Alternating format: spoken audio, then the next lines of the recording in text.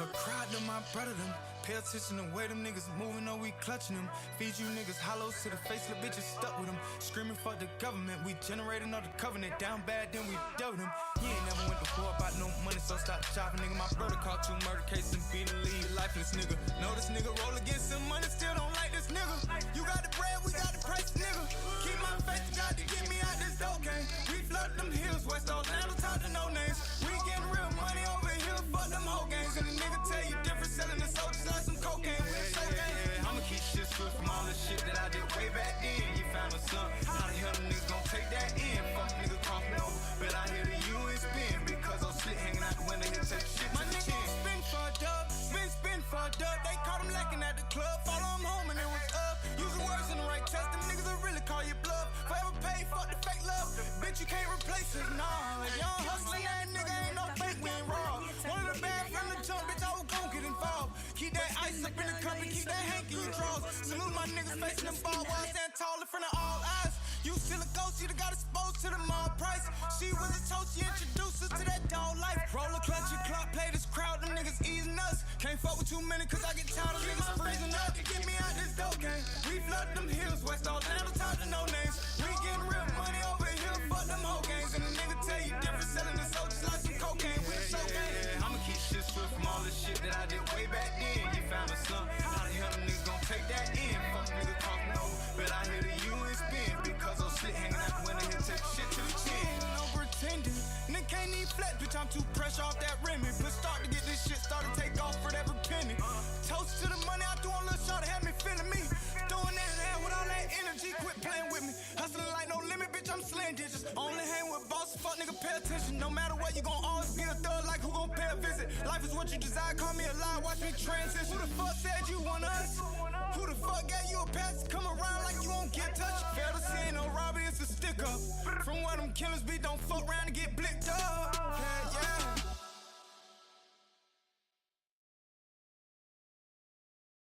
Diamond in the rough, you'll need it in the hay. So many trials that we done touched. Got me sinking on this page. I told you lies I couldn't cover, but you held me like a wish. We manifested with each other. Ayy, so tired, stuck in my own mind. You been down with me since day one. Whole lot of love we done discovered under the sun, baby.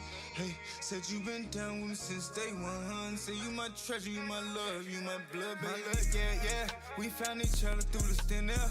Unconditionally tuned, the baby been real. The love that I consume, feel like we been here. Beat it from the balcony. Know them bitches out for you, they out for me. Causing different scenes, living our dreams, running through everything. Sticking to the scheme like it's the season for a wedding ring. Tucking that little bag on you from the baseline. Ain't thinking about the past, we gon' escape time. You give me your heart and you could take mine. Love you from the flow up, time won't control us. Mind doing donuts, you got the pen to the gold club.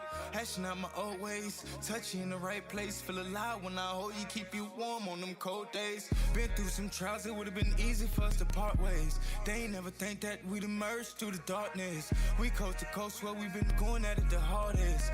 Permanent plug to your energy. Off this love, you gon' be loving, yeah. You been down with me since day one. You been down with me since day one. I'm loving you, ayy. Hey, you been down with me since day one. Hey, you been down with me since day one. Whole lot of love we done discovered. Sun, baby. Say you my treasure, you my love, you my blood, baby. You been down with me since day one. Hey, you been down with me since day one. Right to the end, baby, I'm loving you. Hopefully years I was being careless and thoughtless. I know the hurt that you would bear when I would end up on your block list. Tired of seeing all the nonsense. Things got real out of pocket. We make up, then I go back like we still living in them projects. You'll say me a sympathy cry, not like you were meant for me. Ain't holding back no love, I'm trying to give you all this energy. Dwell on good memories, please dwell on good memories. I ain't waste no time, shawty. And never been your enemy. You got the right one. When the night fall and the road's clear, I'm a python. You got the right one. As we let bygones, we make room for some of this loving all night long. You got the right one. Been through some trials, it would've been easy for us to part ways. They ain't never think that we done merged through the darkness. We coast to coast where we been going at it the hard days. Permanent plug to your energy. Off this love, you gon' feel this loving, yeah. You been down with me since day one. You been down with me since day one. I'm loving you. You been down with me since day one. Hey, you been down with me since day one. Whole lot of love when you discovered under the sun, baby. Say you my treasure, you my love, you my blood, baby. You been down with me since day one. Hey, you been down with me since day one. Right to the end, baby, I'm loving you.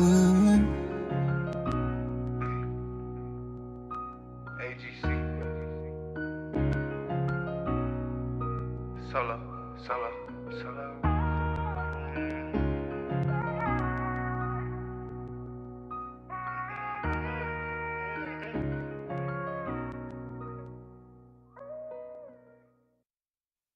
Life get in the mix, life is filled with tricks.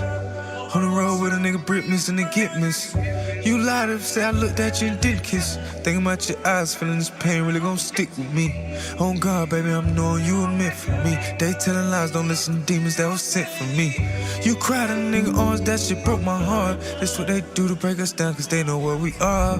Hey, my heart is open. Hey, my heart is open for you, baby. My heart is open. My heart is open for you. My heart is open. My heart is open for you, baby. My heart is open. My heart is open for you. We could have been made this work. We could've been made this work, but we got lost in time. Knowing we done been through worse. Baby, we could've been made this work. Don't make me lose my mind. You were my first love, can't break us.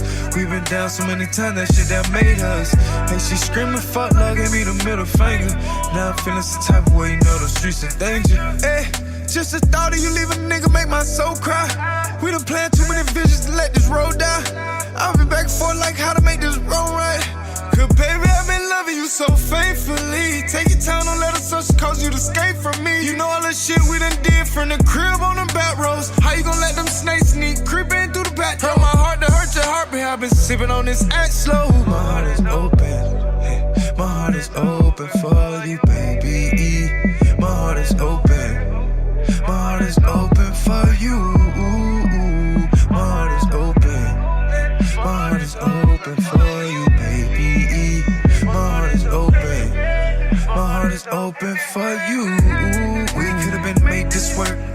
We could've been made this work, but we got lost in time. Knowing we done been through worse. Baby, we could've been made this work. Don't make me lose my mind. You were my first love, can't break us. We been down so many times, that shit that made us. Hey, she screaming fuck love, gave me the middle finger.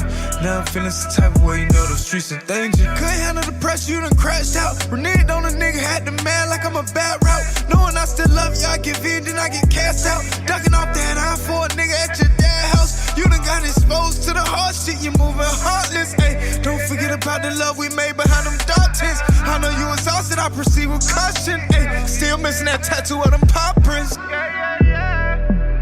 My heart is open, my heart is open for you, baby. My heart is open, my heart is open for you. My heart is open, my heart is open for you, baby. My heart is open, my heart is open for you. We could've been made this work, but we got lost in time. You know I would've been the worst. Baby, we could've been made this work, don't make me love. See, yo, this a vibe, boy. This the second line for your pussy, baby. I'ma deep dive in that pussy, baby.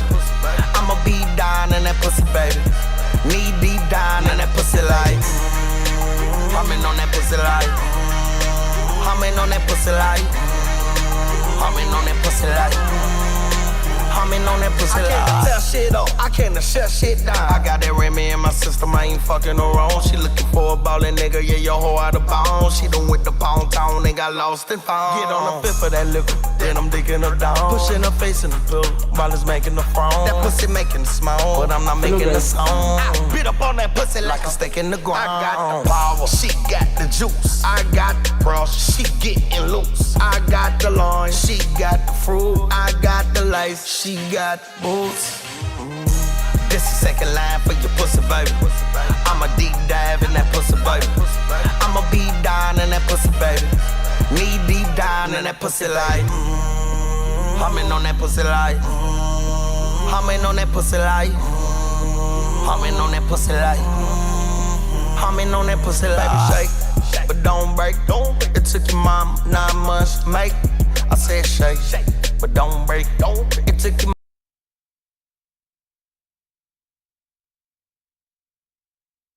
down in that pussy, baby. Knee deep down in that pussy like humming on that pussy like humming on that pussy like humming on that pussy like humming on that pussy like. I can't tell shit up, I can't shut shit down. I got that Remy in my system, I ain't fucking her wrong. She looking for a ballin' nigga, yeah, your hoe out of bounds. She done with the pound town and got lost and found. Get on the fifth of that liquor, then I'm digging her down. Pushing her face in the pillow while it's making the phone. That pussy making the smoke, but I'm not making the song. I bit up on that pussy like a steak in the ground. I got the power, she got the juice. I got the brush, she getting loose. I got the lawn, she got the fruit. I got the life, she got boots. This is second line for your pussy, baby. I'ma deep dive in that pussy, baby. I'ma be down in that pussy, baby. Knee deep down in that pussy like humming on that pussy like humming on that pussy like humming on that pussy like humming on that pussy like. Baby, shake, but don't break. It took your mom 9 months to make. I said shake, but don't break. It took your mom 9 months to make. I'm watching bossin' that ass, bossin' that ass, yeah. Bossin' that ass, bossin' that ass, bossin' that ass, yeah. I said turn it up, turn it up, turn it up. Turn it up, ayy. Now for the money, get you hooked like a dope fiend. And a bitch a wild nigga on this codeine, ayy. Racking up this paper, I need no sleep. My young nigga run it up. Focus on that bag, I'm a flex to my nose, please. Ask me why I reckon.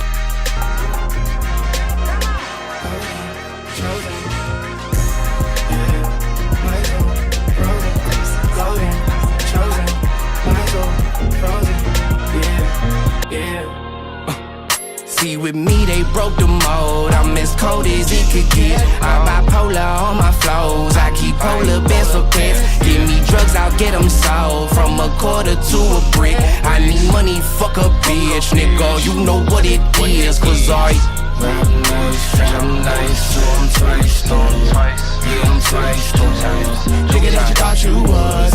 Rap nice, drop nice, so I'm twice, yeah, I'm twice, nigga that you thought you was. Go silly on sight like Biggie on mics, yeah, I really ain't hype. I'm really this nice, I don't really know why. I should really thank Christ, cause I really don't try. Let me make a never instead of Billy getting bite. I'll probably break a record and up into your life. And in your career is as if you ain't here. Well, I'ma drop this here and we gon' see what that's like. That's right, fuck how they feel, we ain't signing no deal. That's real, nigga, we don't want none of that. Every freak that I meet, give me some of that. Eat it up like I'm Zeke, tell her run it back. And I'm headed for the peak, ain't no running back. If you run up on me, then they're gonna clap. Cause it ain't just me, I got my son attached. Man, this shit was just bleak, now the sun is back.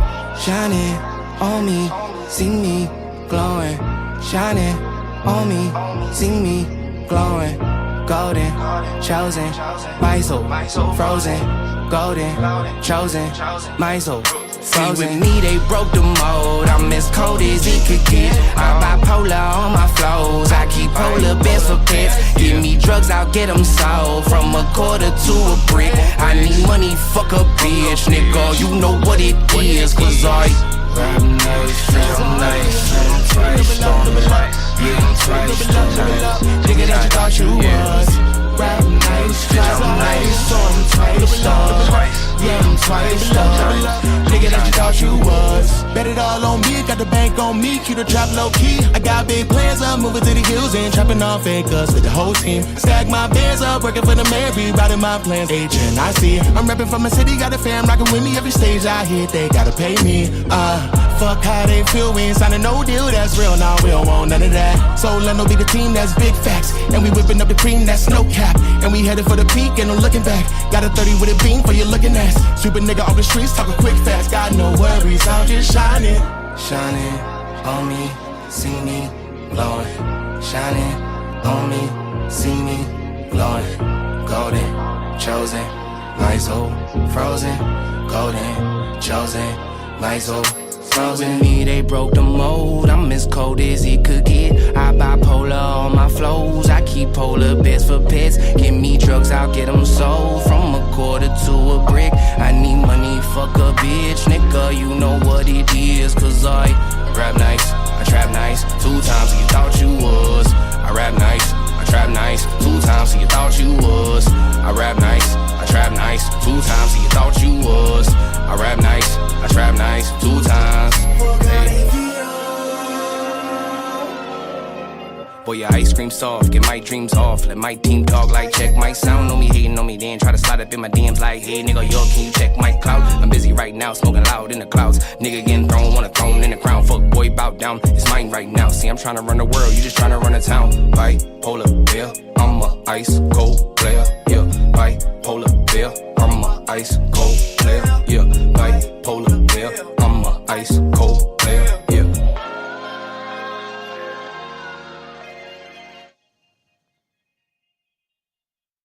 I'm from that dust on that floor.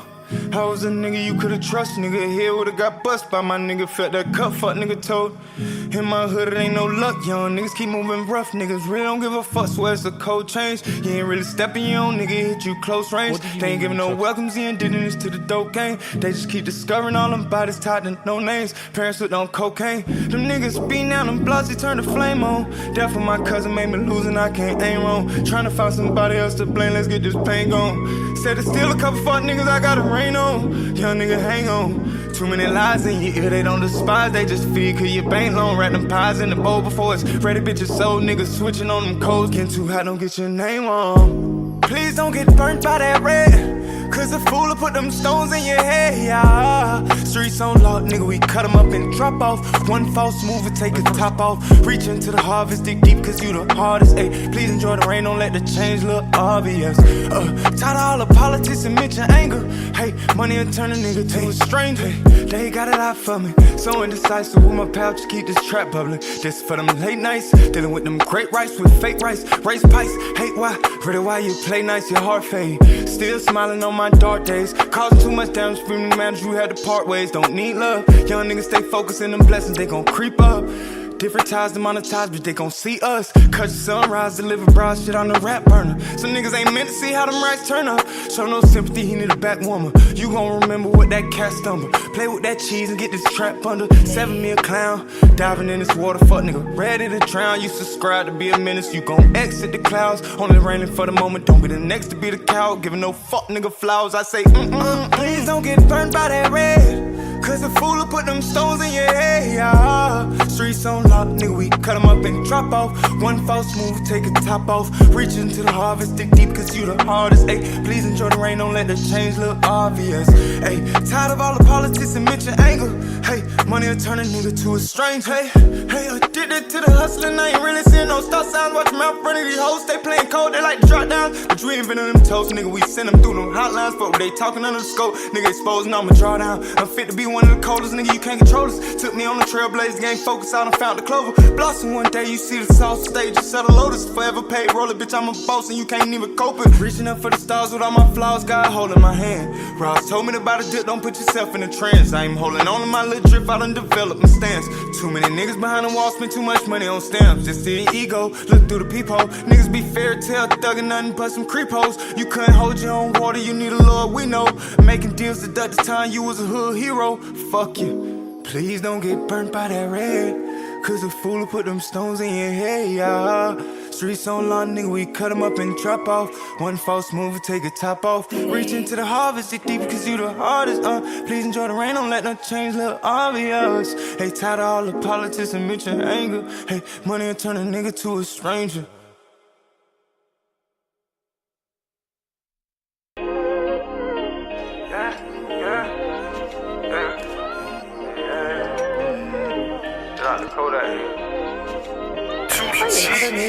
Looking at you crazy, ain't no hope for the kids. Already done seen a lot of break. In the Trump hush money trial has been read, but the fallout right now is far from over. Now, with 157 days to go before the presidential election, there are a whole lot of questions about how this will impact voters in November, especially in a swing state like Michigan. Priya Mann was out today getting some answers for us. She joins us now live this evening. Priya, political scientists say there is a lot at play here in Michigan.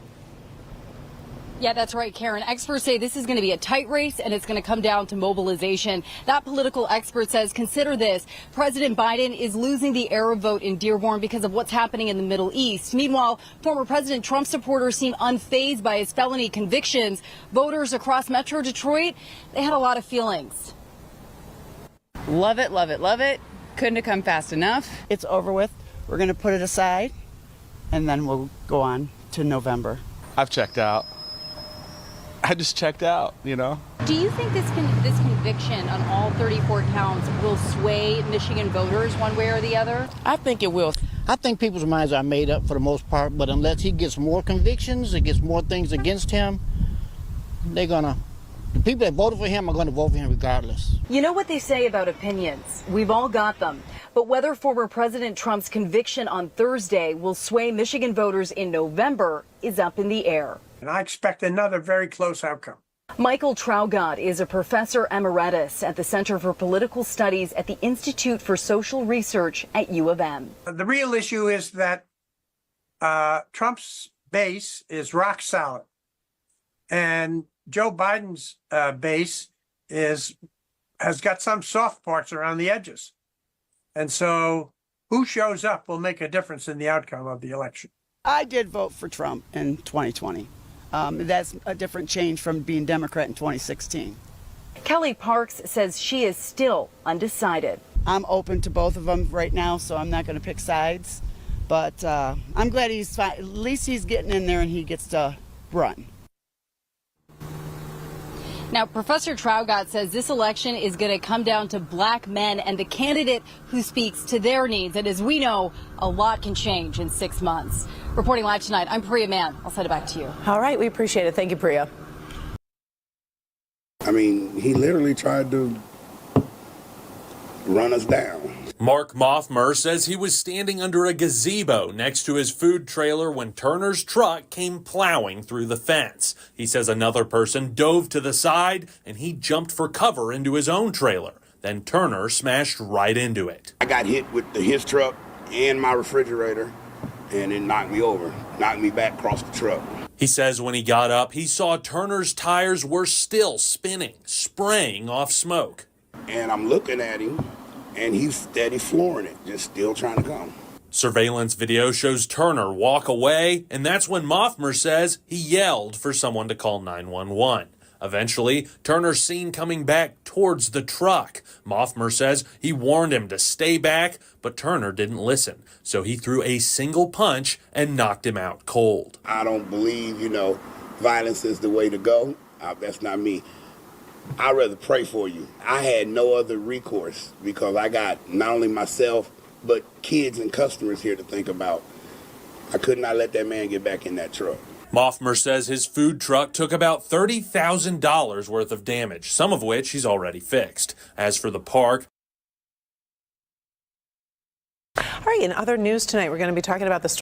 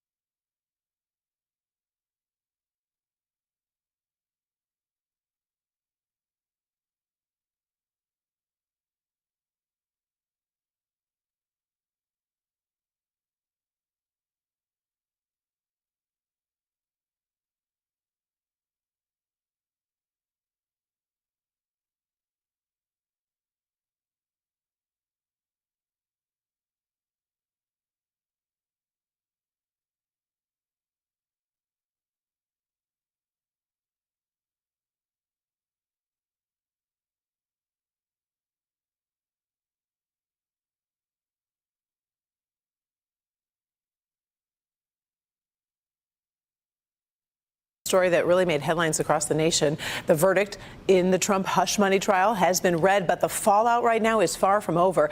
Now, with 157 days to go before the presidential election, there are a whole lot of questions about how this will impact voters in November, especially in a swing state like Michigan. Priya Mann was out today getting some answers for us. She joins us now live this evening. Priya, political scientists say there is a lot at play here in Michigan.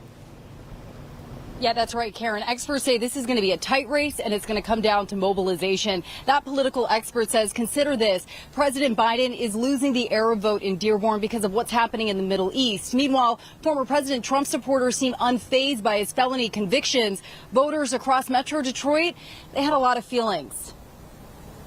Love it, love it, love it. Couldn't have come fast enough. It's over with. We're going to put it aside, and then we'll go on to November. I've checked out.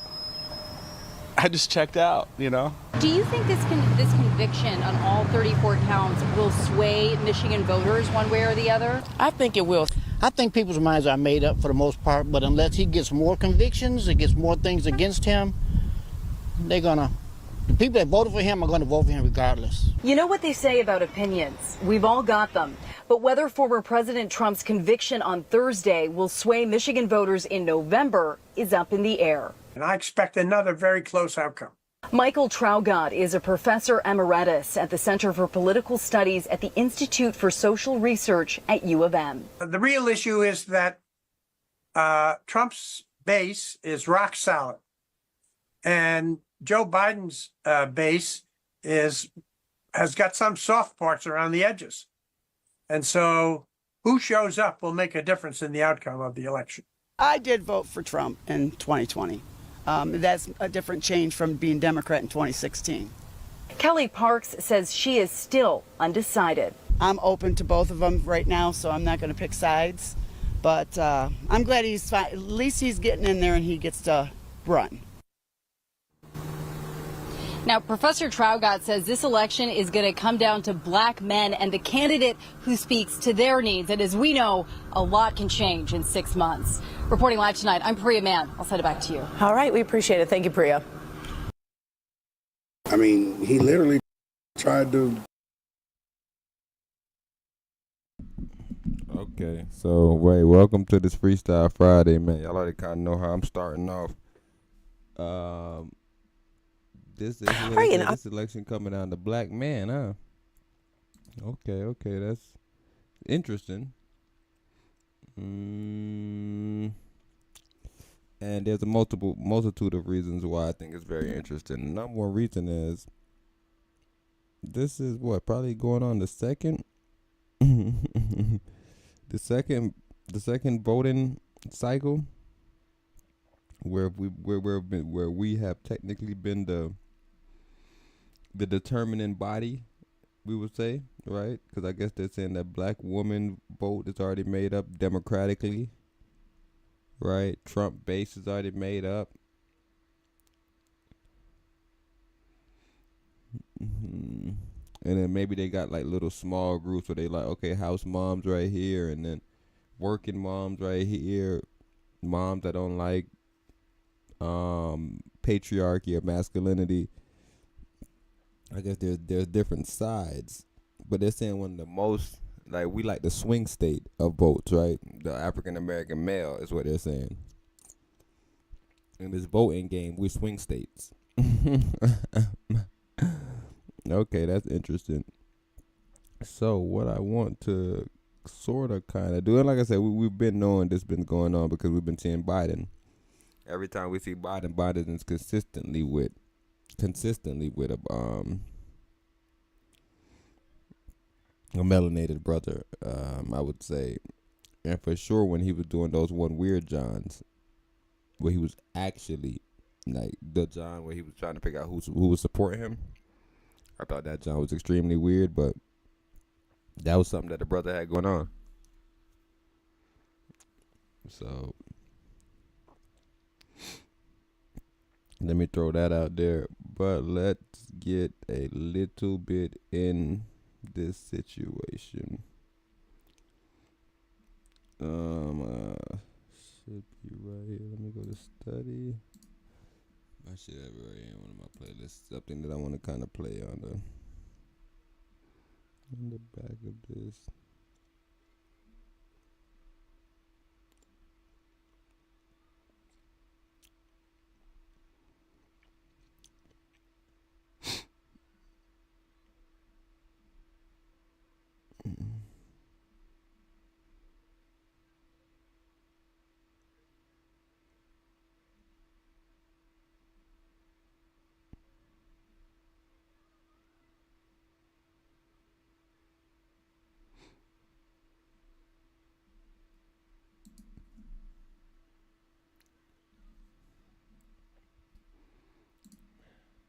This supposed to be.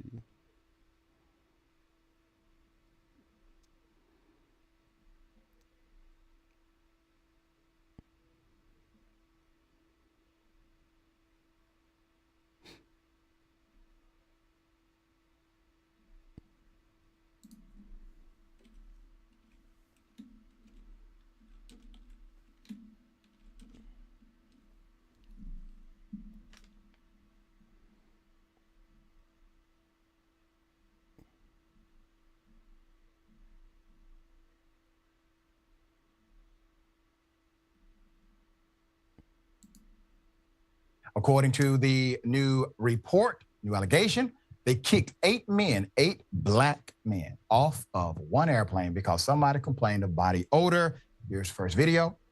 I want some numbers and some names.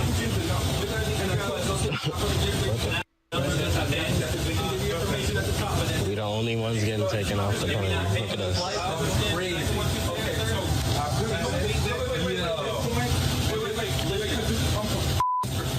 I would never even film something. This is crazy. Right, yeah, this is wrong. Like 8 black people. That was wrong.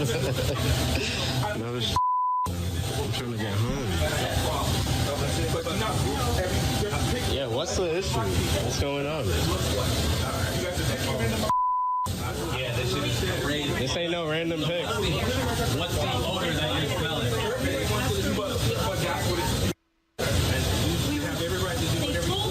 This ain't no random pick.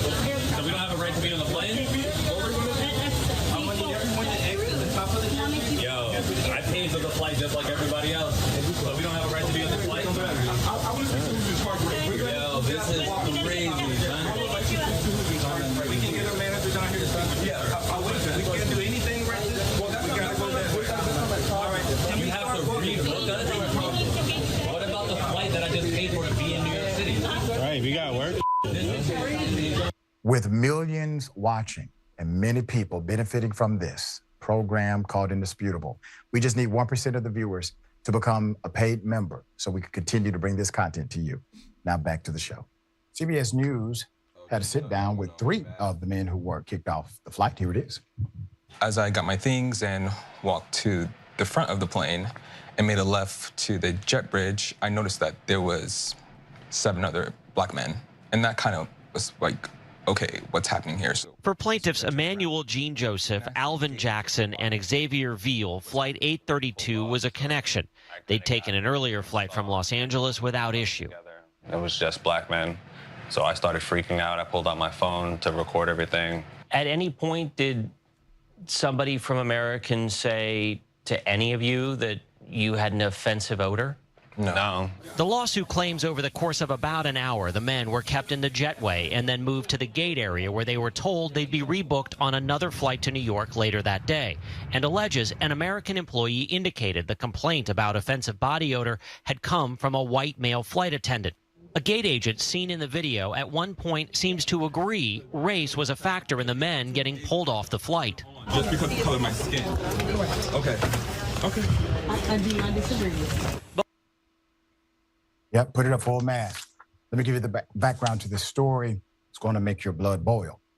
Xavier Veal, Emmanuel Jean Joseph, and Alvin Jackson have now sued American Airlines in federal court Wednesday, claiming they were victims of blatant and egregious race discrimination after employees ordered only black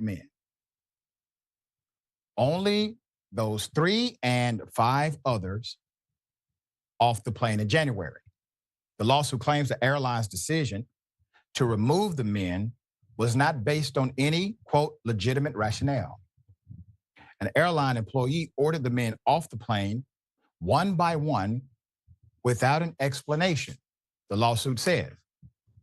Airlines mention body odor in their contracts of carriage that list reasons passengers can be refused boarding. In America's case, it says passengers must, quote, be respectful that your odor isn't offensive unless it's caused by a disability or illness. Veal called the airline's reasoning for removing him and his fellow passengers, quote, ridiculous. A woman who was on the flight said that while the men were off the plane, the remaining passengers heard an announcement that an issue with body odor was being addressed, according to Kirkpatrick, an attorney with the Public Citizen Litigation Group. American Airlines could not find alternate flights for the men, and after about an hour, they let them get on the flight again, the lawsuit says. We're walking through the aisle of shame, if you will. Veal, 36, told the Post in an interview, it was horrible. It was a really traumatic experience, end quote. Though American Airlines allowed the men in January to get back on the plane and fly home, the experience was traumatic, upsetting, scary, humiliating, and degrading, the lawsuit says. None of the white passengers were taken off the plane and humiliated and embarrassed, Kirkpatrick said. Bill said there was visible tension on the plane when they boarded again. At the baggage carousal later, he said some passengers said that what had happened to the men was terrible. Veal, who lives in Queens, connected with Joseph and Jackson at baggage claim. The 3 decided to pursue a suit against the airline. The suit is seeking unspecified damages, an amount of compensation, punitive damages, et cetera. Kirkpatrick said the plaintiffs also want the airline to reform its practices to prevent such an incident from happening to anyone else. American Airlines faced criticism in 2017 for its treatment of Black passengers, including removing people from flights, which prompted a travel advisory to be issued from the NAACP. The group lifted the warning the following year. Another incident that we just covered, where a flight attendant on American Airlines told a judge sitting in first class that she was going to have to use the bathroom in the back of the plane because she slammed the door. If you remember, this is what she said. Judge, I'm going to go to you first. Can you give us in your own words, contextualize what happened that day on the airplane? Well, first of all, we boarded American flight from Chicago to Phoenix, and we were on first class. So when I say we, I'm referring to my husband and my mother. The first thing that happened was the flight attendant attempted to get my husband to change his seat so that someone else could sit next to the person they wanted to sit next to. Now, my mother is 4A, I'm 4C, and my husband is 4D.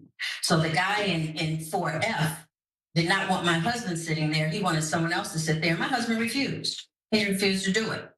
And the flight attendant left.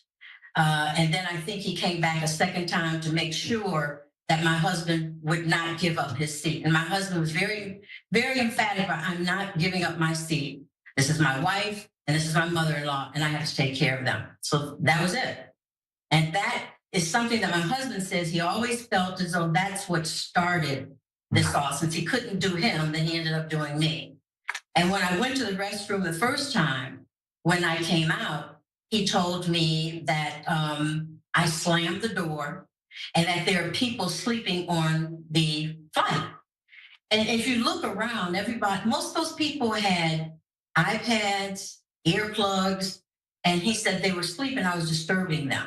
I didn't say a word. I just walked onto my seat. The second time that I used the restroom, when I came out, he said, I told you not to slam the door. So from now on, you're to use the bathroom at the back of the plane. I looked at him and I told him there were other people that had used the restroom. There were 3 white guys that used the restroom, and you didn't say anything to them about slamming the door. And I just went to my seat and sat there. The third time that I went, he followed me back to my seat. He touched me on my shoulder, told me that I was going to be arrested because he didn't like the way I spoke to him and that I hit him. I told him I did not hit you. And that was it. The plane, right before it landed, the pilot had said that everyone is to remain seated because we're going to have law enforcement come on board. The judge went up to the officer, said, "Sir, I understand you're here to arrest me." And the officer said, "Actually, no. Whoever told you that is not in authority to tell you that, but I do want to know what happened." And the officer proceeded to have a conversation with the judge. Now, remember, the American Airlines employee had no idea this was, a judge that he was messing with. And they have filed suit as well. Seems to be a pattern developing here at American Airlines. CBS News obtained a statement from American Airlines for the Black men being taken off the flight. And their statement, "Our teams are currently investigating the matter, as the claims do not reflect our core values or our purpose of caring for people." Put up the CEO, Robert Isom, American Airlines CEO. Sir, you got a problem. You have a challenge of culture here that's obviously permeating beyond the ranks of what you say your core values are. All right, Jordan, thoughts?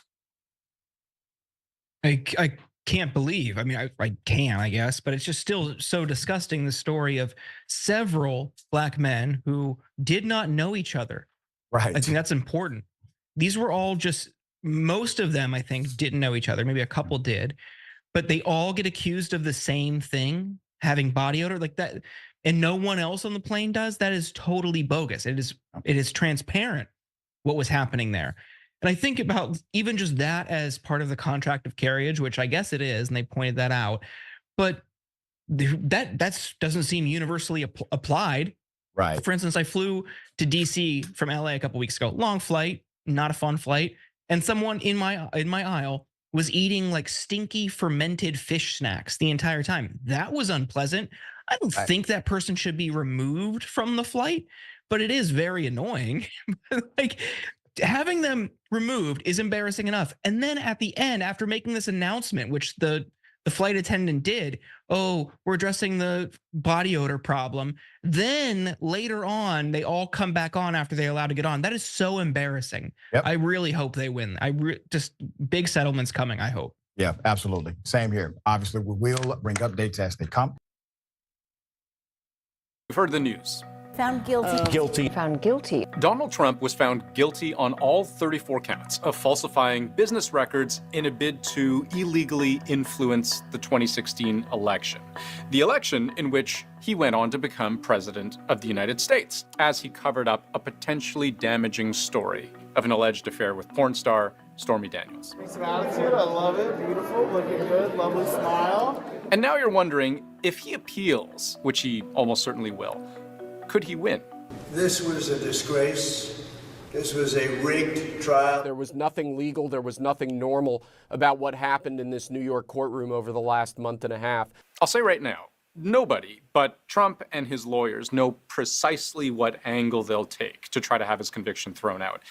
But there are big clues based on the objections Trump's lawyers raised during trial and what Trump himself said immediately after learning he was a convicted felon. This was a rigged decision right from day one with a conflicted judge who should have never been allowed to try this case, never. If you only watched the early part of this trial, it would have been easy to think that this case was about hush money being paid to a porn star. But it was actually way more boring than that. This was a case about documents, about how expenses were accounted for. So why did we hear so much about Stormy Daniels rolling up a magazine with Trump's face on it and spanking him with it? Or the testimony that Trump didn't wear a condom? Even the sex position they were allegedly in. For starters, Trump denies any of this even happened. But the defense also says all of this is accomplishing nothing but making our client look bad. And they made that clear to the judge at seemingly every turn. Objection, objection, objection, objection. And when Stormy Daniels introduced details like she had blacked out and that there had been a power imbalance during their encounter, the defense argued they are essentially making this into rape, which is totally improper. What they're saying here is that none of this has anything to do with the legal question of falsifying documents.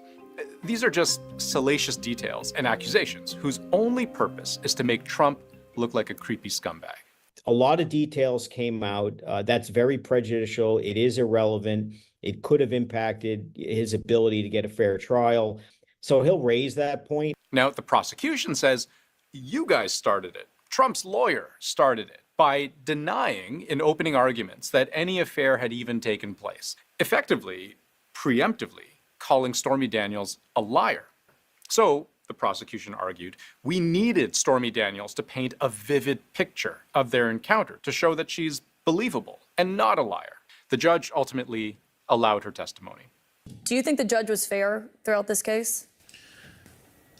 I think that there were times when we very much disagreed with the decisions Judge Merchan made.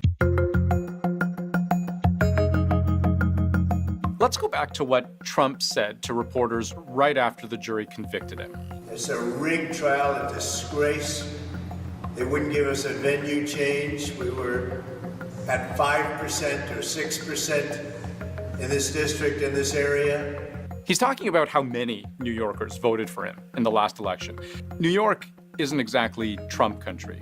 The entire state was a clean sweep for Joe Biden in 2020. I do think it comes to something that we talk about a lot of times in our profession, where there's a bias that you have that you can't get past. The defense has argued it was impossible to find an unbiased jury, especially in a city where Trump is so well known, where he built his entire career. Every single person on that jury knew Donald Trump, either as president, as candidate, from The Apprentice. And so I don't accept that this was a fair place to try. Trump's lawyers actually tried to have this case thrown out last year, wanting to have the case tried in federal court instead of a local New York State court. They said because the checks he purportedly wrote to Michael Cohen, reimbursing him, he wrote during his time in office, he should have the right to be tried federally, where perhaps the odds of drawing from a more Trump-friendly jury pool would have been higher. Remember, you only need one juror to disagree with the prosecution to stonewall the whole case. In New York City, and in particular Manhattan, to try to pick a jury with people who will not be predisposed to loathe him, which many people here are, you can understand why his team would be concerned about getting a fair trial in a county that is just overwhelmingly politically and personally against him. Trump has consistently argued, without evidence, that this trial was politically motivated. The judge disagreed, so the trial went ahead. But this could be one avenue where the defense sees the possibility of a do-over, even if it won't be easy. One, he's a New Yorker. Second, this is where the crime was committed. Third, the fact that he doesn't have high political support doesn't mean that the jury couldn't be fair and impartial. I don't think, given the three facts that we just laid out, we'll let them get to victory on that point. There is another grounds for appeal that Trump's team could take. It's complicated, but maybe the most important one, so we saved it for last. They say misdemeanor, but they try and bring it up to a felony if there's two crimes. They have all these different things. It's this idea that the prosecution never explicitly spelled out to what end they believe Trump falsified business records. It was a fairly novel application of a New York election law, which said The falsification of business records, that alone is a misdemeanor. How do you kick it up to a felony? You have intent to commit or conceal another crime. It wasn't really made particularly clear in the filings by the DA's office what felony they were charging. So this makes things tricky for the defense, right? How do you make a coherent legal argument when it's not even clear what law their client broke? So let me give you an example. Maybe some jurors thought Trump falsified business records to illegally hide the fact that these hush money payments were actually election expenses. Because if voters found out about that alleged affair, that could have tanked his bid for the presidency. Or maybe some other jurors thought that the purpose was something else, that the records were falsified to skirt tax law. Where someone gets murdered by being hit with a stick, stabbed with a knife, shot with a gun, multiple different ways. You have to prove that the person was murdered, but you don't have to agree on what was the cause of the murder. But an appeal would hinge on the question of how the judge instructed the jury on this point. He gave jurors 3 potential laws that Trump might have been seeking to break by falsifying business records, and told jurors they were each free to choose their own underlying crime, with no unanimity required. And from the defense's point of view, those instructions tainted the jury. Well, I think one of the key issues here is the jury instructions. I think Judge Merchan essentially led the jury to this guilty verdict. We're obviously going to be challenging aspects of those instructions on appeal. I think it's just a disgrace, and we'll keep fighting. We'll fight till the end, and we'll win. There are yet more grounds on which the defense could appeal Trump's conviction. For example, we haven't gotten into the question of presidential immunity. Should Trump be allowed to wash his hands of this whole affair because those checks, the ledger entries, the invoices, they were all written while Trump was in the Oval Office. But at the end of the day, we'll have to wait until the full appeal is actually filed to know how this next chapter will play out. What's almost certain, however, is that because of how long this whole process takes, it likely won't conclude until after the election in November.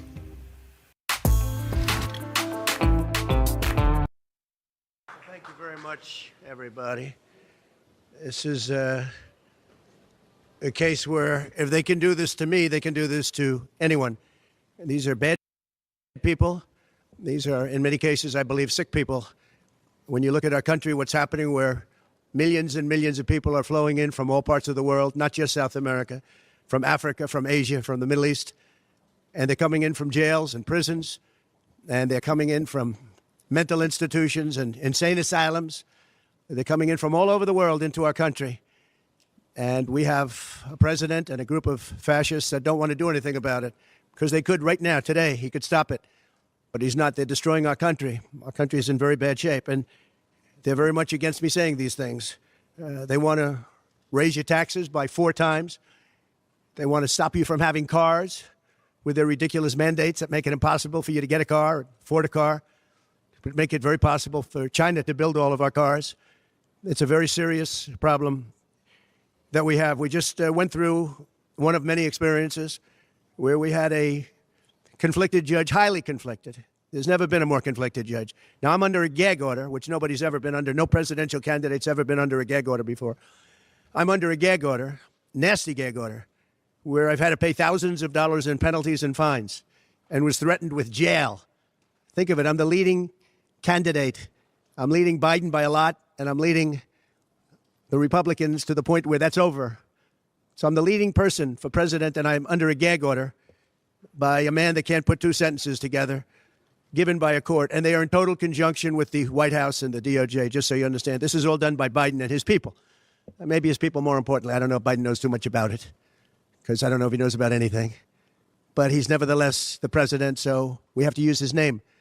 And this is done by Washington, and nobody's ever seen anything like it. So we have a judge who's highly conflicted. You know what the confliction is. Nobody wants to write about it, and I'm not allowed to talk about it. If I do, he said, I get put in jail. So we'll play that game a little bit longer. We won't talk about it, but you're allowed to talk about it. I hope you do, because there's never been anybody so conflicted as this. As far as the trial itself, it was very unfair. We weren't allowed to use our election expert under any circumstances. You saw what happened to some of the witnesses that were on our side. They were literally crucified by this man who looks like an angel, but he's really a devil. He looks so nice and soft. People say, oh, he seems like such a nice man. No, unless you saw him in action. And you saw that with a certain witness that went through hell. And when we wanted to do things, he wouldn't let us do those things. But when the government wanted something, they got everything. They got everything they wanted. It was a rigged trial. We wanted a venue change where we could have a fair trial. We didn't get it. We wanted a judge change. We wanted a judge that wasn't conflicted. And obviously he didn't do that. Nobody's ever seen anything like it. We had a DA who is a failed DA. Crime is rampant in New York, violent crime. That's what he's really supposed to be looking at. Crime is rampant in New York. Yesterday in McDonald's, you had a man hitting him up with machetes, a machete. Whoever can imagine even a machete being wielded in a store, in a place where they're eating, and he's going rampant. And Bragg is down watching a trial on what they call crimes. They're falsifying business records. That sounds so bad. To me, it sounds very bad. You know, it's only a misdemeanor, but to me, it sounds so bad. When they say falsifying business, that's a bad thing for me. I've never had that before. I'm falsifying. You know what falsifying business records is? In the first degree. They say falsifying business records. Sounds so good, right? It means that legal expense, I paid a lawyer, totally legal. I paid a lawyer a legal expense. And a bookkeeper, without any knowledge from me, correctly marked it down in the books. A very professional woman, highly respected, she testified, marked it down in the books as a legal expense. So a legal expense, paid a lawyer, is a legal expense in the books. It's not sheetrock, construction, or any other thing. It's a legal expense. Think of that. This is what the falsification of business records were. And I said, what else are you going to call it? What else are you going to call it? Now, I would have testified. I wanted to testify. The theory is you never testify, because as soon as you testify, anybody, if it were George Washington, don't testify, because they'll get you on something that you said slightly wrong, and then they sue you for perjury. But I didn't care about that. I wanted to. But the judge allowed them to go into everything that I was ever involved in, not this case, everything that I was ever involved in, which is a first. In other words, you could go into every single thing that I ever did. Was he a bad boy here? Was he a bad boy there? And my lawyer said, what do you need to go through? And all you wanted to do is testify simply on this case. Because I would have loved to have testified. To this day, I would have liked to have testified. But you would have said something out of whack, like it was a beautiful sunny day and it was actually raining out. And I very much appreciate the big crowd of people outside. That's incredible what's happening. The level of support has been incredible. So the whole thing is legal expense was marked down as legal expense. Think of it. This is the crime that I committed, that I'm supposed to go to jail for 187 years for. When you have violent crime all over this city at levels that nobody's ever seen before, where you have businesses leaving, and businesses are leaving because of this, because heads of businesses say, man, we don't want to get involved with that. I could go through the books of any business person in the city, and I could find things that, in theory, I guess, let's indict him, let's destroy his life. But I'm out there, and I don't mind being out there, because I'm doing something for this country, and I'm doing something for our Constitution. It's very important, far beyond me. And this can't be allowed to happen to other presidents. It should never be allowed to happen in the future. But this is far beyond me. This is bigger than Trump. This is bigger than me. This is bigger than my presidency. And the people understand it, because I just see a poll just came out, the Daily Mail. That was the first one, came out, was done last night right after the verdict, where I'm up 6 points. 6 points from what we already were. We were leading fairly substantially. We're up 6 points in the Daily Mail poll. Now, maybe other polls come out and says something differently. But a lot of people have predicted it, because the public understands, and they understand what's going on. This is a scam. This is a rigged trial. It shouldn't have been in that venue. We shouldn't have had that judge. He should have allowed us to have an election expert. We had the best expert, most respected expert, head of the Federal Elections Commission. He was all set to testify. He was waiting for 2 days. And when it was his turn, Bragg's people protested. And the judge knocked him out, said you can't testify. He actually said you can't testify for anything having to do with the trial. You can say what the federal elections is. Well, that doesn't help. Everybody knows that. But you can't testify. So essentially, he wasn't able to testify. Other people weren't able to testify. But with these people, they were able to use people salacious. By the way, and nothing ever happened. There was no anything. Nothing ever happened, and they know it. But they were as salacious as they could be. And it had nothing to do with the case, but it had to do with politics. And do you notice the timing? The timing was perfect. This case was dead. It was dropped by every agency, every governmental board. It was dropped by the highly respected Southern District. They said, no, there's no case here. It was dropped by federal election, and that's what it's about. This is about a federal election, not a state election. You're not even allowed to look at it. They took the state and the city, and they went into a federal election. They're not allowed. The people from federal election, Southern District, and Washington dropped the case. Everybody dropped the case. There was no case. Cy Vance dropped the case. And when Bragg came in, he said, this is the most ridiculous case I've ever seen. And who would have a certain person, again, gag order, who would have a certain person like this ever testify? He said, this is essentially one of the worst people I've ever seen, ever, to testify. He said, the craziest case I've ever seen. This is Bragg. Then when I announced I was running for president, a long time later, they decided to revive this case. And they got a judge, Judge Marchand, who was responsible for another case that was also brought. It destroyed the life of a very good man, by the way. Destroyed the life of a very good man who went to prison once, and then they just put him in prison again because they said he lied. He didn't lie. I looked at the statements he made. In fact, he didn't remember something, and they put him in jail. Again, they've destroyed him. With me for many years, he was an honorable person. He was an honest man. And if you look at what he did, supposedly, it never happened. There's never been anything like this. Over the education of his grandchildren. He didn't report that he had a car or 2 cars on his income. I don't know. I wonder how many people here have cars. I wonder how many people said, oh, gee, I have a car that's worth X dollars. How do you even figure it? And I guess you do have to report it, but I would say probably almost nobody does. Nobody even thinks about it. They put this man, they destroyed this man, but they put him in jail again because they didn't want him to testify. They didn't want him to testify. That's why he went to jail. They put him in jail twice. He's 77 years old. Now, normally I'd say that's an old guy, but I don't feel 77.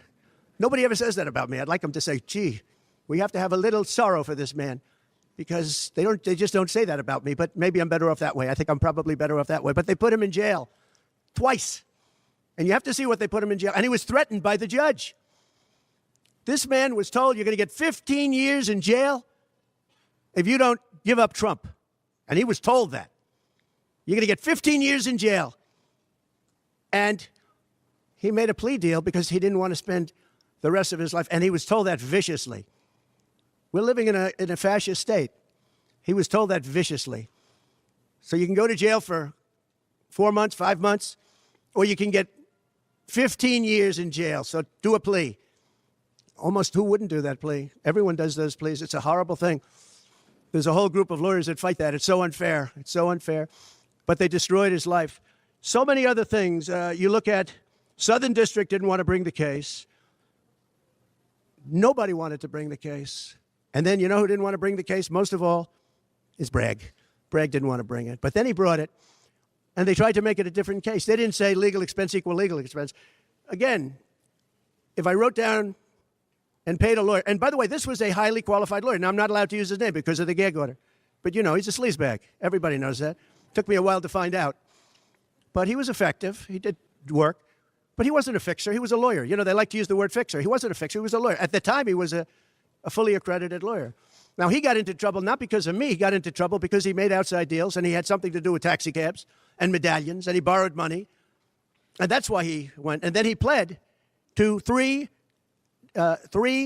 election violations. And as soon as I saw that, I said, I wonder why he did that. He pled. He took a deal. Now, he took a deal because he wanted to get off.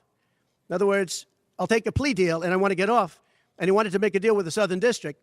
And they wrote the worst report I think I've ever seen on any human being, other than the report that was written on James Comey by the Inspector General, a very great Inspector General, actually, wrote a report that was so bad. This one was possibly worse. The Southern District, the judge didn't let us use it. He said, it's hearsay. I said, it's not hearsay. Wouldn't let us use it. This is about the man.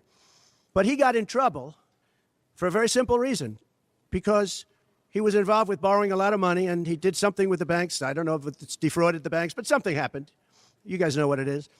And then in addition to that, he gave up on 3 things where he wasn't guilty. In fact, they were going to testify on that. The head of the FEC, the Brad Smith, the election expert, #1 rated in the country, was going to testify. He took a plea on 3 things. He just added them in because that gave him more bargaining power with respect to me. But the 3 things that he pled on, having to do with the election and having to do essentially a little bit with me, they weren't crimes. They weren't crimes. Nor is paying money under an NDA. So we have an NDA, non-disclosure agreement. It's a big deal, a non-disclosure agreement. Totally honorable, totally good, totally accepted. Everybody has them. Every company has non-disclosure agreements. But the press called it slush fund and all sorts of other things. Hush money, hush money. It's not hush money. It's called a non-disclosure agreement. And most of the people in this room have a non-disclosure agreement with their company. It's a disgrace. So it's not hush money. It's a non-disclosure agreement, totally legal, totally common. Everyone has it. And what happened is he signed a non-disclosure agreement with this person, I guess other people, but it's totally honest. You're allowed to make the payment. You don't have to make it. You can make it any way you want. It's a non-disclosure agreement. And he signed that. And there was nothing wrong with signing it. And this should have been a non-case. And everybody said it was a non-case, including Bragg. Bragg said, until I ran for office. And then they saw the polls. I was leading the Republicans. I was leading the Democrats. I was leading everybody. And all of a sudden, they brought it back. It's a very sad thing that's happening in our country. And it's a thing that I'm honored. In a way, I'm honored. It's not that it's pleasant. It's very bad for family. It's very bad for friends and businesses. But I'm honored to be involved in it because somebody has to do it. And I might as well keep going and be the one. But I'm very honored to be involved because we're fighting for our Constitution. The money that was paid legally. There was nothing illegal. In fact, the lawyer in creating the NDA, because at that time he was a fully accredited lawyer. He wasn't a fixer. I never thought of him as a fixer. The media called him a fixer, or the prosecutors called him a fixer. He was a lawyer, and he was fairly good. Later on, I didn't like what he did. For instance, I didn't like that when I became president, he went around and made deals with companies. When I heard that, he was gone. He was gone. And he had payments coming to him, and a lot of this involved things that are very simple. There was nothing wrong. This was standard stuff, all standard stuff. Everything involved was standard. There was no crime here. In fact, I just watched a couple of the reports. You watched Jonathan Turley, Andy McCarthy, Greg Jarrett. You look at all of these people, Mark Levin, all very talented people, great people, many more.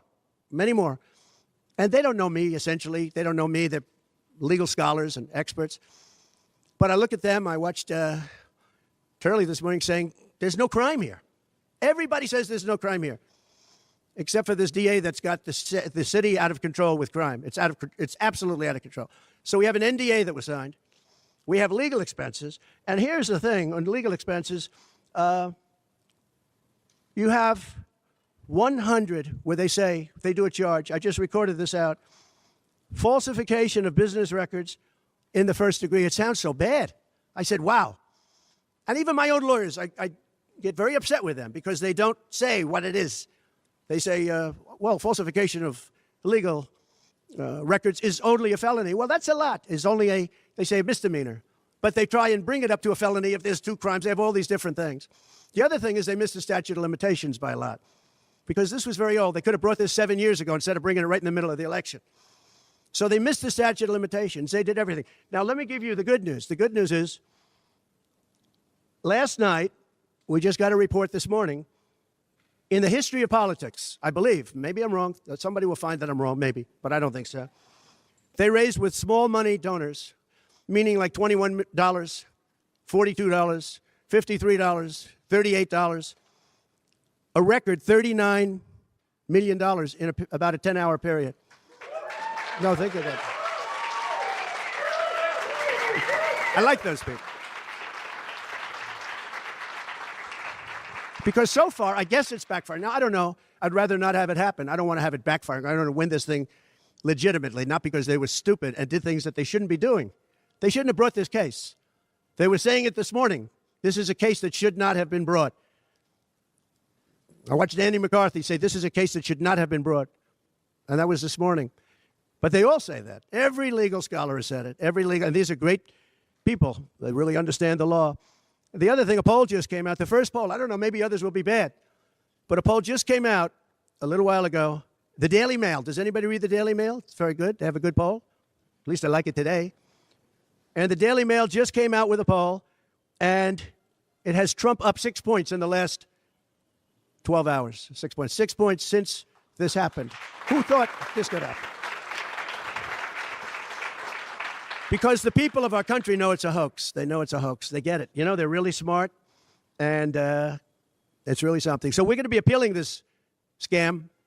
We're going to be appealing it on many different things. He wouldn't allow us to have witnesses. He wouldn't allow us to talk. He wouldn't allow us to do anything. The judge was a tyrant.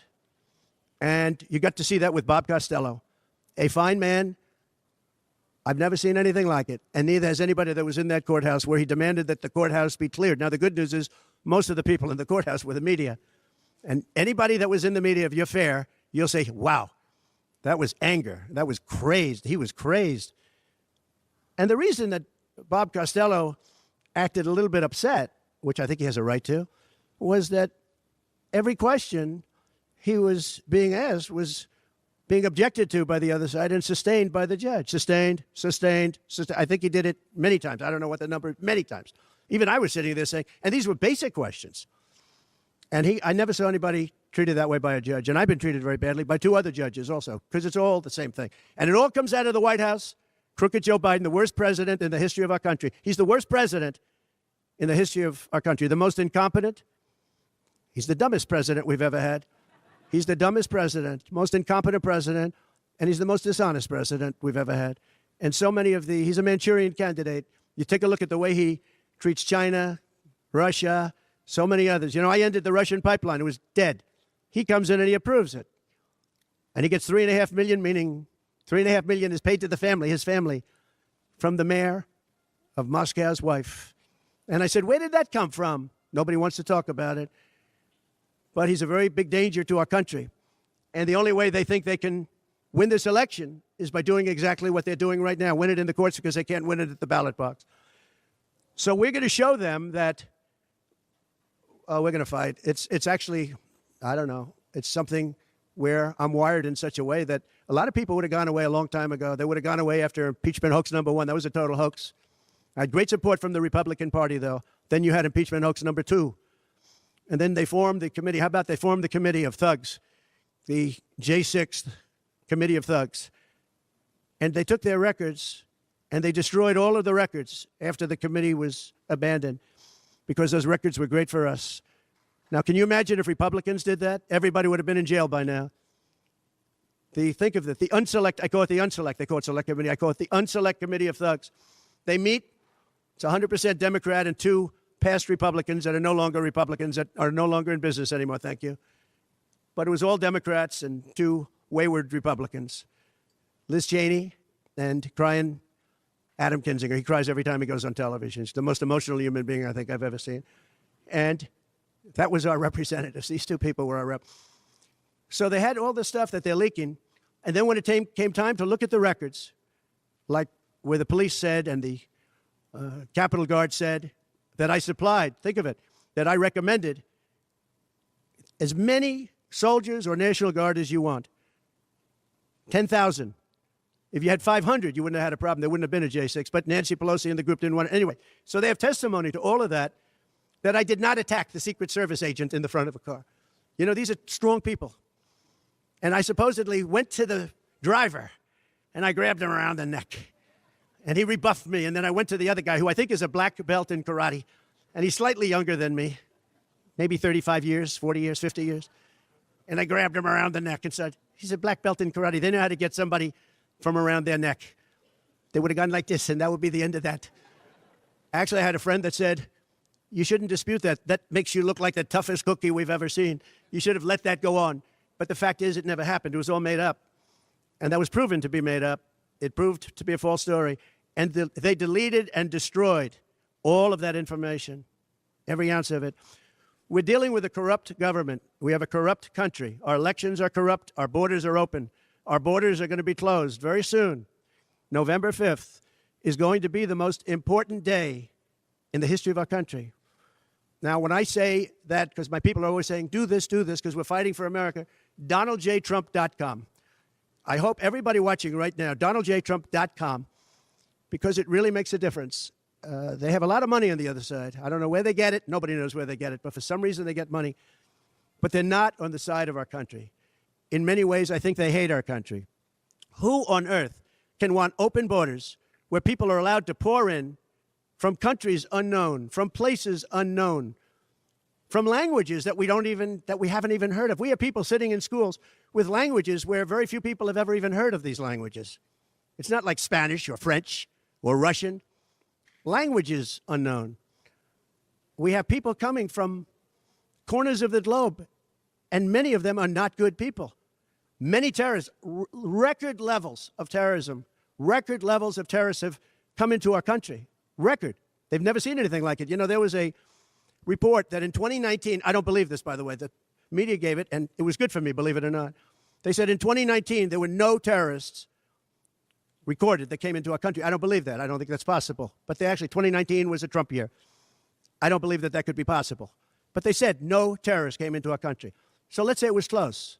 Let's say it was close. But now record levels of terrorists, record levels, the highest level we've ever seen of terrorists are pouring into our country.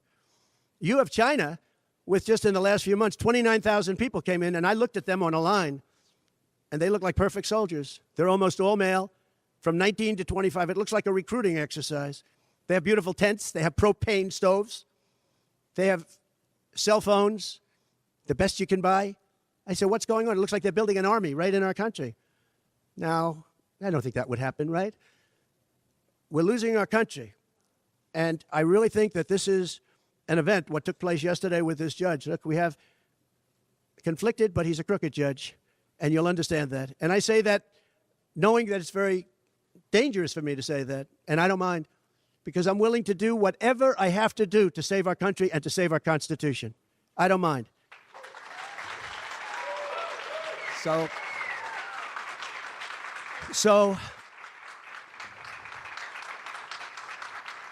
thank you. So we will continue to fight. We're going to make America great again. Very simple.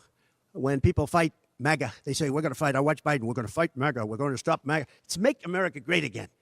That's all it is. MAGA. Make America great again. Our country's in serious trouble. We owe $36 trillion. We were energy independent for the first time ever, and now we're begging Venezuela for oil. One statistic you have to hear. Venezuela was crime-ridden. Caracas, their cities, crime-ridden. 3 years ago. They just reported a 72% drop in crime in the last year because all of their criminals, most of them, and the rest are coming in now, the ones that didn't come in. In Venezuela, their prisons have been emptied into the United States. Their criminals and drug dealers have been taken out of the cities and brought into the United States. And that's true with many other countries. The Congo has just released a lot of people from jail. Congo, Africa, just released a lot of people from their prisons and jails and brought them into the United States of America. This is what's happening to our country. And it's not sustainable by anyone. Little things like our kids can't have a Little League game anymore because you have tents and you have migrants living on the fields. That's the least of it. People are taking over our luxury hotels, migrants, and yet our veterans, our great veterans, are living on the streets like dogs. They're living on the streets. But migrants are living in luxury hotels in cities all over our country run by Democrats. So it's my honor to be doing this. It really is. It's a very unpleasant thing, to be honest. But it's a great, great honor. We're going to do what I have to do. I'm going to do it. And the support has been, that's why I mentioned the number of $39 million. That's why I mentioned we're up 6 points. And we went up a lot over the last month because everybody saw it was a rigged deal. It was a rigged trial. But we're going to make America great again. We're going to make it better than ever before. November 5th, remember, November 5th is the most important day in the history of our country. Thank you very much, everybody.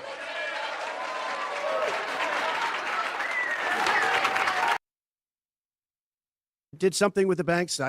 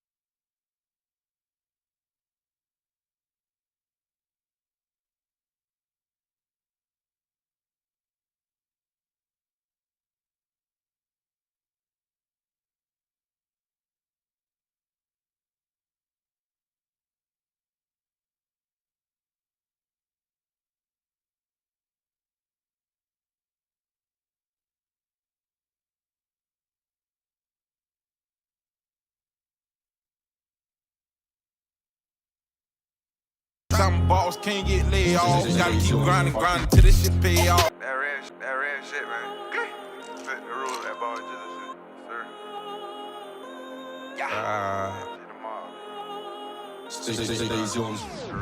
Dirty. I'm a little lean, a little perky. But for my dog shit, run to the money. Kentucky Derby. I pull up in the skirt and probably swerving. My white steady merging. Pull up in the skirt and probably swerving. Truck his hair slick as you burning. Reefer, thick blunt nigga, shit look like Queen Latifah. Smoking on Molly, y'all smoking Molly. Nigga call that shit Jetta Pinkett. I feel like Adolf. Drop it, Nate Bomb. I got that AR, double barrel, nigga, assault off. Yeah, in the stool, I'm sipping on that Jose Cuervo. OIP to take off. Bitch, I'm a boss, can't get laid off. Gotta keep grinding till this shit pay off. Got stick and ball on the track. You know it's a hit, little dog. It's a hit, little dog. And we don't give a fuck about no law. Hold up. Bitch, we them souls. Hold up. We them souls. We the pros. Fuck the hoes. Money, cars, and clothes. Man, that's all a nigga know. Niggas claiming they got motion, but I swear that shit don't show. To the fucking top. And that's where this song gon' hold. Say no more. Half of you dudes acting like they pope. Get going. Choppers out, nigga.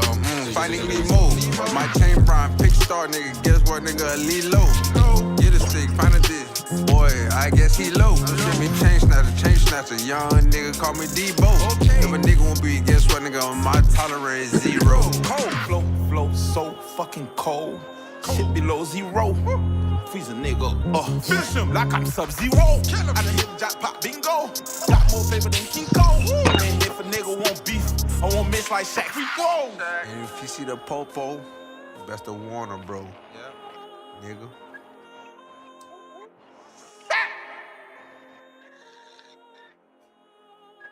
Fit the ruler ball, just a shit, nigga. SCMG. Fuck you talking about? Man, gorilla shit, man. Hearing from the. The hell we running in the back, man. Slit. What up, brother? Everything good, OG. What's going on, man? Man, you already know, nigga, just living and grinding and living, bro. Hey, that's all we can do, my brother. That's it, bro. Shabbat That's shalom. it, bro. You know it, bro. Yes, sir.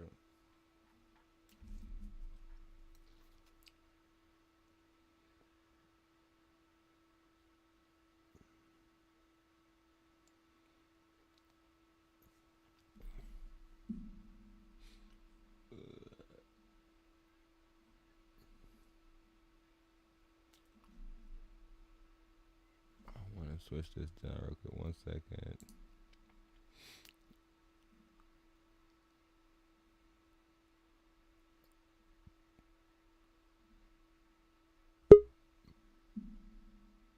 What happened? Man, I was just about to ask you that. I'm glad you popped back in. I don't know what happened. That shit scared me just now. Like, hold up. Yeah, I was like, damn. Hey, I thought it was a thing going on with my John because I that shit just happened 2 seconds ago. I was in that bit politicking and my John just cut out. So I'm glad you popped back in, brother. You know me, I don't trust Esau at all. I don't Man, give Esau no chance, no pass, no nothing.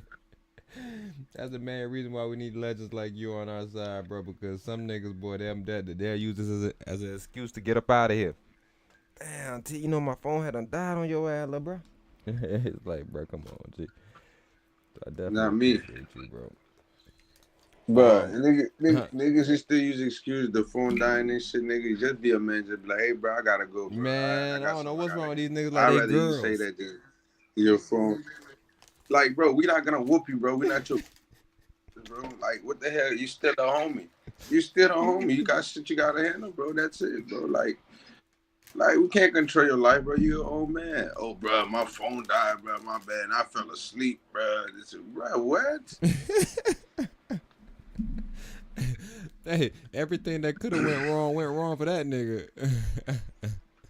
Man, bro, it's like a nigga said, am I wide? It's like a nigga said, am I wide or am I warm?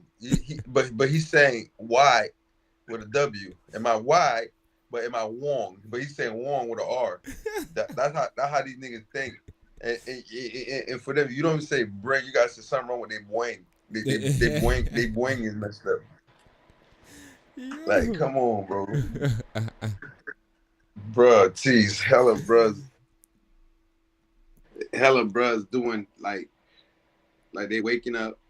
Bro, I know bros who wake up don't even make their beds, bro. Man. Like,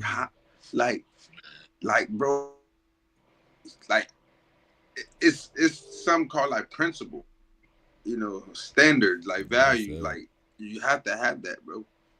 Man, I don't care if you're from the hood, if you're from the suburb, the country, the city. It don't matter where you from, nigga. It's standard shit. A man supposed to wake up like, son, old girl, make your bed, fix your bed, get ready for breakfast. You know, regular shit. But you niggas wake up, they at McDonald's. They don't even want to cook, but they at McDonald's. Man, I'm trying to tell you, bro. They pull back up, man, you know, man, I don't know, finna drop off our mama house, on my mama house, I don't watch my baby. What? Nigga, I'm gonna spend time with mines. I don't know what you talking. We're gonna hang out. Real shit. Yeah, mine's gonna hang out because that is our future, Papa. You is tripping. Like I said, bro, we are different, bro. That's why men like me and you, Lito, Trip, you know, people who go hard for their kids. Some niggas go hard for their kid. They do it for publicity. They do it for clout and likes and views and shit. But most of these niggas, bro, they ain't got no morals, bro. They ain't standing on nothing, bro. I'm telling you, that's the main reason why it be so easy for a lot of these niggas to get whatever they look at as success, bro. Because they don't really got no, they ain't really got no non-negotiables, nigga. If the Most High say, yo, you need to be careful about this, you need to be careful about that, them niggas like, fuck that shit. I ain't doing none of that Sabbath shit, T. I ain't doing none of that shit, bro. I ain't doing none of that shit you talking about. It's like, bro, but you free though. Why you gonna make yourself busy? Man, it's the only day I got. It's like, damn, bro. Like I said, to go back to the scriptures, bro, where the niggas forced the Jews to sin. They already knew a lot of the rules that we had. They already knew a lot of the stuff we had to do. Niggas going outside.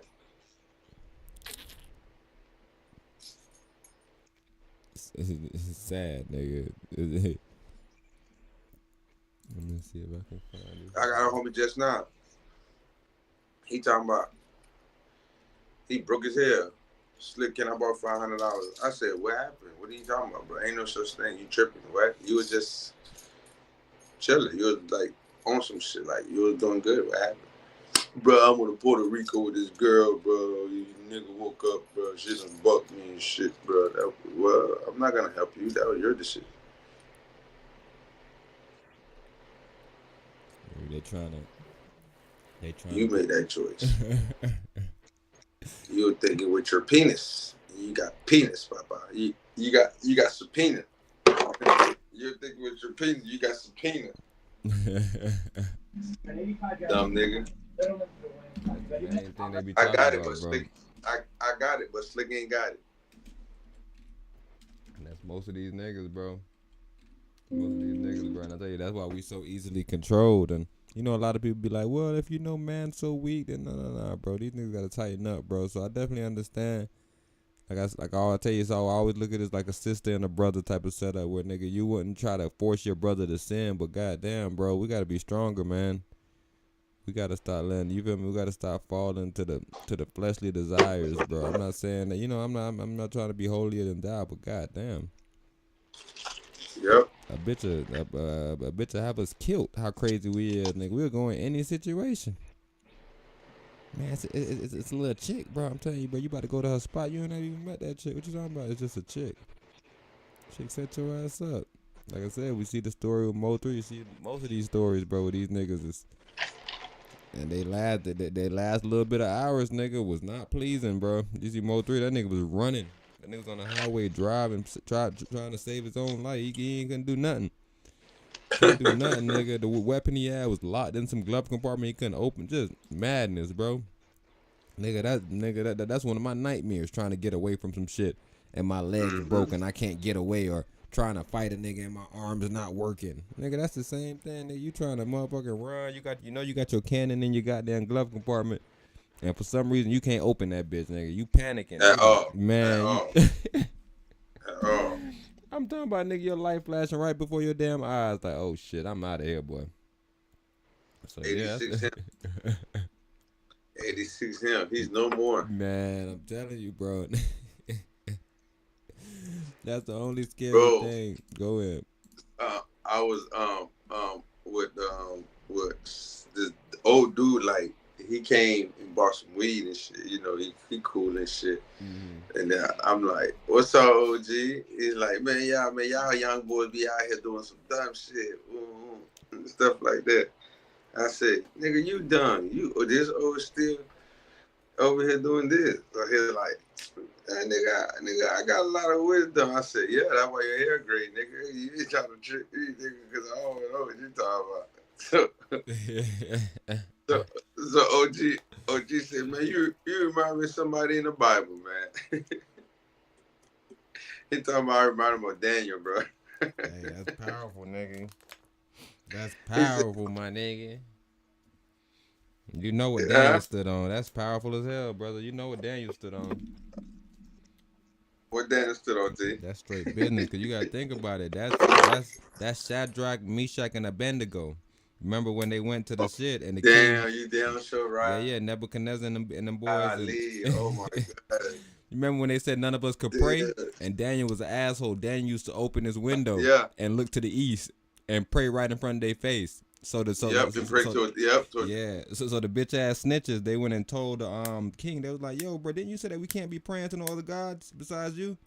And he was like, "Yeah." He was like, "Bro, that nigga Daniel still praying to his God." Hey, remember they tried to make him eat meat and all this different shit. He was like, "Nah, fuck it." Then they threw him in the lion's den.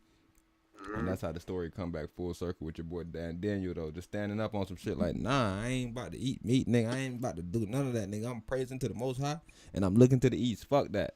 Like, and it is what it is. So like, yeah, that was the main story about Daniel, nigga. And Daniel was one of the main prophets, and that's what he stood on. So yeah, that's funny that he said that, nigga, because Daniel stood on business, nigga. I'm talking about when I say business, they threw that nigga in the lion den to get rid of him. And you know the rest, nigga. Lion just sat there, was like, "Oh, nah, bro, straight. He don't smell like no meat.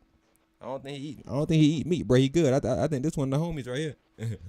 Yep. I think we could leave him alone. Now, if you would have threw another nigga in there, probably had some fresh chicken on his breath. That lion like, "Oh, let me get some of that chicken. Fuck, nigga." So. Would have ate bro up. I'm talking ate his ass up. You want that meat? So yeah. So nigga, that's wanted some grill. He said that shit, nigga. And like I said, I can see that energy in you, nigga. Some Daniel energy. Nigga, that's who you is, my brother. Doctor, he came over there trying to finesse, trying to lower the price. I said, "Hell nah, I'm standing on the same price. You ain't gonna make me change shit." Yeah, I already know how you is, nigga. So that's the main thing I started thinking about. Soon as you threw that out to me, nigga, I went to thinking about your personality. I know that sound like a nigga. Yeah, I was like, hold up, this nigga's pretty gay, bro. He got, but see, the old nigga got, if you like me and you, okay, me and you, we gonna sucker him out. But other bros, bro, I'm talking about he'll walk like man or anybody else, bro. He'll search Juju all the boys like Casanova. He'll run circle around him like Lord. I'm talking about finesse them too. Mm-hmm. I'm talking about not me though. He like, "Man, you know a lot, man.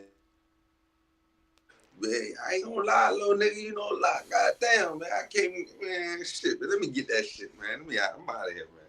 I said, "Yeah, you ain't finna get nothing more, fuck, nigga." Yeah, I'm gonna see this, John. But another one of the old brothers called me from the old group, and I was he didn't call me. He just sent me a message not too long ago. But he was talking about one of our other brothers. Vocal. Oh wow. And he was saying, "What's up with bro?" Yeah, he was really just talking about the video that he posted, and I guess he wanted to kind of go live with me to politic about it. I'm not sure what happened to his ass, anyways. But did you get a chance to see? Yeah, you did see that video though. What video? I'm not sure if you watched it when he had on the green shirt. Yeah.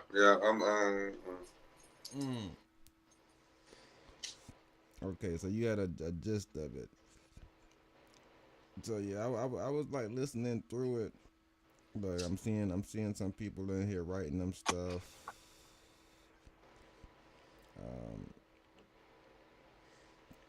Yeah, this is like I said. These situations are always important, bro. And that's why I tell you I always stress the king, and I always stress just like you was talking about, bro. Like this situation of understanding the book, nigga, and really studying, bro. I think that's what a lot of us missing.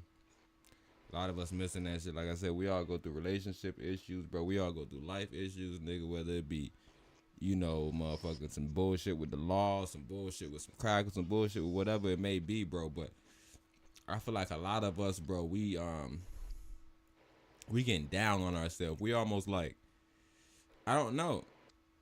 It's almost like we don't see a out. We don't see something better to come. I don't know. Maybe we're not trusting into the scriptures as much. I'm not exactly sure, bro. But I think that, especially when I'm looking at black man speaking specifically, bro, black man, bro, this shit detrimental for us, bro. Either we dying or either we ain't got nobody to talk to, bro. So I'm just trying to figure out, like, cause like even to just go on social media with it, there ain't nothing wrong with it, but I don't know. In my mind, it's like, man, why you don't jump on the cast? Why you don't politic with some of your brothers so you can bounce some of these thoughts off of us, and then we could, I don't know. That's how I'm thinking about it. Where your head at with it, brother? Because some guys are females, bro. They effeminate. A lot of guys, they effeminate. Okay. They competition with female. A female might post something on social media. A nigga gonna challenge it. He gonna post something that's gonna. Saying. Facts. You feel me? Mm-hmm. And then it's about competition. Instead of worrying about stacking his bread, focuses on him, because that's what's gonna bring you attention. When everybody like, damn, bro came up out of nowhere. Instead of you showing them like you doing this. Like, for an example, like my dog, he posted like 2 females like on his page, and then he posts which purse should I buy? You know what I'm saying? So in my head, I'm like, but I had to check him. I said, bro, you doing this for females, bro? Mm-hmm. No, I'm not, bro. I said, bro, you posted 2 girls, then you posted which purse should I grab? So, and each purse is Louis Vuitton, so it's like 1,000 something. So I'm like, bro, you gonna waste your bread on that instead of trying to spend your bread on another business or something like. Oh, bro, I'm not saying nothing about your bread. What you do? I don't give a fuck what you do with your bread. I'm giving like from homeboy to homeboy, nigga, homie to homie. That shit is lame, bro. Like Kendrick said, if you're lame, you're always gonna be a lame, bro. You're just a lame ass nigga, bro. That's all it is. Like, you can't unlame a lame. I'm telling you, bro, what you're saying is 100% like, right. Who go in? Like, I would not go out my way, and then the man know he got kids. So why would you post that, knowing that? And then what's so crazy? Your BM is friends with you on social media. What's the worst thing you're supposed to do? Like, y'all not together, and you still got it as a friend. So now I feel like you and your feeling, because you probably watching her page. Now you're in a competition with her. So now you're distracted. And there's brothers that's out here that's doing that, like competing with these females. Like, bro, why you can't just get into crypto, car selling, Airbnb, rent houses, do Airbnbs, or mobile detailing, agriculture, landscaping, mason, concrete work. Bro, there's so much shit. Niggas got money they can do. They like start little business to become millionaires. They don't want to do that. They just want to entertain this fake body chick. This ain't got nothing going on. Selling out good on Facebook, but sleeping on her homegirl's couch. Make everything look good, but it's in reality she's. But her finesse game or talk game got nigga thinking like, oh, but this bitch bad. Oh shit. But you a sucker. Why you gotta get a room? You can't like, she can't invite you where she at, but she went, no, I'm not doing that. Real shit. That niggas say, how you not? Cause I can bring you to my spot, to my front door, in my living room, in my bathroom, in my room, and everything. If I can't do that with you, ain't no such thing for me to get a room with you, because that means you're hiding something, and I'm not gonna do that. And then you got brothers when you say so, like, oh, bro, you strict, bro. You strict. That's why they don't fuck with you. You can call it what you want. I'm living. See, that definitely is an angle too, where I guess sometimes you just let them go by the wayside because you try to tell them and they'll tell you some whole ass shit like that, like whatever. You trying to control them, you trying to do this, but bro, us as man, bro, we looking weak. We asking too much questions. We asking for too much, like, hey, can I do this? Like that's not like manly to me, right? And I think like even with us, like necessarily going online expressing ourselves, I'm not saying nothing is wrong with it, but I don't like it coming from an emotional standpoint. I want it to come from some standpoint of facts or, yo, brothers, like, speak to the brothers. Yo, brothers, this right here going on. We need to be careful with this. We got to stop, da-da-da-da-da. I just feel like sometimes we get too Debbie Downer, though. It just be like we complaining almost instead of like, you know, it's nothing wrong with letting that other guys know, like, yo, be careful of this. Yo, y'all boys out here, y'all bullshitting, bro. It's real money on the table. We got to, you feel me, whatever. But, bro, we can't be on this shit seeming like we sad and shit, like a nigga got the best of us.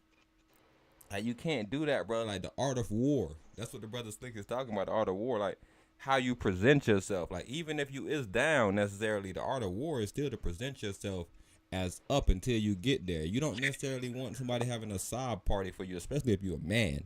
You don't need nobody having a sob party for you. Oh, bro, down right now, man. Sob for bro. Nah, fuck that. Even if I am down, nigga, it's only gonna be my close friends, and that's what I was stressing. Like, there's nothing wrong with expressing yourself, but goddamn, we gotta reach out to each other offline or something, nigga, and you know, just politic about get some stuff off of our head. So then when we get online, and if we do want to express ourselves, the thoughts come out flushed out. It's not just some bullshit ass thoughts where it's like, oh, bro, brain even think about that shit. It seems like bro just mad. Like, you feel me? At least the thoughts so flushed out where it's like, man, that nigga been thinking about that shit. It's like he did a whole presentation on it. Most of us, bro, we just seem, no, like we sad, bro. Like the world done got the best of us or some shit. It's like, Ed pulled up on me today. Shout out to Ed, man. Man, my bad, Ed. I'm bullshitting. Shout you out, though. Me and you were just politicking just recently. Go in, though. Edwin pulled up on me, you know, got some ethics from Sam. He showed love and shit. So in my head, I'm like, the man is real, bro. Like, he's a grinder, bro. He know he did time, so he came out here to show you niggas it's always a wait. It's never too late. I'm telling you, bro, and that's never too late. And that's just straight from hustle mentality, bro. Just straight hustle, bro. And that's the main thing that it's just like, man. What you said? Hey, that's to tell you, that's why I always disagree with the fake narrative about hard work beat talent. If talent failed to work hard, no. I think that we have a fake image of what talent is. Maybe we don't like how some niggas grind, so we say he not talented. So it'll be a nigga like Edwin where we'll look at him and say, man, look, bro, that nigga right there, he wasn't even talented. He just worked hard. And then you'll see another nigga, you be like, oh, that nigga was a school nigga. That nigga was talented, but he was lazy. Nah, that nigga, what are you talking about? This nigga was just as talented, bro. All this shit that I've seen this man do that he had to put together to be able to go in there and do your time and then come out. Like, it's just like we look at talent different.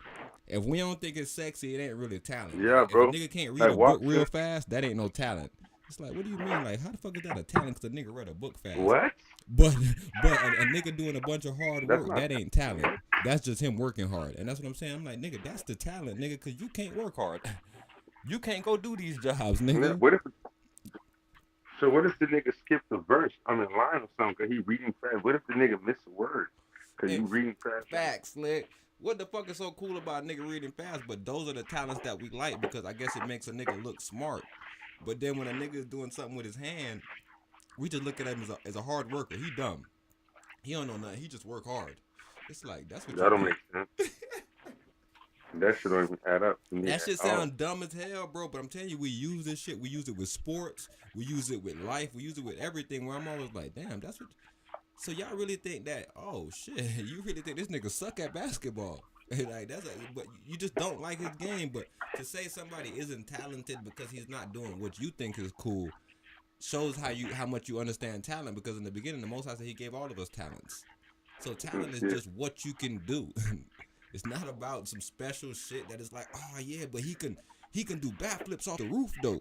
Nah, nigga, that's just what he can do. That ain't no talent, nigga. Everybody can do something, right? So it's just funny how we look at it, bro. So definitely shout out to like I said, it's mostly the street niggas that just be grinding, bro. Putting it Mm-hmm. together, bro. I swear, bro. I told them boys, yeah, my family for real. I came home and grind. I'm going to they said you went at their time, you came back and got on your shit. Yes, I sir. said, yeah, bro. And I hadn't even had to tell him. I said, man, I ain't gonna lie, man. I was going crazy, bro. I was in a bad path to the point that after I met T, you know, I've been to T when it was like T, my brother, like, bro, like, was letting me know, like, Slick, you know, we gotta do this, Slick. You gotta stop eating meat. You gotta start doing this, working out. Yes, sir.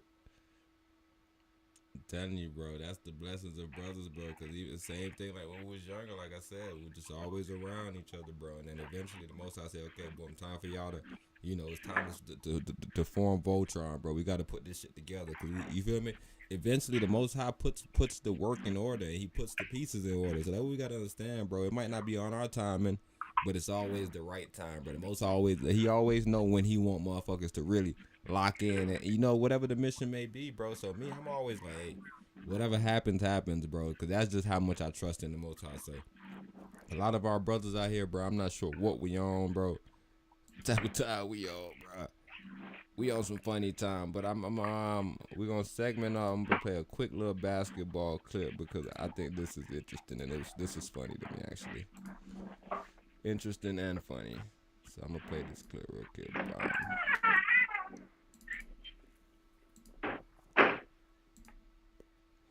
Crazy how niggas say about you. They can call you a bum because it's like you make them niggas start to play basketball. So it's like, you know, them niggas give you the flower. When I say flower, they gotta bring some bread. Like, here you go, bro. 10 band, bro. I done made 10 band doing this shit. This, bro. You feel me, bro? Not no sissy ass shit. Go get them man some flowers. What the fuck? I look like you. I'm a man. You gonna bring me some flowers? I'm a grown man, bro. Don't bring me no damn flowers, bro. Hey, you just like my Dukes, bro. I already know that type of energy you got, cause she be on that same type wave too. You know, I be giving their ass a pass, but yeah, they just not us, bro. I think me and you think about it a lot different, bro. Where it's like, damn, if I get some shit, bro, I'm throwing bruh something. Cause bros always these niggas. They be like, yo, hey, bro, I got some shoes. You want some? It's like, bro, come on, what type of handouts this nigga giving me? Shoes. But that's what they do. You think I can't get a pair of Jordans, bro? Like, you really think, bro? I got a house, nigga. You really think I can get a pair of Jordans? Damn. Be for real. Damn. Now look how they thinking about you as a child. So now, I'm telling you, now you making sense of it because I didn't even think about it from that angle. But I've always felt some type of way about it. Like, damn, bro, I'm a grown ass man, bro. like it's nothing wrong with that. But Jordans, bro. Yeah, it ain't. But it's like, bro, you talking about a pair of shoes, bro? Bro, I own a house. I got a whole crib. Come on, bro. Nigga, that's bigger than a pair of shoes, nigga. If I sell this house, nigga, I'm buying multiple Jordans if I want to. What are you talking about, bro? Like, you niggas need to wake up, bro. Y'all NPCs, bro. Like, stop doing that shit, bro. Nah, you 100% right, bro. Bro, precept must be upon precept, bro. Line upon line, bro. Some of these dudes out here, bro, they need to wake up, bro. That's why I know it's hard to be tough on some of our brothers, but you have to, bro. Because some of them are Gentiles. They just, the grace, bro. Grace is only for a matter of time, bro. You think he gonna just keep giving you grace? Come on, y'all boys tripping, bro. Hey, especially while this motherfucker's out here actively working. What? How can he give you grace and this a nigga out here actively working, actively trying not to fuck up, actually studying the word, nigga, and trying to figure out? You just out here like, man, bro, he know my heart. It's like, bro, you ain't studied the book. You ain't even look at the book. You don't even know how the book look. He said that know me is a liar.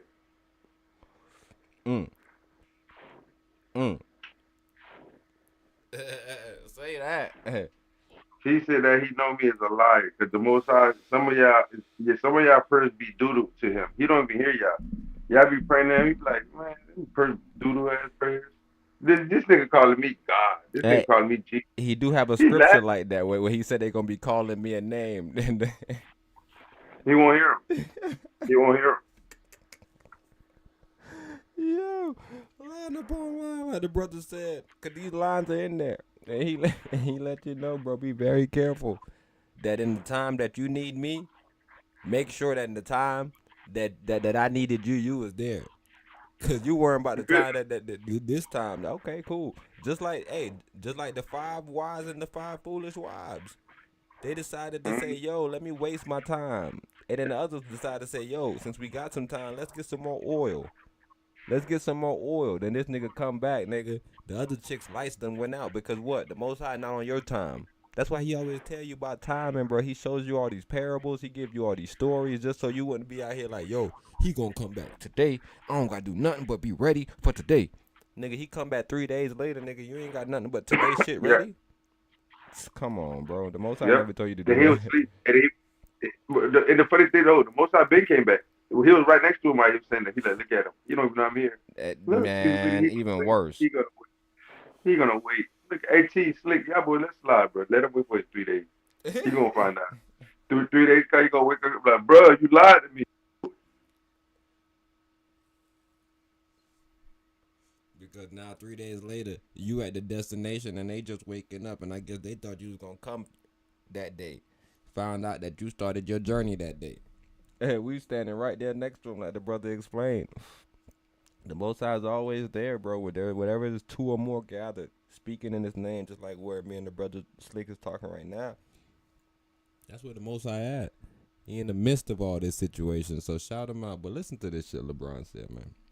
To my teammates today about Steph Curry. In the film session, I had Steph in transition, and Steph cuts back door, and I'm body on body. I didn't look at the ball the whole time, and I know that goes against every coach. The ball is the problem. The ball is not the problem with Steph Curry. He's the problem. Steph is most dangerous when he doesn't have the ball. There's not many guys all time in our league that's most dangerous without the ball. I'm telling them, listen, guys, I've been in more than enough wars with those guys. But when Steph decides to cut inside the lane, don't relax. He's coming back up. That's reps and reps and reps and reps.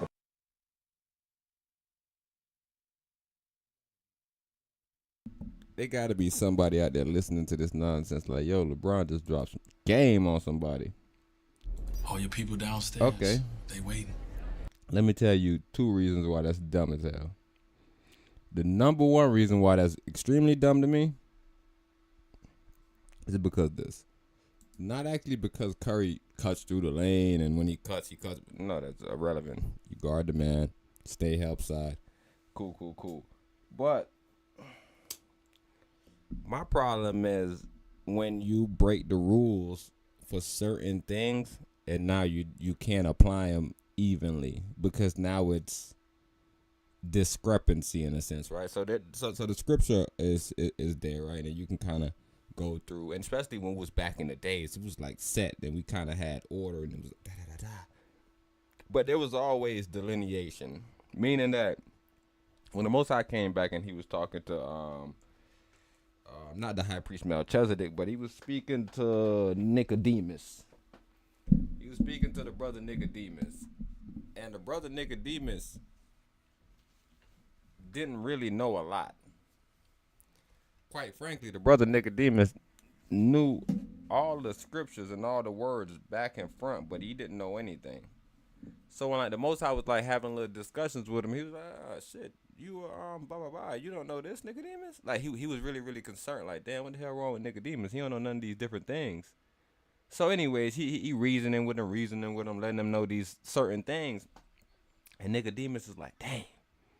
So that shows you, right, that there is an angle of Pharisees, right? There's an angle of people that really knows the book. They know the book. But when the Most High came, like, they had a lot of questions and problems with how he was presenting it. They're like, yeah, I hear what you saying, bro, but nah, that ain't how the scripture said it. How you older than Moses and I just seen you, you knew. And, bro, like, look at you, bro, you still caught up on the flesh, bro. Like, you read the scriptures. You are really educating my people, and this is what you telling them. All right, cool. Same thing with LeBron. I'm not saying he's dumb, but I'm saying his advice is really stupid because, like I said, what you do now is now you're using human discrepancy, meaning that you can see it one way, I can see it one way, 3 other people could say it another way. Meaning that if somebody could be like, well, I'm faster than you, so I'm not going to worry about that. I'm going to let him go because I know I could run and catch him before he shoots a three-pointer. Another person is going to be like, oh, I'm longer than you, so I can kind of stay in the passing lane and I can get out there. Another dude's going to be like, okay, well, I'm shorter than you, so I'm going to – everybody's going to have a discrepancy, and that's not going to actually be beneficial. Why is that not going to be very beneficial? Because the game of basketball, it's like the charts. Is there discrepancies in the charts? Yes. But the discrepancies in the charts follows the foundation, right? So within the roster situation, within a lot of our situation, we always say, yo, what's your groundation? Know your groundation, whatever the situation is. Like, meaning that, what are you building up off of? So the reason why I think LeBron is wrong in this situation, because now what you do is you use Curry. Hey, Go in. Yo. what I was saying is that I'm a Kobe fan. Mm-hmm. You feel me? And I'm gonna stand on that. You know what I'm saying? Because Kobe would never give another dude prop and another. First of all, another player. LeBron, you're supposed to be the most dominant player in the league. Like, I'm supposed to talk about how a threat this person is. It's like that's why I give players like Kawhi. They acquire like you, for example. What Mike Conley. You know what I'm saying? D-Rose. Mm-hmm. Because you say you're the best, and you say this man is a dangerous man without the ball or with the ball. So what are you saying? You saying that he's better than you? He have a better IQ than you? Nah, but clearly That's basically what you said. Nah, but Slick, clearly he does, because think about this, bro. It's just like if you was like, say we boxing, right, and you saying, yo, this nigga right here, he one of them niggas, he only southpaw in it. He only, like, his southpaw is deadly. So I'm gonna bait him in to using the southpaw like he think he's gonna use it, and I'm gonna knock him out. Same thing I'm thinking about with LeBron. If I just keep on sending Curry through, LeBron dumbass is never gonna be in help side. So what I would do is I would get my best I would get my best handler on Curry's side. I would send Curry through, and I would have LeBron dumbass running with his head, because he said he's not gonna look at the ball. He's gonna be running, looking at Curry, and I'm gonna be driving the ball right behind him every time. I'm gonna show you literally how they did it to him. I'm gonna show you when they played against Golden State Warriors. When they had KD, he could not do that, because literally what it does is I sent a man through to take you out of the play. And now my big man, who LeBron is a 6'8" person, so that means that somewhere in the game he's supposed to be blocking shots. Exactly. He's not gonna be blocking those shots now. Exactly. Because he don't know where the ball is at. Break train. So what you said is exactly right. Bro. He's now changing his game for Curry, because his IQ ain't that high, clearly. So now he got to make up some new rules for this one player.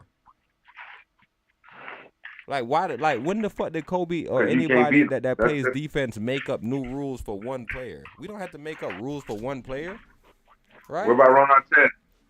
Ron Artest never made rules. Bro, the middle row piece never made rules of guarding. You don't understand me, bro. There's literally what's your boy name? T, who used to play for Pistons? Who? Bro, who played for Pistons again? With the afro. He said, bro, you used to clamp Kobe sometimes. With the Shaq. No, not Kobe, Shaq. He said, oh, Ben Wallace. Yeah. You say you fuck with bro, but that's what I'm saying. Even think about like stupid ass Rudy Gobert. Like, we about to watch a little couple clips from the game, but just like, you gotta think about these new players. They're dumb just like LeBron, bro. They're dumb just like LeBron. I'm telling you, bro, I played players like this when I was in high school, Slick. And I remember telling my teammates, like, yo, they're guarding me so hard that if I stay back court, we are now playing 4 on like 3. Cause they're so dumb that they're double teaming me to a fault. That now that they're double teaming me back court where I ain't doing shit, Slick. I ain't in no scoring position. And they're double teaming me, I'm out of the play. That's what I'm telling you when you listen to LeBron and they say, yo, this guy is so deadly without the ball that I'm trying to keep the ball out of his hand. But yes, if that same person that's deadly without the ball is smart, like think about what Rip Hamilton used to do. he was deadly without the ball. He would run back and forth like 6 times and not touch the ball one possession. But what it does is it creates this big confusion. What about Kyle Korver? Oh my gosh. Bro, any player that does that, when you put them on a team where they have somebody that know how to attack that side, you in trouble. And that's what I'm saying. Even think about how LeBron was coaching and what he was telling his players. He probably been fucking niggas up. Hey, when you guard this man, don't even look at the ball. The man said this man's so good, bro, you don't even need to look at the ball. But, hey, LeBron, if the ball is not in position to be passed to him, what do you mean we don't need to look at the ball? Because, like, you're really, really stressing this, and you think this is a very good point. You saying, yo, when I guard Curry, I just turn my head and I just run around him because I know that he going to go down. Bro, that's stupid because literally you don't know where the ball is at. So, literally, if Curry starts running back court, you're going to run back court, and now you're out of position. So, like, we shouldn't listen to nothing LeBron says, bro, because this is what I'm telling you. It's the same thing with the charts. It's the same thing with the Bible. It's the same thing with fucking science. It's the same thing with anything, bro. When niggas start using a bunch of discrepancies, bro, when a nigga start telling you, yeah, I know the rule is we need to do it like this, but I'm going to do it like this because that dude this. Shut the fuck up. We not doing it like that because that dude is this, bro. It makes no fucking sense. Because now if that dude is that, he may just stay back court. And you not even going to look at the ball? You telling me because this dude's so good, we shouldn't even look at the fucking basketball, Slick. Like, what is that, bro? Bro, the nigga feet so quick, bro, we shouldn't even look at his hands. You gotta watch his feet. You gotta watch his feet, Slick. Like, imagine you boxing a nigga feet so pretty. Matter of fact, I told you about a nigga like that, Slick. I told you it was a nigga named Darren, bro. In fucking middle school. Fucking middle school when we used to fucking put our gloves on. Shout out to Edwin. Edwin actually brought the glove because he used to slap box too much and the fights used to start out too much. But nevertheless, we had to bring gloves to stop all the damn fighting. But it was a nigga named Darren, bro, that probably wasn't even the best fighter in real life, but he probably boxed, bro. And he used to always do a bunch of footwork. He used to slap his bottom of his feet and a bunch of dumb shit. And for some reason, everybody he fought looked at him slapping the bottom of his feet. It's like, hold on, but even if he slapped the bottom of his feet, he got to still punch you. Like, why are you getting caught up in the misdirection? So that same thing I'm telling you with LeBron. What LeBron just said is fucking stupid, not even gonna look at that. What the hell? You're not going to look at the nigga? What? So what, bro? You need to look at the damn ball, bro. That's the only thing that matters. That's what's going in the basket, bro. You can't just watch the nigga feet because he moving it so much. Man, he move his feet too much, bro. I gotta look at it. I ain't mean to cut you off. I ain't mean to cut you off. LeBron is not smart. The man crazy. Remember Denny Green played with Cleveland Cavaliers, right? Oh yeah, and LeBron tried to make him look back where he made him. Remember, right? Denny Green. Yes, sir. All right. So what happened with Denny Green with the Spurs? With LeBron. Nigga, everybody thought that. I guess he wasn't looking at the ball then when he was shooting them lights out. What? Can you go to my Matter of fact, Denny, I think you was right, T. You were about to say something. I think Denny Green, Howard helped him win a ring with the Lakers. That mouse right there worked too. And your boy Rondo. Let's see, man, I'm live right here. I'm live. You heard me? Straight. Dang, so nobody could watch the cast. Oh, I gotta change my edits. Oh my gosh, Rondo. What happened? One of the smartest basketball players. One of the smartest niggas on basketball. Come on, fam. Come on, T. Come on, T. Yeah, bro. Remember Rondo, Danny Green, Dwight Howard. How you was not gonna win the championship? Look who you had on your team. Tell you, bro, it's some bro. And on that team, we don't even understand how important Rondo was. We don't even understand how important Dwight Howard was. Bro, Rondo was so important because, you know, teams was dumb. So I'm telling you, you got to watch NBA defense. Bro, NBA players act like they good, but they fucking trash, bro. I ain't gonna lie to you. But nevertheless, you got to watch them play defense. Yep. So they play this real dumb defense where they say, yo, you can't shoot, so I'm not going to guard you at all. So Rondo started making three-pointers. So they always call it like playoff Rondo. Yeah. And you know why? Because in the regular season, nobody plays that dumbass basketball where it's like, yo, we got to double team him. Like, they be having LeBron on their team where LeBron be telling dumbass shit like, yo, you got to watch him. You got to watch his feet. You got to watch his feet. That nigga gonna punch you in your face. Stop watching people, bro. Play basketball, bro. We need to have ball and man in vision, bro. Meaning that if that ball is over there and he throws it to your man, sometimes you can get the steal, but if your fucking back turn, he can throw the ball right to your man over your damn dumbass head. Like, Yep. LeBron is really Funny a man. crazy guy, bro. And I know he does this because I could show you him when they played Orlando Magic, how bad they fucking played defense.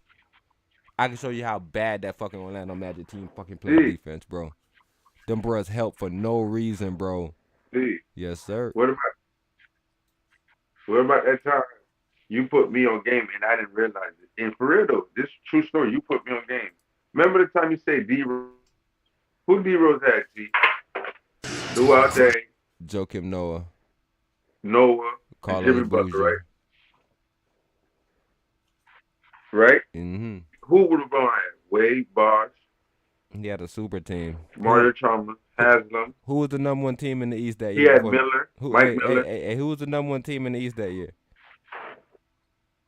There you go. There you go. You on game, the Bulls. Hey, that's why they. I tell a lot of people that, I said, bro, I didn't even notice that. Even if you look at this new playoff basketball, I'm telling you, when Kobe got hurt and D Rose got hurt, literally the reason why those guys got hurt was they was playing into the playoffs. What? Yeah, so they got a new thing where like they rest you for the playoffs. So like the playoffs, like you won't even play like the last 2 weeks of the playoffs. You won't play. So that's what happened to D Rose, bro. They was blowing. I'm talking about they was smacking them niggas, and he was still in the game, and he fucking did a move, and he was done. And I just remember him grabbing his. I just remember that day, bro. Him just grabbing his shit, and me being like, "Damn, he gonna be straight." And he never came back. He never came back. And that year the Bulls lost. I said, "Fuck." I was mad. The youngest MVP ever. Youngest MVP ever, bro. That nigga right there was gonna be the fucking GOAT for sure. On some type of level or something. That boy was fucking killing everybody, bro. With no jumper. He had no jumper. And that's what I'm trying to tell you. Like the way LeBron coaches, people could abuse you because if you start saying, "Yo, that man's so fast, don't even guard him. Stand in the paint." And he started just shooting. So like if you watch Derrick Rose, that MVP season, he was hitting so much jumpers, bro. He was hitting so much jumpers. It wasn't even a joke. You can hear me, T? Yeah, I can hear you. I don't know if you can hear me though. You can hear me? See, can you hear me? No. All right, bet. Oh no. Yeah, I can hear you. Oh, you can hear me? Damn, what's going on? You can hear me? No, I can hear you. I was trying to make I hear sure. you. Hold on. Do your thing. All right. Okay.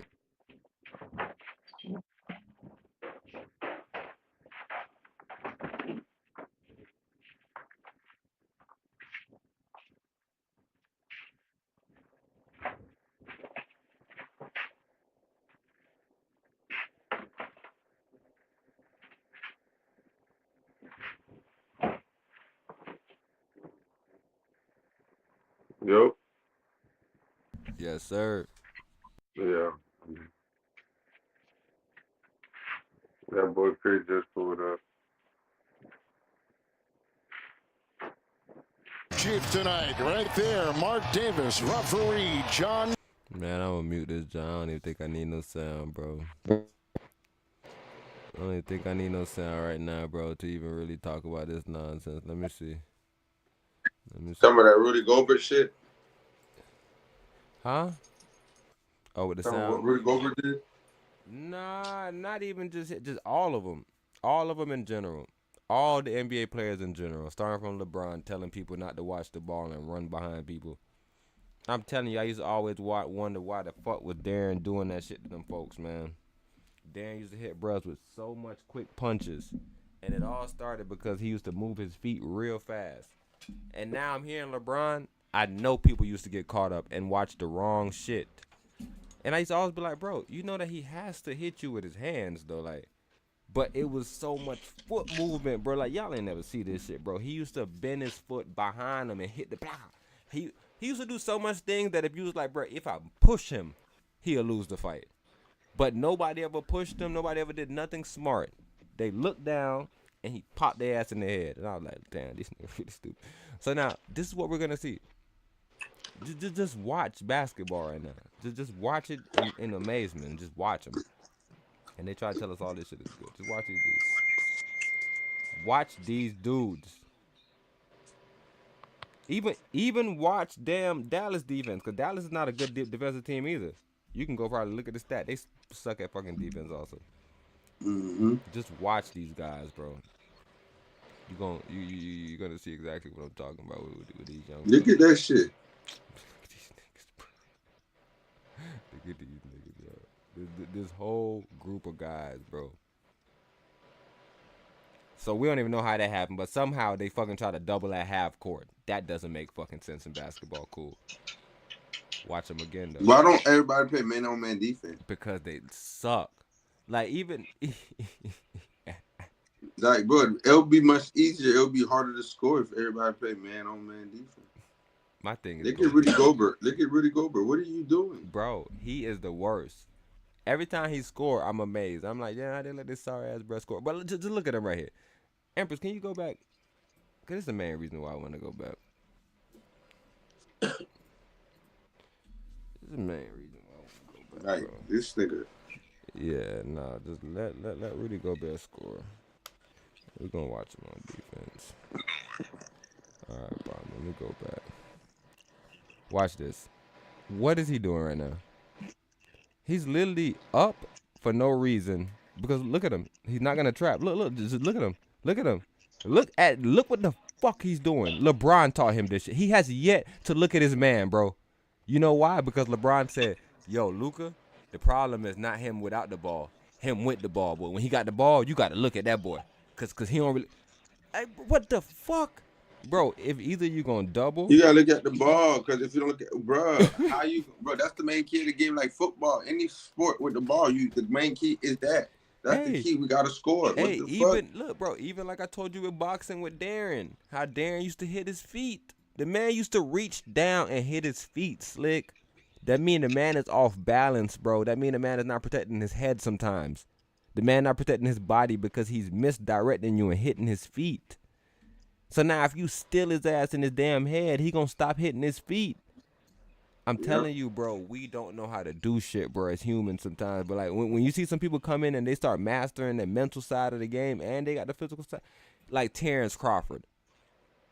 Or like even Floyd Mayweather, even though I don't like him and I seen him run from Pacquiao. You know why I think he's cerebral? Because he didn't fight Pacquiao in the time that we thought he was supposed to fight him. It's not about trying to win fights. It's about being undefeated with that dude. Some guys is about trying to be the best. But that man Mayweather, he wasn't trying to be the best. But like with Terrence Crawford, he's trying to be the best. That's what I'm telling you, when the physical meet the actual mental too. Because like by the time Mayweather was really anything, he had already went through an amateur career. He had a long career. Same thing with Crawford too, though. But Crawford, he just so smooth with it. I don't really know how smooth the brother is. Bro, Mayweather, he had good defense. Right, he had like impeccable defense, but like I'm not gonna say he was bad offensively either. But he wasn't no. What you think about the Jake Paul and Mike Tyson? Come on, bro. I ain't been looking at it, bro. I mean, personally, you know, I don't like gimmicky stuff anyways. I don't like gimmicky stuff, bro. How you feel about the new the new wrestling crew? Huh? You liking them people? The which one? Just all the people. The black buff girl. I forgot her name already. What's her name? Yeah, she trying to fight niggas and stuff. I forgot her name. Yeah, she out here. But they got like a bunch of random shit going on, bro. Something like that. Bro, it's a bunch of random stuff, bro. All the girls be looking at, they be having their clothes off a lot on that John too, bro. You don't be watching the new ones? Yeah, but it's a black girl, bro. WWE? Oh, Jade Cargill, bro. Yeah. She buff, bro. She be trying to slam everybody. Yeah, bro. Like, how you feel about that wrestling though? Cause you came from like the Trish Stratus era. Like you remember like when we used to have some good divas. We had some solid like female matches back in the days, bro. It was like real matches. It wasn't like about a bunch of sex and shit. Yeah, like you had Jacqueline, Lita. Yeah, Lita, Tori Wilson. Tori. You had Stacy Keibler. We had Stacy Keibler. Yeah, you had Jacqueline. You had China. You had what's the other? I forgot her name, man. Bro, we had like she I'm used to come thinking out about it, with like, but like what's in this generation, bro, I'm not sure if you watching it. How you feel about New Day? You fuck with New Day? man, that man, hell no. You not supporting the black athletes, bro? Who you rocking with right now? A white wrestler? My favorite wrestler is nobody. See, I ain't even watching. But my era is over with, bro. My era was the Attitude Era when Stone Cold and Rock and Triple H was doing crazy shit, and Kurt Angle and Brock Lesnar and John Cena. That era is over with. Yeah, and that's the main reason why I was asking you about it. Randy When I was Orton talking about first came, he was basketball. the legend killer. Oh man, RKO's man. Randy Orton was the motherfucker. Huh? That's what I'm saying. Now, that's what I was saying. The same thing with the basketball guys. I'm telling you, bro. I can go back and show you some old school defense, bro. And they be trying to tell us the players getting that much better, but hell no, bro. I don't know, bro. But Empress, you could play it because you about to see how worse they about to get. Because my problem is really this dude Gobert too. So like, all right, let me see. I can go back because I really want y'all to see this spot. This is a shot in transition. This really this is a bad shot. It's too quick, but it's a bad shot. Nobody's really in position. And now look at their defense. Look at their fucking defense. This nigga Rudy Gobert, bro. This nigga Rudy Gobert is a clownfish, bro. He's a clownfish. Look at him. He plays the pick and roll the same way every time. Look at him. Look at him. He plays the pick and roll the same. See. Oh, fuck. Empress, share this tab instead. Click that board. My bad, Slick. I'm fucking slick up, man. I'm watching it on. No, Empress, what you doing? Empress. Right here. Yeah. It's good, right? Okay. Mm-hmm. Alright, so Slick should be able to see it now, but damn, I messed up because I pressed the space bar. It's still I see it. What, bro? Kyle ain't a good defender. Why he ain't jumping? Bro, I'm disappointed in Kyle Anderson. I thought he was gonna play defense a lot better than this. Yeah, he a great defender, bro. Popovich taught him better than that, bro. I don't know what the fuck he's Kawhi, doing. He played with them boys. But I do see the problem, right? The problem look, bro. Look at the defense. The problem is this is a shooter, so he's he has supposed to split that screen. So but it's look at Gobert. He's doing nothing. You're not supposed to be in that spot. He's in basketball. supposed to blitz. He's supposed to blitz Luka. See, you get He's supposed to blitz Luka right then and there. Simple and plain. Get the ball out of goddamn Luka hand, nigga. What the fuck is Lively gonna do if he's not by the basket? But this dummy, he plays the same defense. Look at him. Look at him. Look. He's bro. Bro.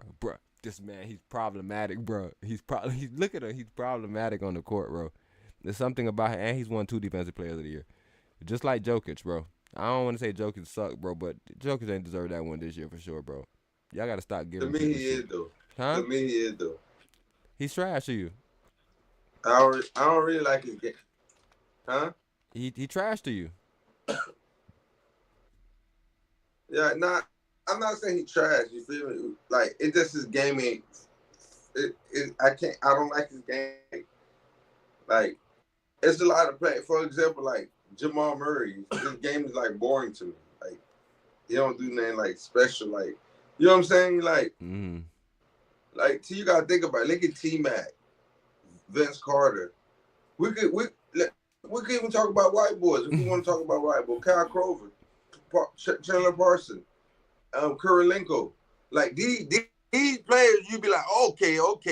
Now, bro, look at our boy Darren Williams. Man, this man used to sauce niggas up with the crossover. You saying some of these niggas they ain't got no flair. They ain't got no type of spark. You know what I'm saying? Like, this nigga. I know when I play this nigga, I'm gonna see something. But it's the same thing I'm saying with Luka though. Or posterize. Like I feel like the reason why Luka Johns look like they good is because the defenders be looking so bad. Like just look at Kyle. Just look at this defense right here with this dummy at the top. Look. He first of all, but he's leaning on the look man, what you bro. said though.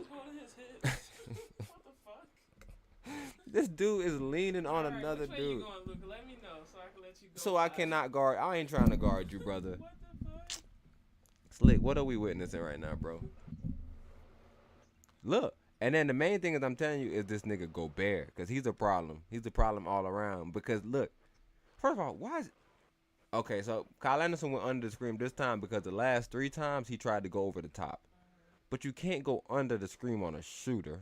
So he messed up. So he's trying to get there real fast, but he's slow, so what the fuck it is? And that's the thing that Rudy, y'all want him to blitz Luka, but he know his feet not set up like that. What do you mean? Because if he gets blown by, who's Haiti. Rudy? What you mean? Like Rudy won't go past that 3-point line. He's scared to go past that. He's like, oh, this is my spot. This is where I stop. But do you understand that now he's out of position? Because if you say his foot speed is slow, then Rudy Gobert Gobert's just got to supposed to sprint to the blitz. He's basket and supposed he's to gonna get blitz another Luka. lob. Right. So you're saying, okay, let's go up and attack him now and hedge, right? Yes, that's what every big man does. No matter how slow the big man has always been, Okay, he's supposed to go with him. Hedging is to push him outward versus. The whole point of hedging is to get the ball out of that man's hand because he's clearly too good with the ball in his hand. Okay. Yes, sir. Hey G. Yeah. What they need to do? Let them highlight how he be guarding Luka. Then they will learn something. Bro, even if you go watch their big man with Zubac comes up a lot harder on screens. I'm telling you, the problem is Rudy Gobert plays this dumbass defense a lot. Yeah, bro, harder than bro. He's like yes, he's not bro, gonna move. Right. Look, See, just watch him. Bro, see, you know basketball, bro. He's like literally in your way. Okay, cool. Now the one excuse you said was maybe he don't want to get blown by. Cool, we ain't mad at that. Watch this shit. Just watch these guys, bro. I'm telling you, this is what I'm telling you about how bad basketball has became. Because Luka shouldn't be scoring. He shouldn't be scoring. He shouldn't be scoring. But look at Kyle Anderson though. Look, they screaming the hell out of him. This time they screamed him in a weird spot. Basketball done got sorry as hell. What the hell is Gobert doing? What is Gobert doing? Look. What is Gobert doing? No defense. He's supposed to pop up. Bro, he is terrible. It's funny because when he's supposed to do that to Lively, he doesn't. But when he's doing it to this 21 guy, it's irrelevant. Bro, I ain't gonna lie. Minnesota was supposed to lose, bro. He ain't getting none of them. And then Lively gets all the lobs and he leaves him alone. But even on the Lively one, he was fucking up because all he was doing was watching Luka because that's all he does. Once Luka comes off that screen, he just watches him. Yeah, because in his mind, he's like, yo, I can guard Luka. He's tall just like me. Go get him. Like, no, you're not guarding him, bro. Go get him. You're causing a lot of confusion. Because you just standing there. Yeah, he's in no man's land. It's like, make a decision, bro. Either you fucking step up or you don't. Look, he's just standing. Look. Kyle, you got left. Kyle, you gonna get back? Oh, nah. You know I can't get back. That's why you still look. His teammates yelling at him now. Nas Reed like, bro, look, you gotta go up. Look. He like, bro, you have to go up, bro. What the hell are you doing? You keep on doing. Nas Reed telling him that. Bro, Nas Reed already know, but look at how this team play. Look, so Kyle Anderson's guarding him again. Look, they screaming the fuck out of this brother. They screaming his head off. Look. Now look at Carl. He comes up, but look at him. He don't got an angle. Look at him. He about to set a screen on, bro. He about to cause the. Oh gosh, even worse. We seen it before it happened. Is the coaches showing these dudes a highlight, being like, "Yo, what the fuck are you doing right here?" To the spot, you know he's trying to go forward and to the basket. Why are you running past that point? Like, look. Now the whole defense broke down. this shit like they throwing the game. So now you can either give it to this man that's down ready to shoot, or you can fake the shit out of him, lob it to 21, or you see Kyrie on the back. It's literally nothing this team could do right now. And what he choose to do? Lob it. It don't matter. It don't matter. It don't matter. Remember, this what I even complained about with my team. I said, yo, just shoot the ball. I'm in rebounding position. Look. Oh yeah, he boxed I'm in rebounding position. Shoot it right now. Hurry up. Anthony left. He didn't even need the box out. Why? Because look where Luka is looking. Shot. Exactly. So, you see? Gotcha, bitch. But this is what you was explaining about number 21. He's not ready for lobs like that. He's heavy, but he's a rebounder. So either way.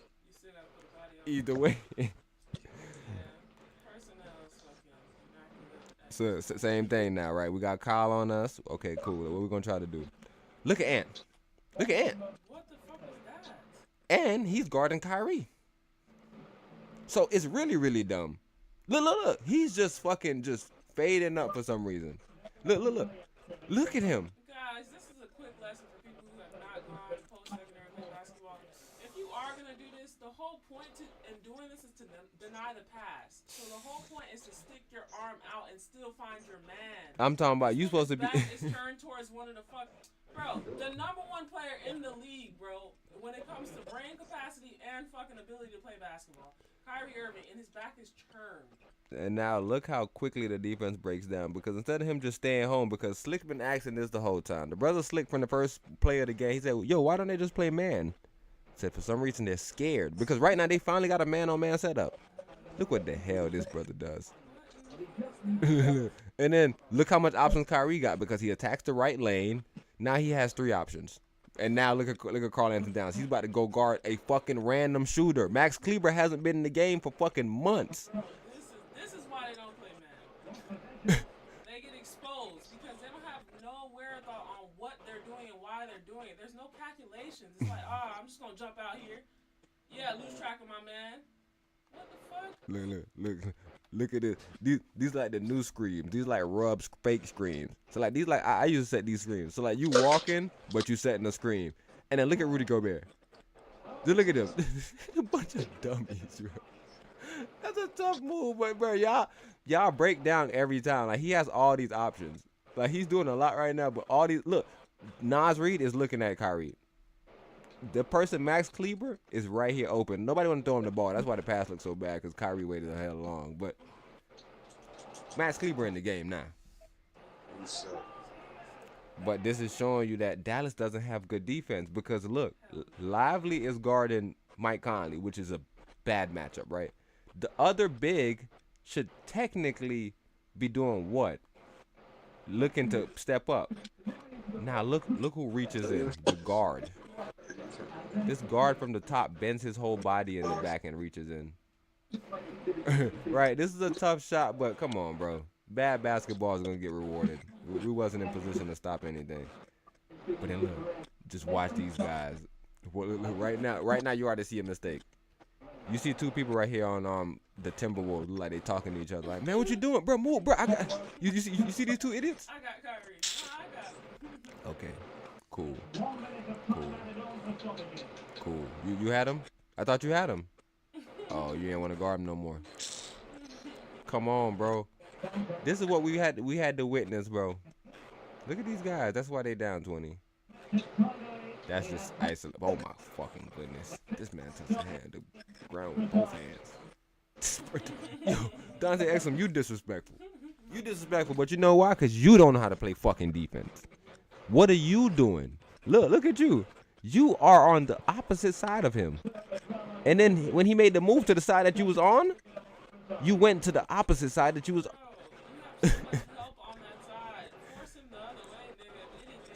We thought that's what he was doing. Look, he's all the way on this side already.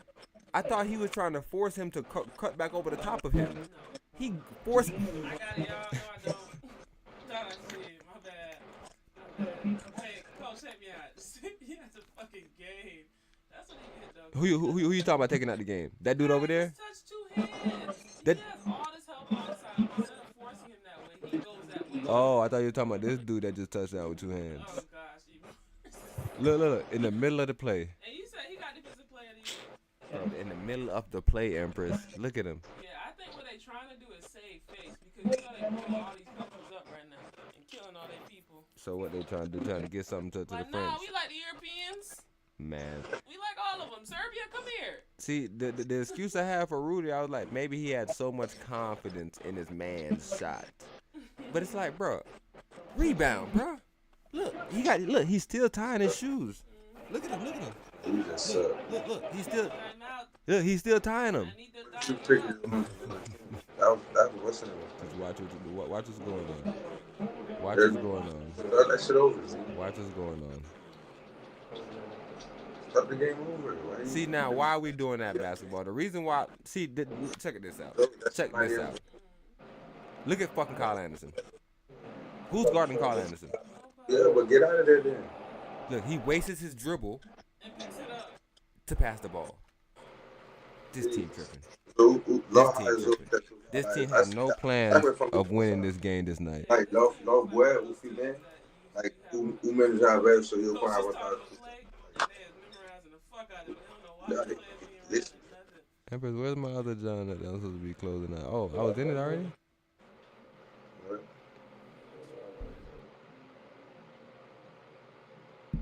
Okay, you good right now. So you can. All right, so I'm in full screen then. This is our John that we're using. Okay. That shit was crazy. Look at the score. Bruh. 30 points. So like I said, Kyle Anderson is a fucking nut. Because if you look at him, look when he passes the ball, how much space he has. But do you know why?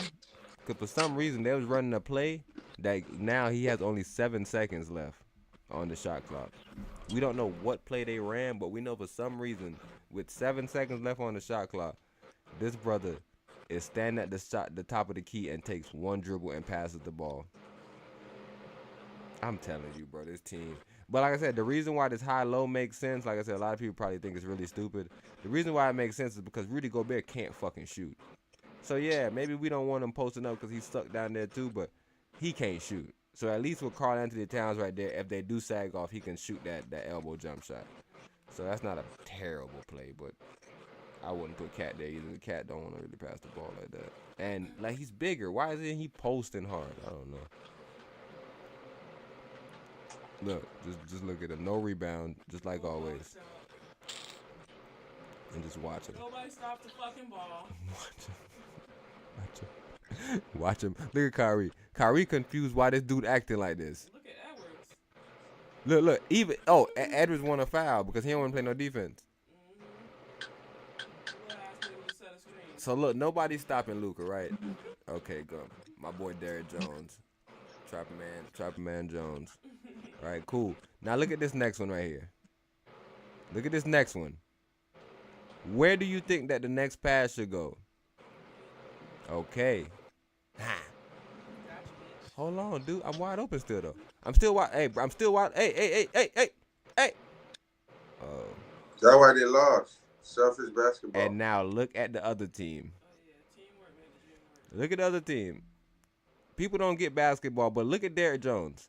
Look at Luka. Luka been shooting shots from deep all day. Look, he's wide open. Look. No, nobody's doing nothing to Luka. But look what he does. And now look at Jones. Look at Jones. Kissing the heavens. So now later on in the game, I can get Jones to play defense. I can get him to make them open threes because he got it. Now look at this dum-dum. I draw hella people. Even P.J. Washington thought that Nas Reed was the first read. Then this dummy get it. Look, he even faked me because everybody thinking that eventually he gonna do it. Nope, he gets his own bucket. So now look where Gafford is. He don't even care about Nas Reed no more. He turned his back. He in help side defense now. It's like, dude, Edwards just drew everybody into the paint, and now you're coming into the paint where everybody's already at. They don't know how to get each other open, bro. All they know is I'm the scorer. And yeah, it's like, I'm gonna take this into my own hands. It's like, no, that's not how fucking basketball works. Look, it happened again. And like I said, because Ant is athletic, he can score this. But usually, this paint shouldn't be this closed. The reason why it's this closed is because we all on the Dallas Mavericks are very confident that they're not gonna pass the ball to Nas Reed right now. He's our last rotation. Look, he's wide ass open. He's wide open. Luka left him completely. Luka ain't no shot blocker. Instead of just letting Derrick Jones take care of this, Luka said, yo, I can help too. Why? They're not passing the ball to Nas Reed. Even though they've been saying that he's been performing the best in this series as far as percentage. Same thing. These niggas, they do not know how to play defense. They always break down and give up the middle. But look at all these defenders. There's technically 3 defenders guarding Kyrie. Why is these 2 dudes right here guarding Kyrie? Because we should sure know Ant not guarding nobody. And then even Mike Conley not guarding nobody. He guarding Kyrie too.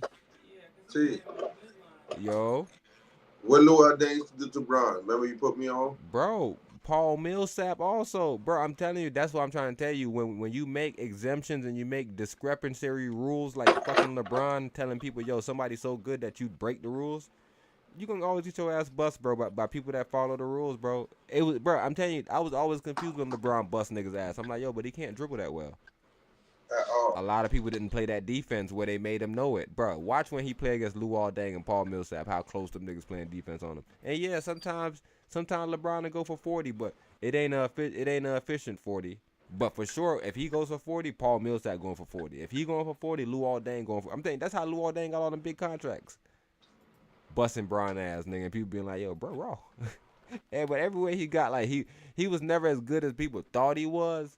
But the matchups against him and Bron was just like epic for him. Cause he used to Cause you know LeBron probably had that defense where he was like, yo, when D Rose on the court, you gotta watch Rose. So every time Luol used to get it, he used to be hit him with the move, He used to probably look at Rose and like it's just, bro, we just heard LeBron explain himself, bro. He said he'd tell him teammate, and then what he stood on was, me and this man been in so much battles. We'd been in so much battles. I know his patterns. No, LeBron. You're playing bad basketball by telling people to do things that don't make sense, bro. So you're telling me that our 6'8" guy is not going to be a shot blocker this game because they have a shooter. Huh?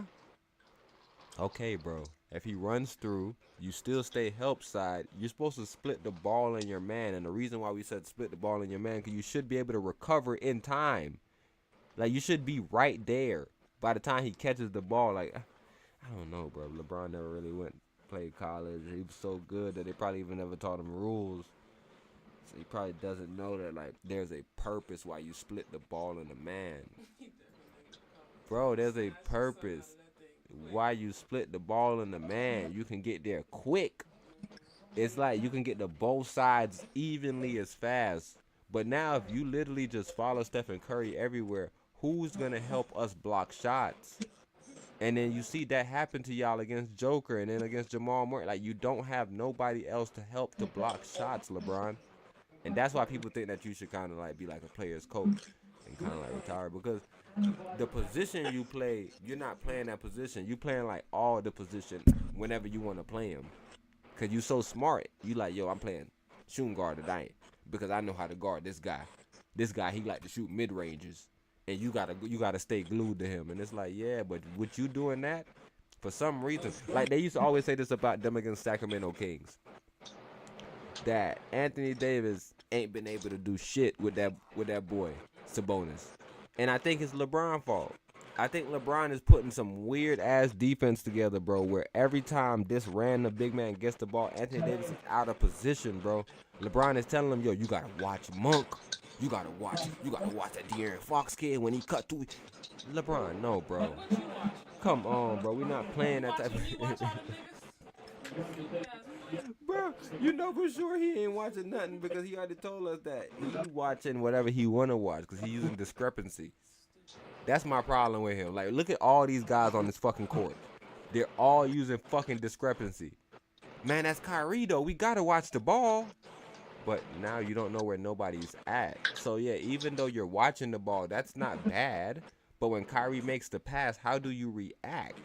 Like, I don't think y'all think about that part. Like, what if he does make the pass, and now you've been looking at me. Now you have to turn your back to now go guard your man. Instead of splitting us and pointing, you now playing some new LeBron defense where you're like, yo, I'm smarter than everybody, and I know Kyrie. I know how good he is with the ball in his hand. I know how good he is with the ball in his hand. Bro, keep hold up your man, bro. If your man leaves, please communicate. Hey, I have a runner. I have somebody going baseline. I have somebody about to set a screen. Say fucking something. And then the next man knows. And then we keep going, bro. Playing normal basketball. Y'all playing this fucking lonely man island defense. Y'all are going to get blown by every time. He's so good, though. Kyrie's so good. We got to all look at him. Kyrie is good, and the rest of his team is good because Kyrie knows how to pass the ball when it's wide open. So now what? This is what happened. Look, nobody know where they man is at. Look at everybody. Look at everybody. Look at Carly. Carly trying to pretend like he knew where somebody was there. Why are y'all so sad? Yo, look at Carly. Look at Carly. Carly like one of them fake little mannequins that be on the court where you got to make moves around them. Carly, what are you doing, brother? You literally are guarding nobody. Like even if you wanted to throw it to Jones open. You're not guarding nobody. See. Yes, sir. What about that game? What about that game when Rose was playing Golden State Warriors, and then every time he said Slick peep this side, every time they put Rose out, the score the lead. But soon they put Rose back in, they get the score Slick. I'm like, no, he cooking Curry. I didn't need that, bro. Even the first, it was two teams that figured out that before, but then even Kyrie did it. Kyrie figured it out. Kyrie was like, hold on, so he can't play defense, but he's guarding me? Oh. And I'm guarding him? And that's why I'm tired, so I can't really do nothing to him when he... Oh, fuck. Okay.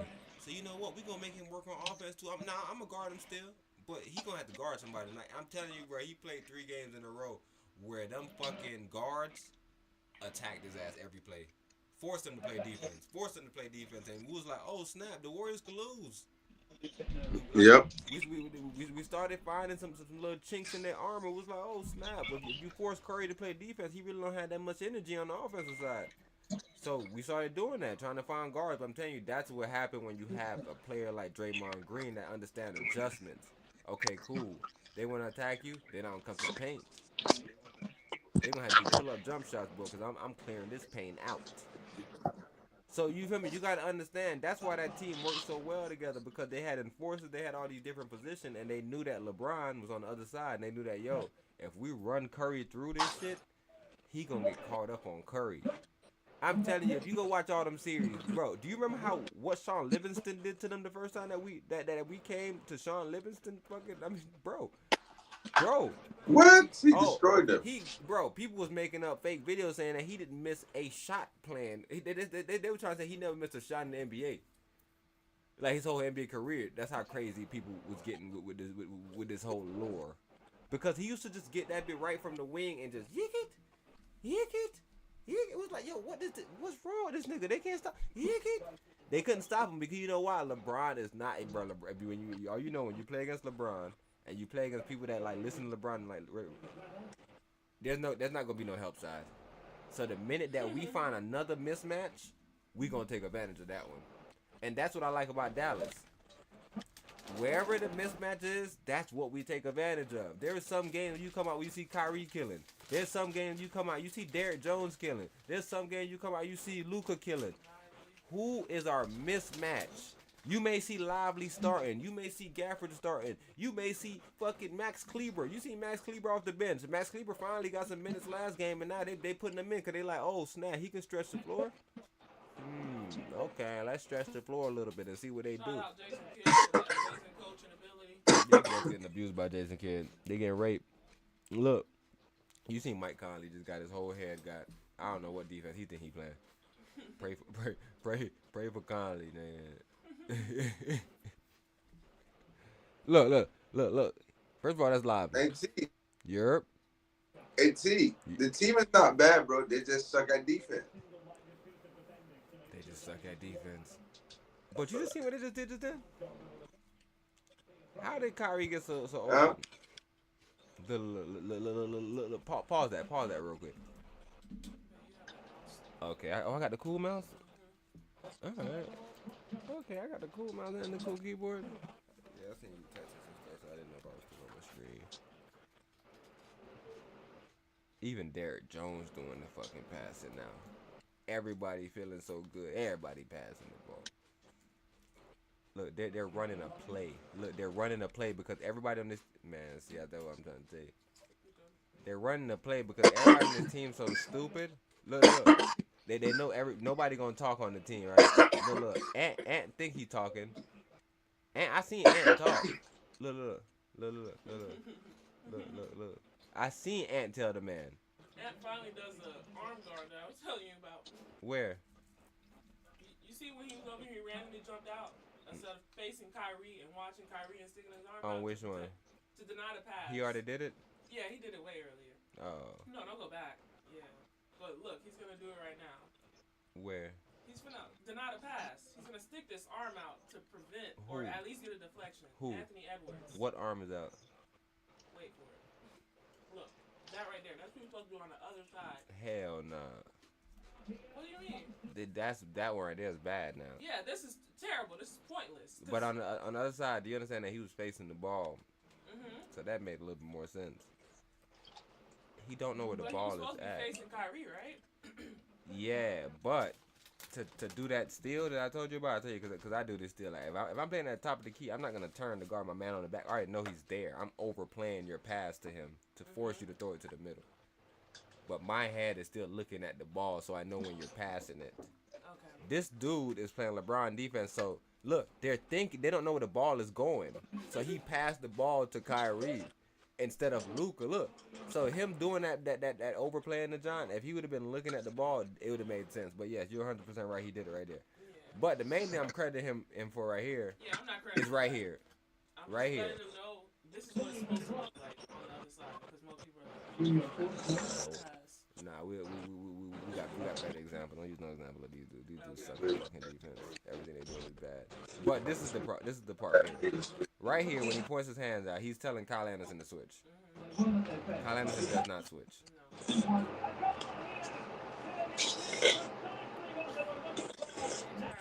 Like, what the hell? What the hell? Look, he's not even moving because he understands. You wait to see where they at. Look, he's just waiting. Okay, now they decided playing defense. Okay, I'm just gonna attack over the top. Look.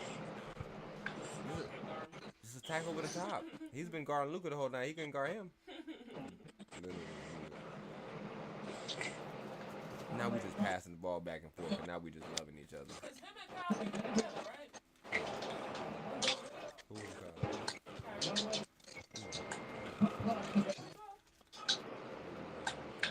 He did 1 year in college. I think Kyle came either before him. I think Kyle came before him.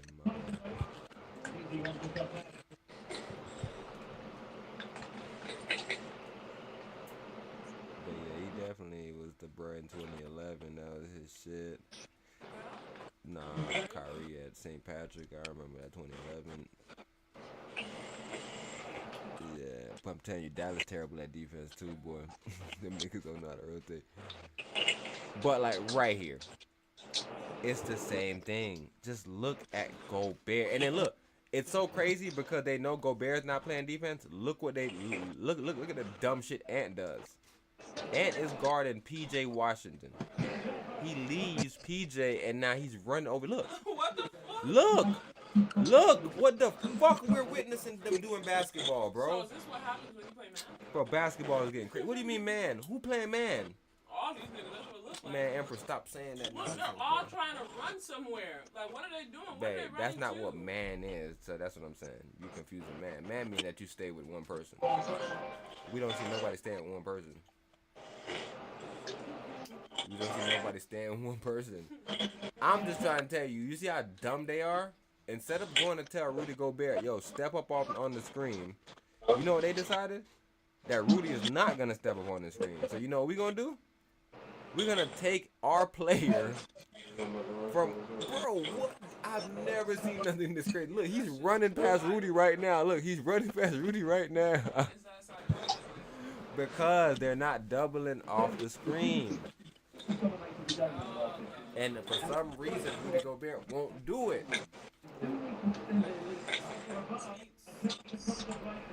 These boys are stupid.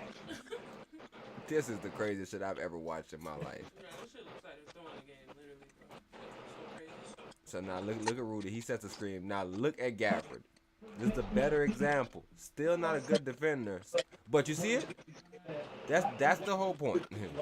The point. You step up hard in whatever fake sense so you can just get the ball out of his hand. That's the key. Just get the ball out of his hand. Yeah, he do whatever, good play, but you're not worried about that.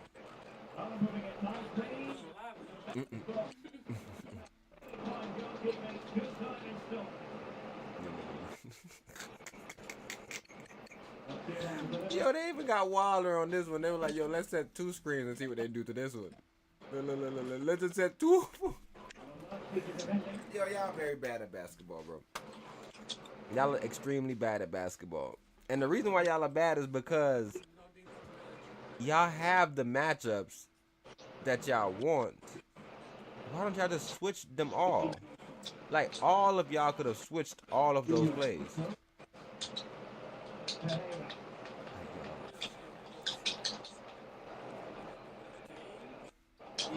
Backing up all the way up to the guys and say, all right, go ahead, score. Instead of stopping them eventually. Like, take a charge or something. What the fuck? Look at this team. Look at this team. This is what the hell we bragging about all night. Dang, I missed it already. I had to do something weird. Okay. Yeah, this team's so bad, bro. They put these boys in some screams for their life, boy. They ass screaming. Had they ass screaming, boy. Put them in a double screen. But the point is, Rudy Gobert, right? Like, wherever Rudy is. They're going to trade him. Who, they going to trade Rudy? I know so. All right, they're so going to watch the highlight. They're going to be like, yeah, we got to get rid of him. Look at this defense right here. It's 3 people in the back. That dude up there with yellow shoes, I've never seen him shoot a jump shot.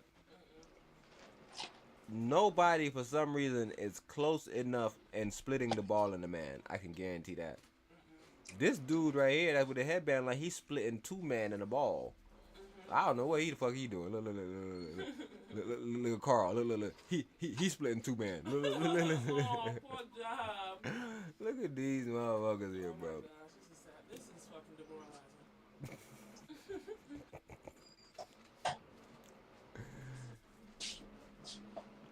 But I'm telling you, bro. Man, look at all these shots. See, that's a normal shot. Take a shot behind the screen, bro. Look. Y'all gotta take the deep shots, bro. Take advantage of Lively. But watch how they make the adjustment. If y'all start making too much of them, they gonna play up on y'all. Yeah, good box out, Carl. Lively beat your shit on the glass, but that's a good way to stay active, man. That boy. But then, like, look at their defense. Now they down fucking almost 40 points, bro. I don't care about that 30 shit, bro. Y'all down 40 points. Look at y'all defense. Just what? Like, why are we doing this? Why don't we just stay solid at least? Because we know for sure once this happens, we're in like a bad position. Look at this dude. He's just doing a bunch of stuff with his body. Who is that? That's like SGA. Probably Alexander Walker or something. I can't remember that brother's name, man. That brother.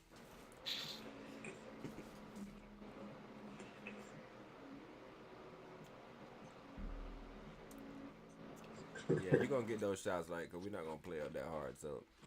Yeah, we'll get that every time. That's not an efficient shot. Yeah. You got to shoot him. You start your wide open layups, something happened. Mm-hmm. Yeah, he literally just look. They love them shots, boy. They calling cards right here. Just look at their defense right now. Just look at Ant.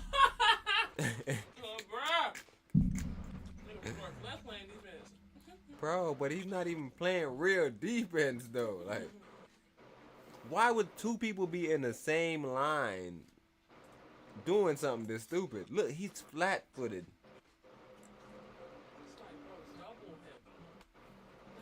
Stand back and let Reed fucking play fucking lollygag. Y'all trying to trick me, bro. Y'all trying to trick me if this ain't bad. I did, though, but you ain't see me? Yeah, let me show you on film. What the fuck I saw. And why don't you jump when the ball is above your head? All the athleticism I see you do on offense. Nigga, that's what y'all need to fucking be watching. The ball, release. Idiots. All right, now look at Lively. This is what I'm saying. Dallas don't have good defense either because Lively is guarding nobody. Instead of just closing that gap up, he does absolutely nothing. Same thing with Luka. Like what I'm saying, they're not gonna stop anybody. Look at Kyrie yelling at him. They're not looking to stop anybody either. But look at this dude. Look at these dudes, bro. Right now they finally got some good defense. And look at Kyle Anderson.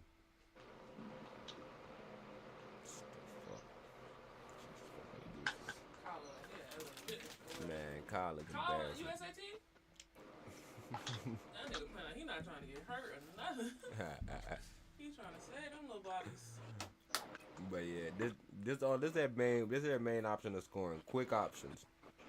Score within 2 seconds of the shot clock, nigga. Take a quick bad shot. If it go in, good. Man, look at this motherfucker here. Like every time they send this double team, like I said, at this point we just feeling ourselves, but y'all are sending the double teams at the wrong time. Hope y'all know that, bro. Fuck y'all playing. Look at Lively. You should already went and trapped. Why you recovering? But okay, cool. Blow by his ass since you don't want to play no damn defense. Like I said, we don't want to get hurt, but shit. Alright, now watch this damn Timberwolves team. Just look at them. They always out of position. Right now, he could just do a bounce pass right there. Luka don't like passing, so he gonna dribble, and now he got a mismatch. Bad shot, like I said, bad shot. But at this point, they feeling themselves.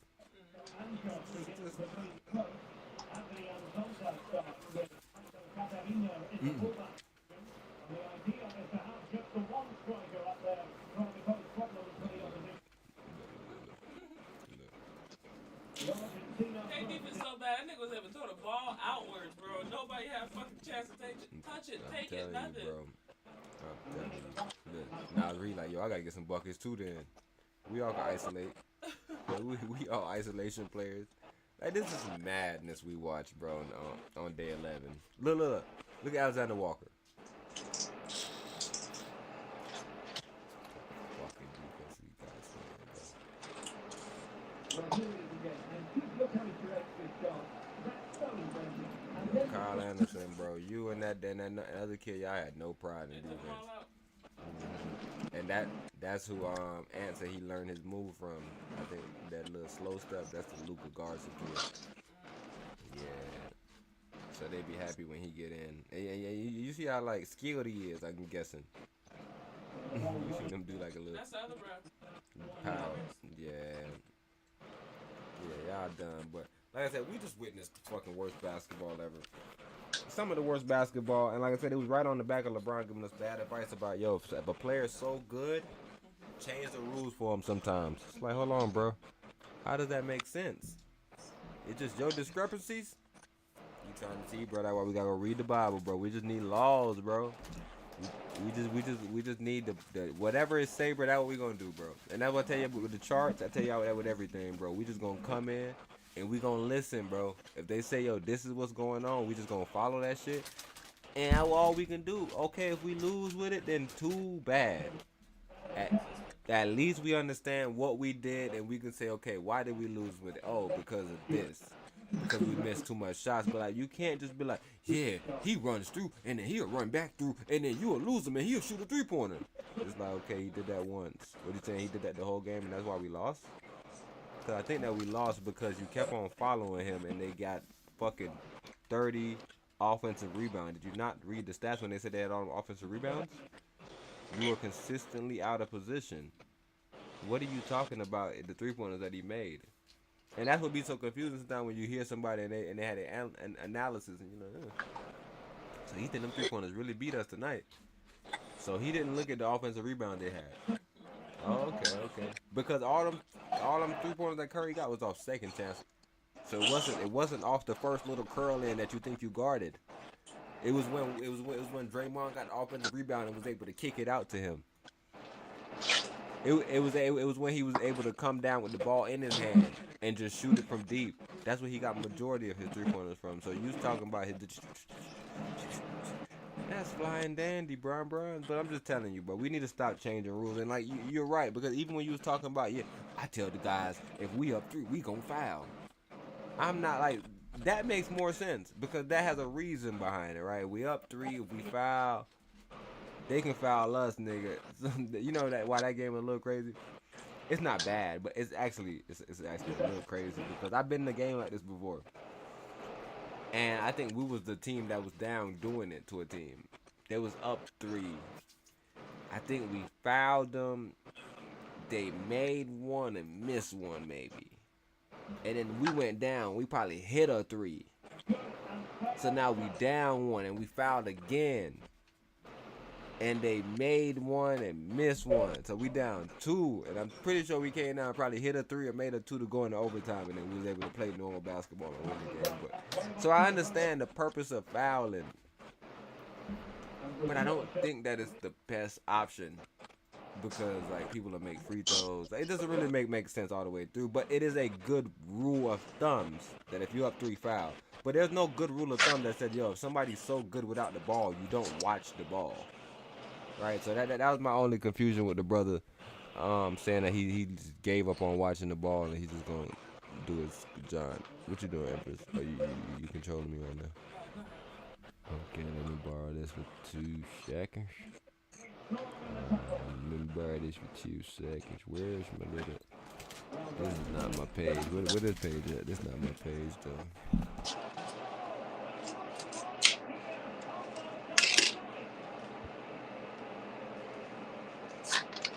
That's an embarrassment right there.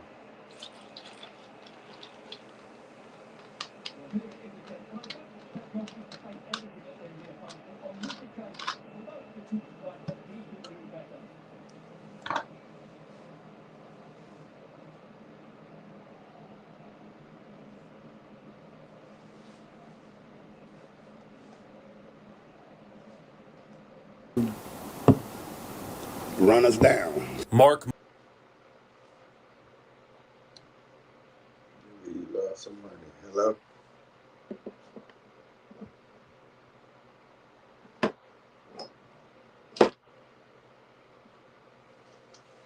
Mothmer says he was standing under a gazebo next to his food trailer when Turner's truck came plowing through the fence. He says another person dove to the side and he jumped for cover into his own trailer. Then Turner smashed right into it. I got hit with his truck and my refrigerator, and it knocked me over, knocked me back across the truck.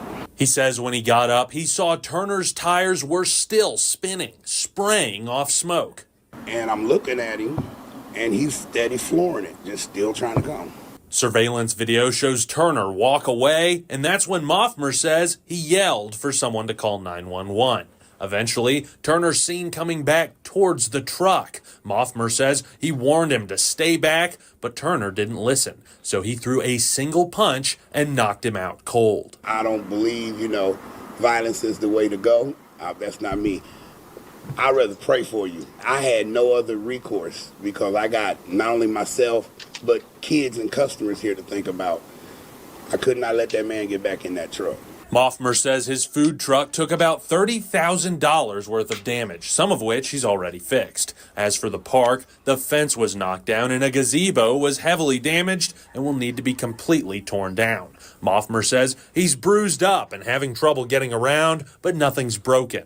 Turner, who Mothmer says has a food truck of his own and used to bring it to the park, faces 2 counts of attempted second-degree murder and 2 counts of aggravated assault. He's being held on a $75,000 bond. I think the charges are right. I think the bond's a little low.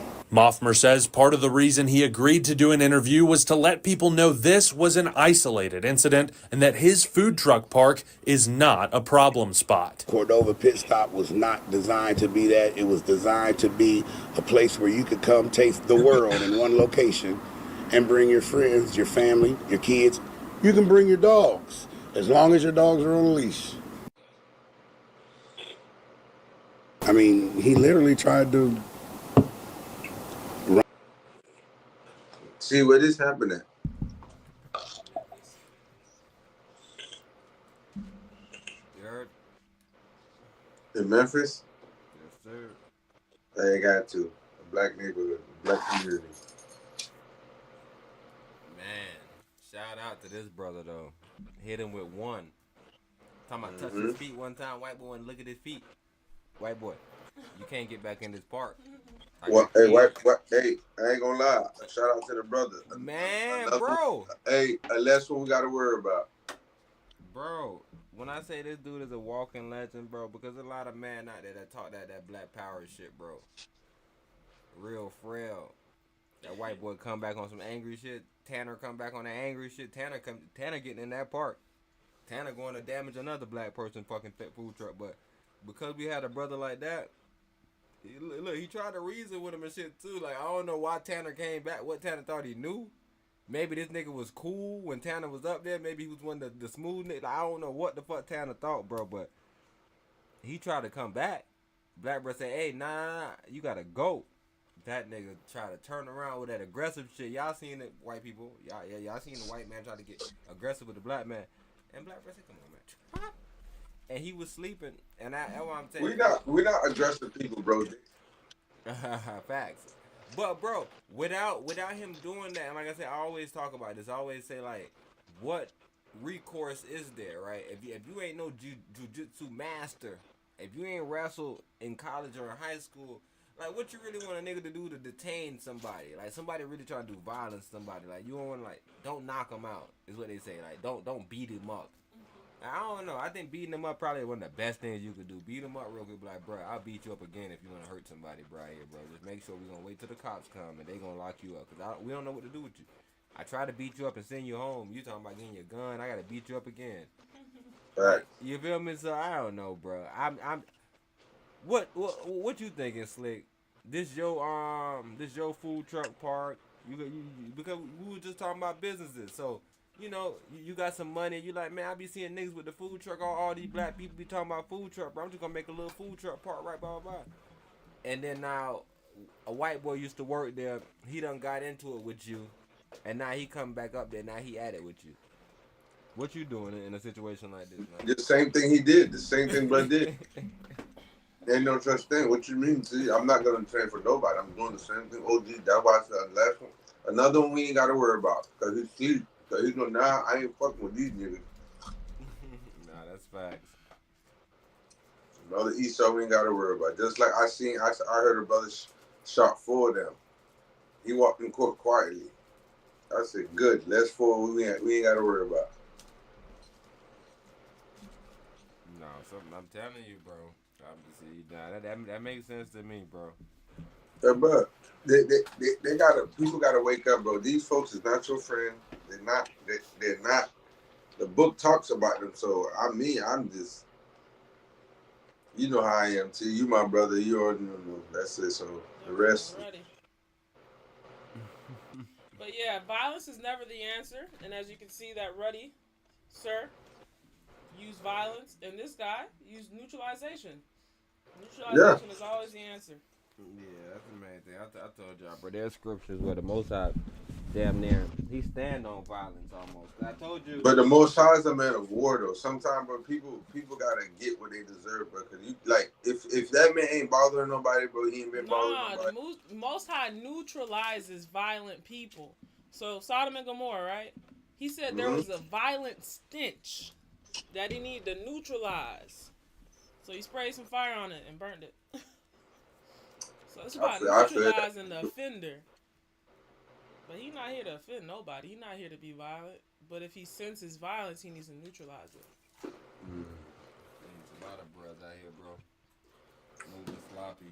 And that's why I be trying to say there's a lot of black power bros trying to stand on black business. But y'all the violent first offenders. Y'all not the neutralizers. It's like, who bothering you? Nobody? You just want to do stuff? No, that don't make sense, brother. That's not adding up. Somebody gonna harm y'all, bro. You gotta be a neutralizer. You harming yourself, but okay. Bro, you remember one, bro? Bro got off scotch-free and killed a cop in 2023. What do you mean? He neutralized a violent Edomite. Who got off scotch-free? The bro Daytona. Well, he had to serve time. He got time served. Yeah, they fucked him. He got scotch-free. They was trying to give him the death penalty, man. Man, fuck that, nigga. They're still illegal. So that's what I'm trying to say. They give you some bullshit like that's what they were trying to give you. Oh, they trying to make it seem worse than it was. Fuck them, nigga. Ain't got nothing to do with me. that that my charge. He did an amazing job neutralizing that race soldier. And yeah, he is living his life. It is very challenging, and it's depressing. It's hard. Yvonne Folks and her husband rented out their only home and now regret it. To this man, Herman Fuyape Decono, seen here. But a year later, Yvonne and her family wanted to move back in and told him so, exercising their legal rights. Fuyape refused to leave and hasn't paid any rent since last October, 7 months. You don't pay the rent. This is not your house. I pay the rent. When Yvonne and a real estate agent showed up for a property inspection, Can you call the Step police, out. please? No, you Call the, oh my God. Fuyape got physical. Call the police. Call the police. And if you're a tenant, you can get away with it, like not paying rent for a year now. Kevin Costain knows from experience what Yvonne's going through. He wrote a book about the pitfalls of renting out your home. A family member of Costain's tenant set fire to his house, which had to be rebuilt.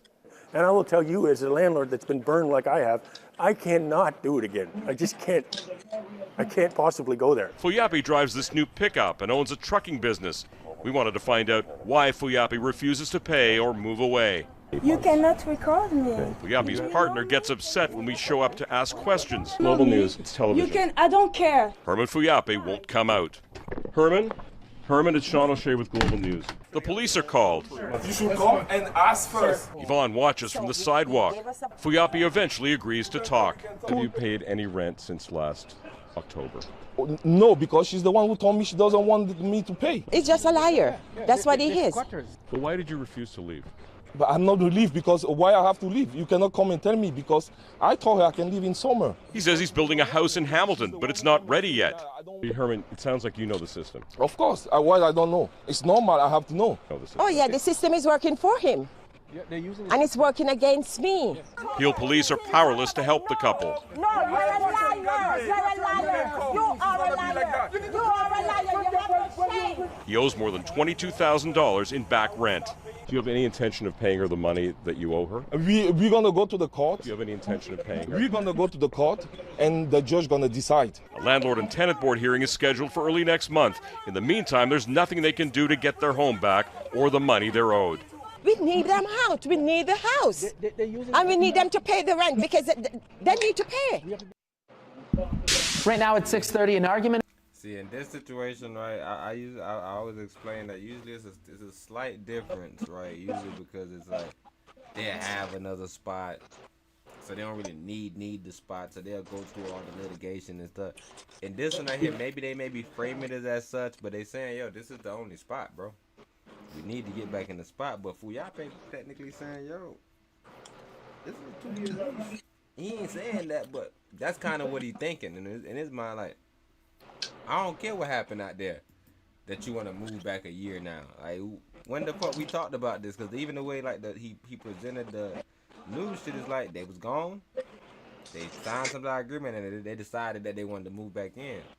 They exercising their tenant. I don't know what he's saying. They exercising some shit.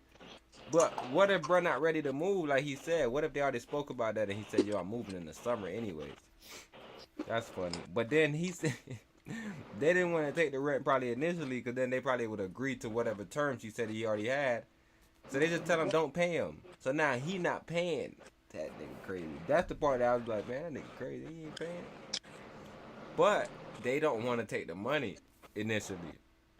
Or they probably still don't want to take it because, you know, with all these jobs, you got to have like back payment to even do any fucking thing, right? So it's not like they can necessarily, I don't know, bro. That shit ugly to me.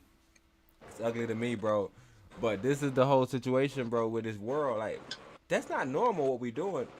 We should stop doing. We should all stop doing it. We should ban renting. We should ban owning multiple houses. If somebody don't have one, we should ban a lot of stuff, bro. Oh shit, that's what you're saying. That's a gray ass area, bro. It's not sensible, bro. It's not sensible at all because it's very problematic. It's gonna always be squatters. Yeah, it's like this my house. It's like, okay, well, where the fuck you been at? Why ain't you staying in it? So you one of them greedy niggas. I was going to another one, but then the rent was over there too high, and I remember we already owned our home. I'm telling you, I heard a lady, bro. She talked so confidently, bro. She thought she was gonna get out there in that market and find her a nice little deal. She already put her John in and said, I'm not renewing my lease, bro. That's too expensive. That was the cheapest price she seen. And when she went back to the people and said, yo, I changed my mind. I went out there and looked. They said, no, ma'am. Get my great flies out of here. It's always like that, bro. I remember my mom explaining to me, he always explaining these type of situations to me, like, yo, you gotta think about moving, you gotta think about all that when you think about just the simplicity. Thing. That's why it's easy to empathize with these people because it's like, hold on, a year? I just moved into this house. it don't look small. It look like you got a lot of stuff that could possibly fit in that house, and now you want me to move within a year of moving in here. Yeah, I'm Like, do you know the expenses that come with moving? That's my main thing. Like, what was her agreement? Like, what's the paper? Was the paper like, yo, you could arbitrarily live here, and anytime I want to come back and take the house, it's mine? And that's kind of messy too for you to have some like weird agreement like that. Like, I don't know. They definitely got to change the laws because somebody gonna lose their life. You said other brother tenant set the house on fire. Man, I'm telling you, there's another lady.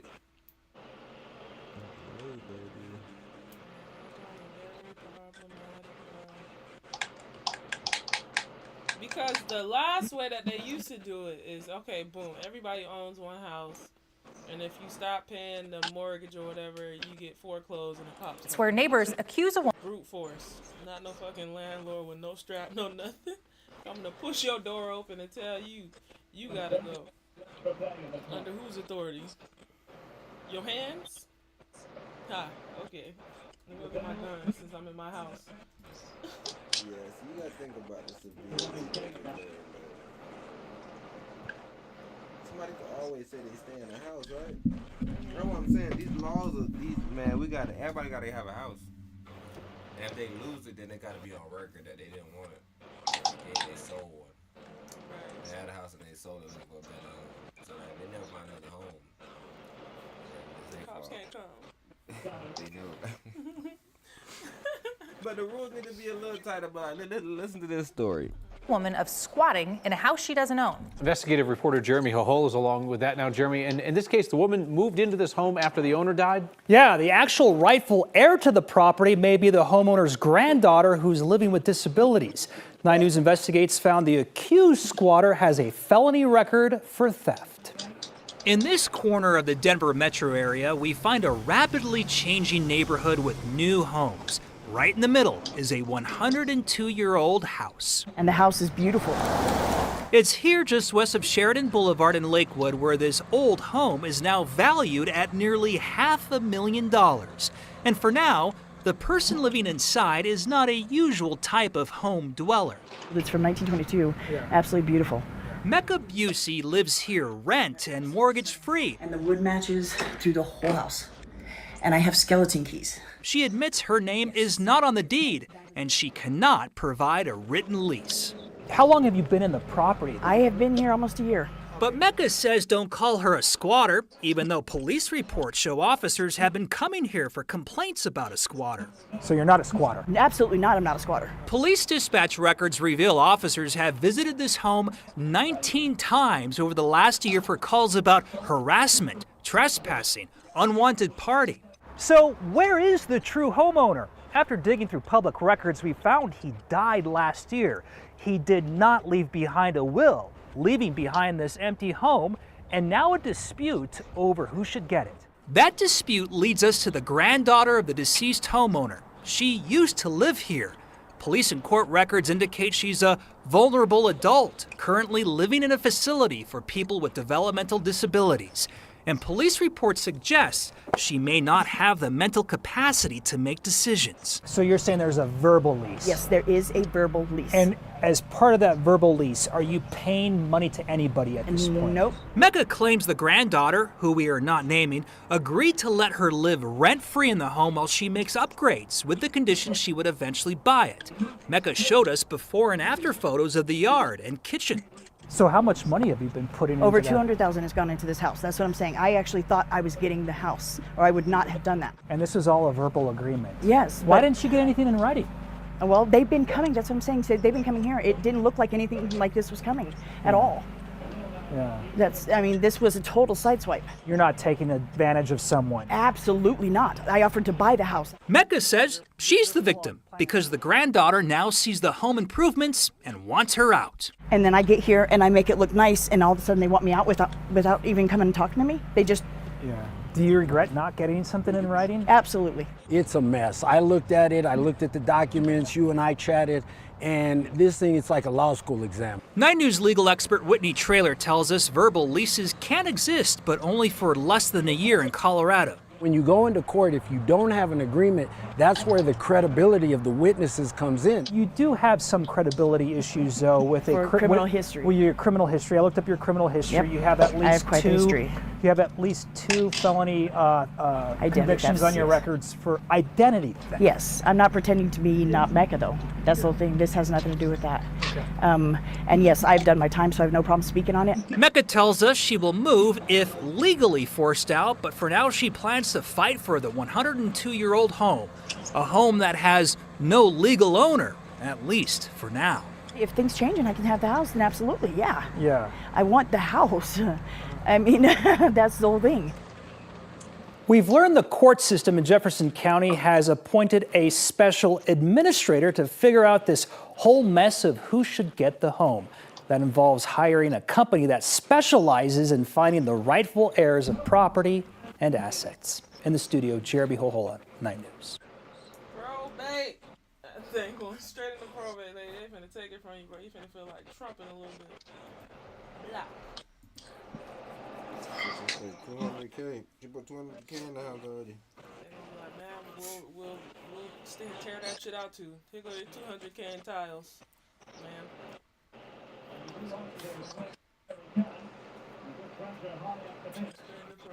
can see it already, bro. But that's some news that you can do a verbal contract for a year in Colorado. That's stupid as hell. I would never do nothing dumb like that.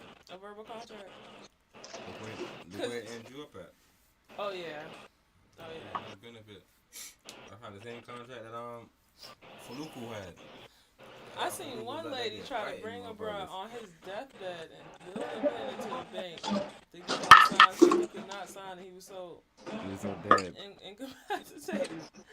So yeah, I'm really trying to figure out how was she even getting in writing with this person that is mentally not there. Will she just verbally record? That's how everything comes into question. And then transcript it. Who did she talk to? Did she talk to like the family members when they was here? Like what's like? He probably was just alive not too long ago. They probably died. And then it's like, dang girl, you got fraud on your shit. Like that's like if you had anything on your record, bro, that would be the worst thing to have on there. Is fucking identity theft. But she's not committing no identity theft. She's wait, hold on. How you know? What papers say like, okay, this she owns this house? No, she being herself.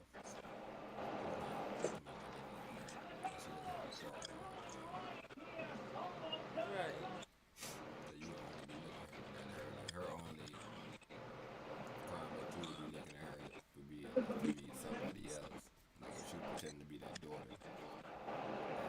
And that's the thing. Okay, so her name's on no piece of paper tied to the house. She's not making payments as far as mortgage or rent on the house. Who's paying for the property taxes? The house is completely paid off though, but yeah, as far as the property tax, I think she might be taking care of those little small jobs. Okay, so then that's proof right there, bro. If she got her name, her actual name on the paper, paying the property tax, paying the insurance, if there is insurance on it, she wins, in my mind.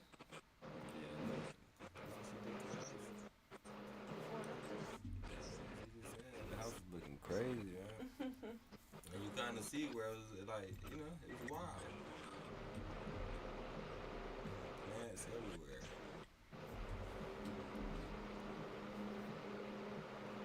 Them tiles ugly as hell though after too. Bro.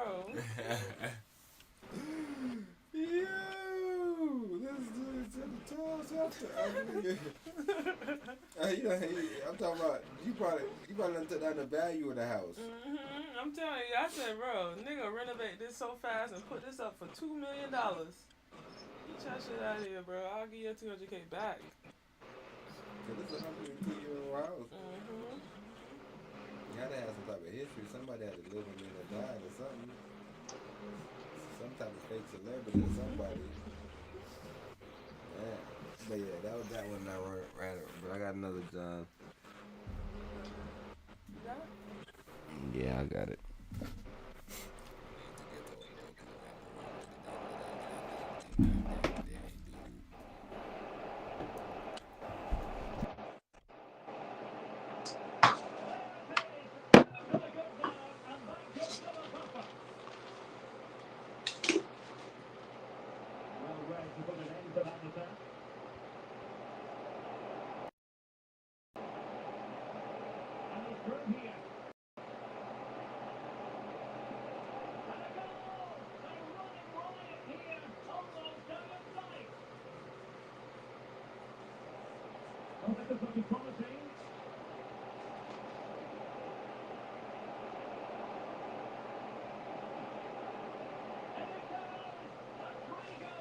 Put those on property?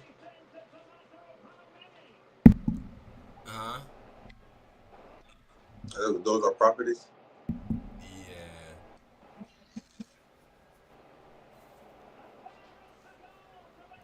These motherfuckers tripping, bro. This lady said she had a verbal agreement, man. And they said, nah, ain't none. Hell nah. Hell nah. Ain't got no verbal agreement. We need you up out this house. So yeah, right now everybody trying to figure out what's going on. But the lady said, yo, I put almost $200,000 in the house, man. What you talking about? I gotta get up out the house. That don't make no sense to me. So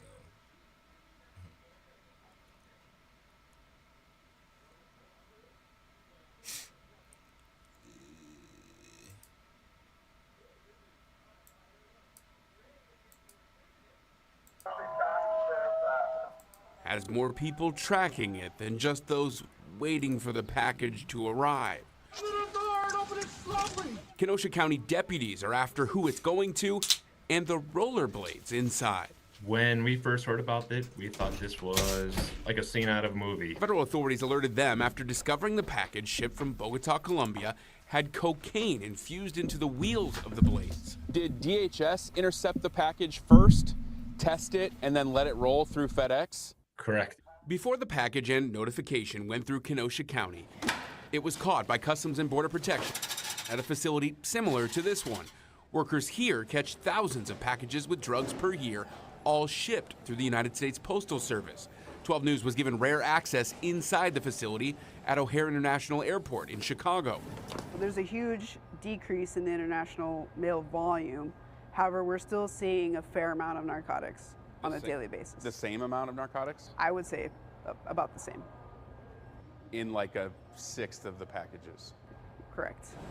Each year, workers at this facility scan 12 million packages with X-ray machines they wouldn't allow us to shoot video of for security reasons. Those machines check them for radiation, weapons, drugs, and more. This facility catches packages coming to Wisconsin and across the Midwest. The person in charge of it all, Chief Officer Nadia Varela.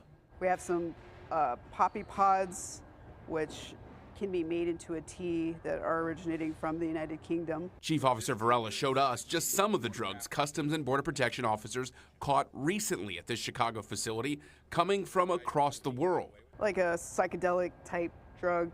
We also have synthetic cannabinoid that's been soaked into this paper, which can then be extracted and is also a type of psychedelic drug.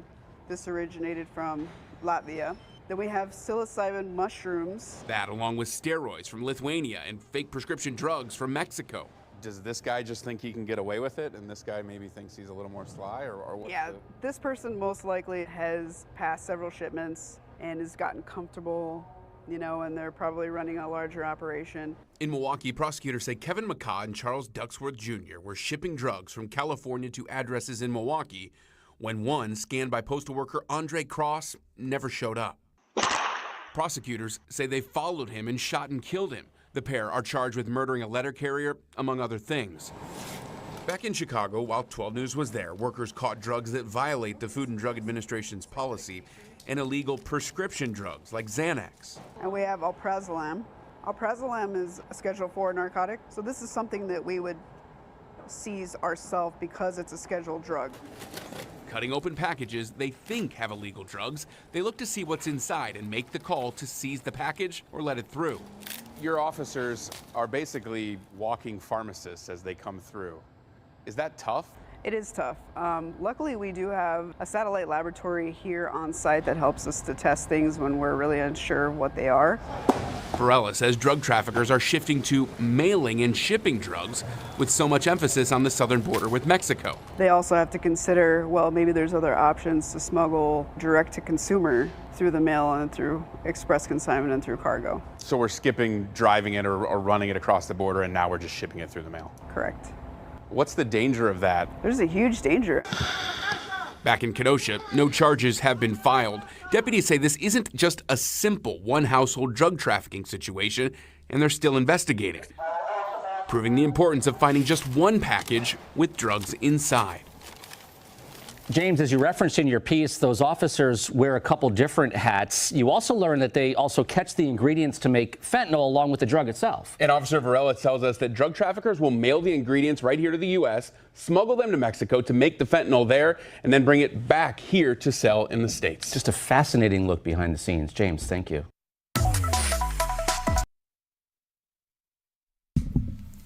It's what the federales wasting their money on. Good shit, federales. I know you putting a big end to a lot of stuff. I know, I for sure I know that there's a big opioid crisis going on, you know, but you're doing your job, man. You're doing your job, I guess. You're doing something. Trying to make yourself like you're doing a damn job. Wait, so what happened with the skates? Those is filled with cocaine. Oh my gosh. And what is that? That's it. Wait, the roller skates? Yeah. The wheels.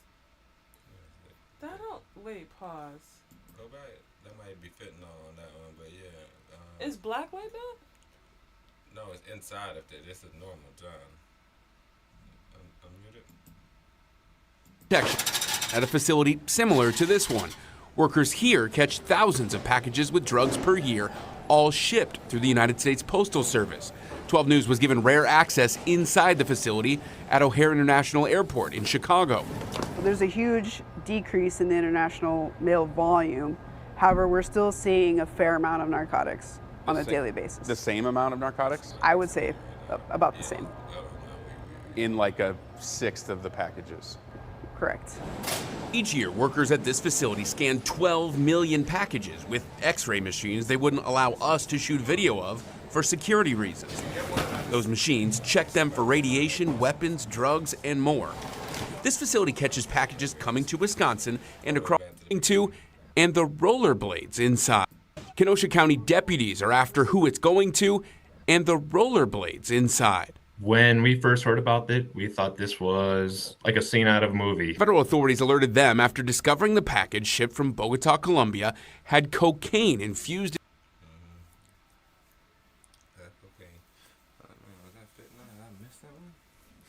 They had cocaine infused in them Johns. Hold on, who the fuck is smoking this cocaine? Are they okay? Yeah, because you can extract it. Like, it's the same process when the people get out of them John, they put all the gold, it's just a certain material that take away certain materials. Oh. So yeah, it's like a color type of boy that they'll be able to use to be able to get it. Man, so, yeah. These boys going to the next level. Oh yeah, the criminals into the wheels of the blade. Criminals always Did there can always be one. The people that try to catch criminals always be one step behind doing fuckery. They're always doing fuckery. That's why I said they never really catch people. That they do is harm people. They just start messing with other people just to like they're doing something. Bro, this reminds me of South Park. With that Ozempic one when Brad just started taking the ingredients bit by bit. Guys, I mixed it wrong. My bad. Oh man, I killed a whole bunch of y'all. Fuck y'all doing these drugs for anyways. But that's the point though. That's always the setup. They come through act like they. Damn. It's 3:57. I forgot to do my spin. Now I want to smack everybody again. Smack somebody, might smack their friend. Cause I'm mad. Butt naked, bending over. What the hell? A former Lamar CSID teacher accused of filming explicit video. Why are they in charge of that? Who? Those two people. These are the Texas guys. You know Texas work different. Yeah, and I'm trying to figure out are they like going towards a new group? You remember the other lady and her son? She just doesn't understand my boundaries. Oh, you saying what group they going towards? The panic buttons. No, they probably a black lady. Oh, you think that's a Spanish lady that's doing It's definitely a Spanish lady. I seen the footage. Chimichanga. I gotta go check it out. And then they went and did another one where they went to like a Child Protective Services facility. You remember that one? I feel like those are Spanish youths.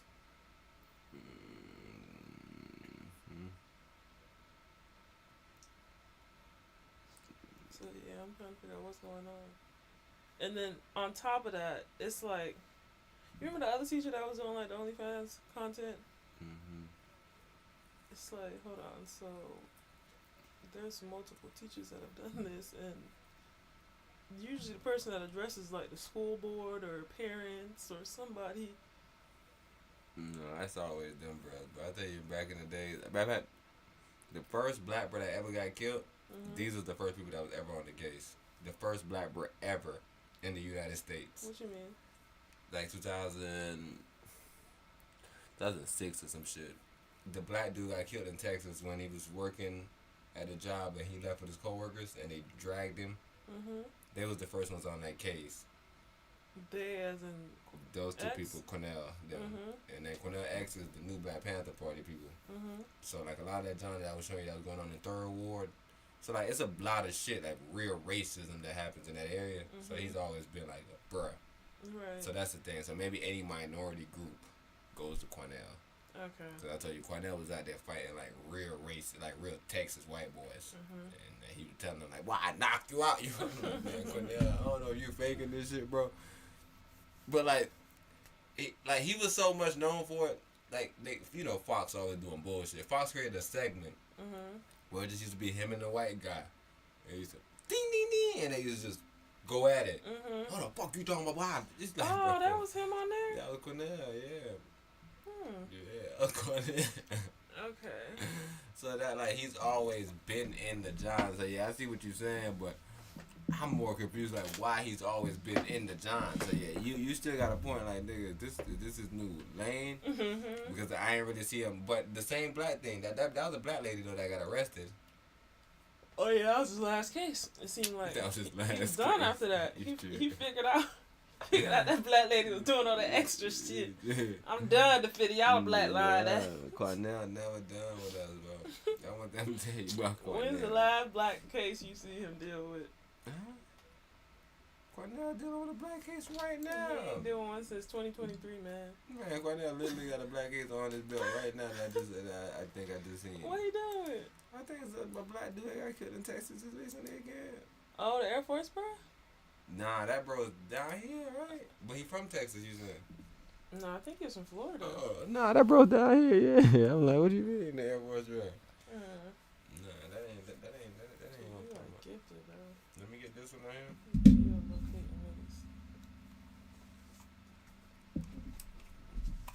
This one?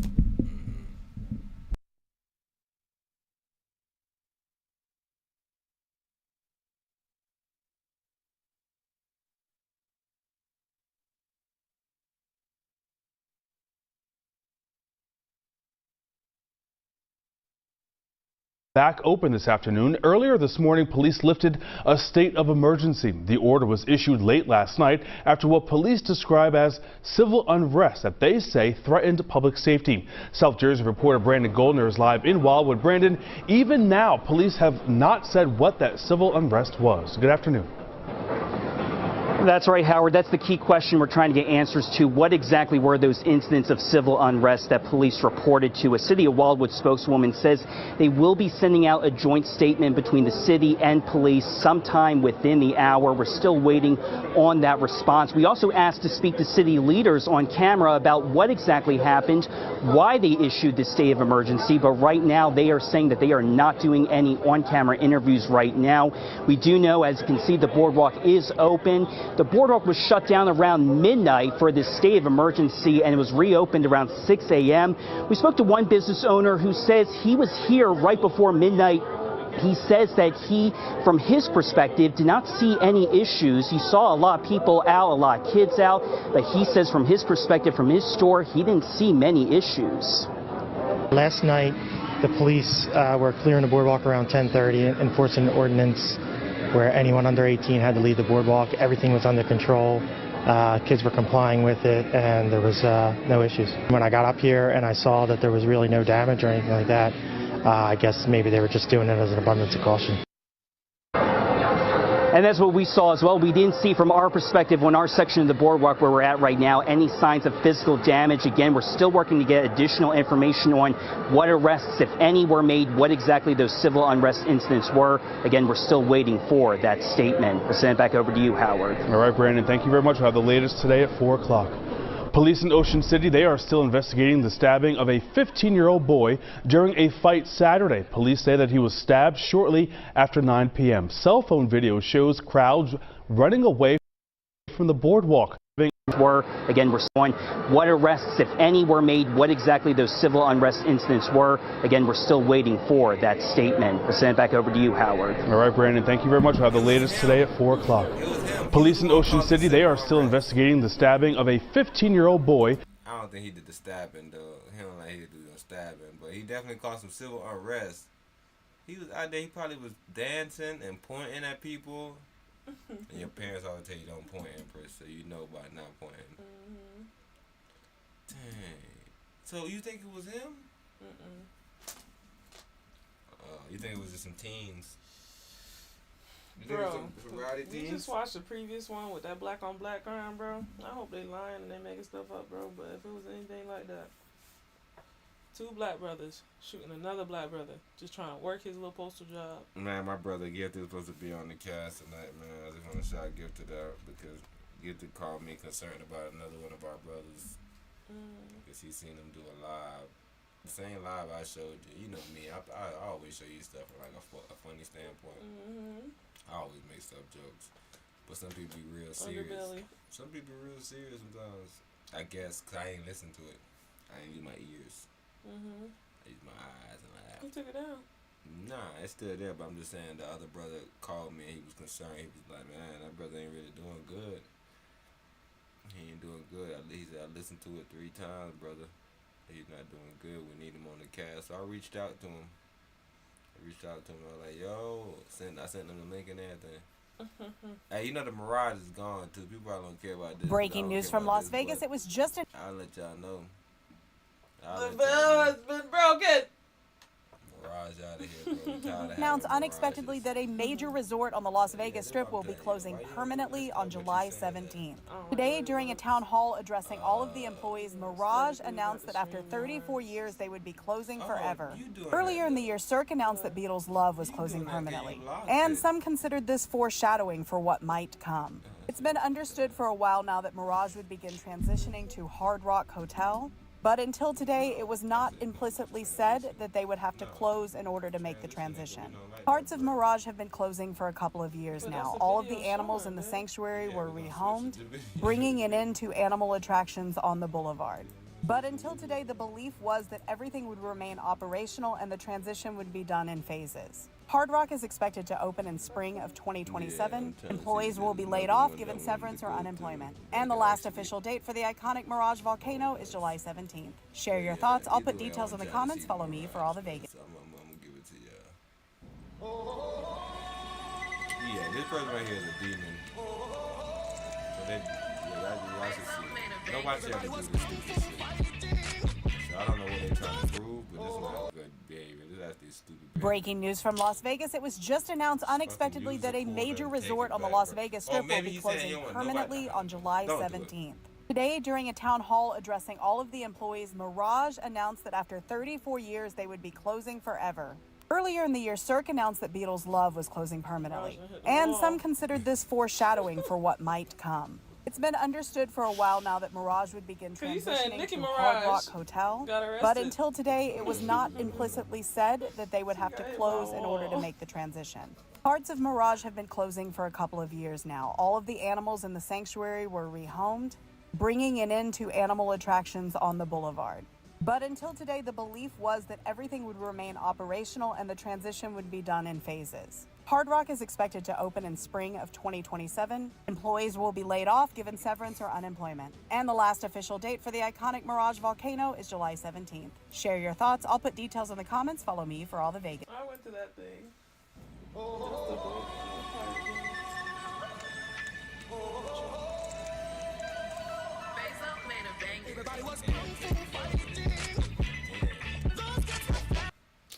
I've lost 47 pounds on keto, and here's what my husband has on the grill.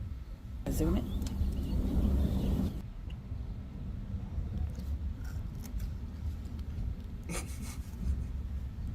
You trying to gain it back? Nah, she just told me that she could eat it. She was trying to say that she could eat anything. She on keto. His showmanship had been apparent at the Olympics. His fast feet and quick hands had been on full display in Tokyo as he proved himself to be one of the best amateur boxers in the world. But because he really said you should just chase Curry around because he's so good without the ball. LeBron remind me of the TikTok dad. Bro, imagine your 6'8" big man saying some stupid shit like that, bro. Maybe he's saying that he's never going to be the one guarding Curry. That's what I'm saying. He's going to be watching the garden, telling him what he's doing. Nigga, you get your ass out there and try to do that dumbass shit you just advised me to do. Just run around not looking at the ball. Them people always irk my last nerve, bro. It's like, bro, all right, you come out here and try to do that dumb shit. Shit is not going to work. What did he just do? He doing a lot. He doing a lot. He's skinny. He doing a lot. Mean. He's mean. He gonna get knocked out. He doing a lot. No, because I'm telling you, he gonna get knocked out eventually in my mind because there's gonna be somebody that's gonna be like, oh, you know what? He's not guarding himself. Bro, I'm tired of all that shit. I'm not gonna play with him. But the thing is, they're so angry, I think. And they just want to get him. Yeah. But like, nobody should be boxing you like this, bro. There's no way. Look at that, he done. He not. Let me guess, he's Hispanic.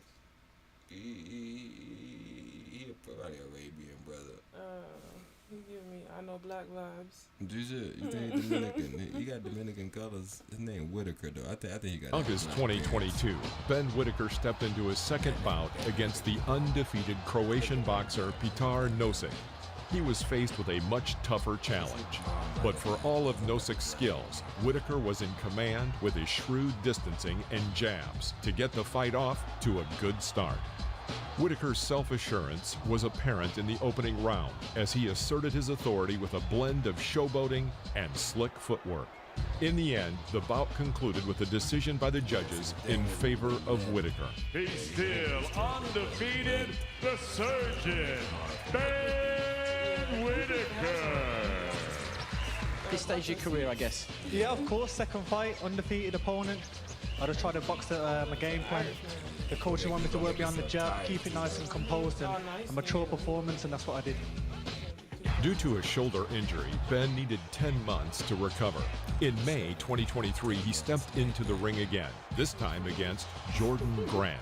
Whitaker entered the ring in a flashy style, wearing a leopard print robe reminiscent of Prince Nassim Hamed. Everybody know about boxing, you know about Prince Nassim. He dominated from the start, landing quick punches and staggering Grant with powerful combinations. Very slim where, you know, you look at Jordan Grant, he's quite chunky, isn't he?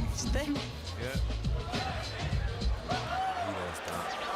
There's a showboating, not going to be distracted by any of that. Winston just walking on 1 foot there and playing around, bro. The Dalazines were quite a distance to that, to be honest. I think it's Johnny who's shouting. Whitaker and then just steps off. Oh, it's the window. Yeah, so like I don't persona. And you got to remember, Sugar works with Tyson as well, so he's right eye. Feet there, Whitaker. Oh, I'm behind. Skinny right hand cocked to ready to go. Huge right hand from Whitaker, who begins to dance. He maybe got up a little bit too quickly there, Jordan. 28 seconds remaining in the round. Whitaker looking to close in here. Winding up with that right hand again. He's got to try and keep things tight here, Jordan Grant. Get that guard up. In the third round, Whitaker delivered a decisive left hook to Grant's jaw, sending him crashing to the canvas for a knockout victory.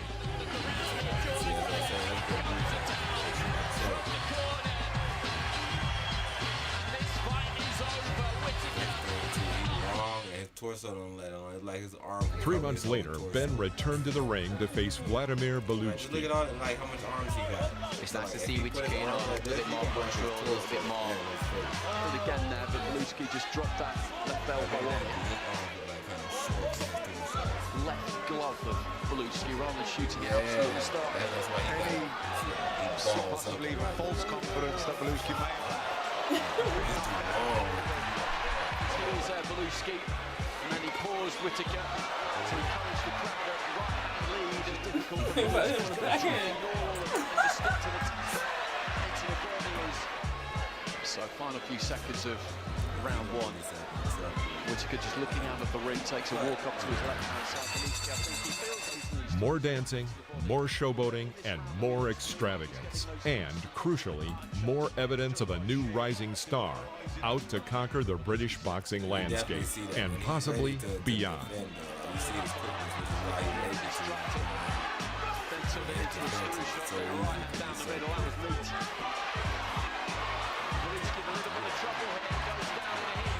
good sharp stuff.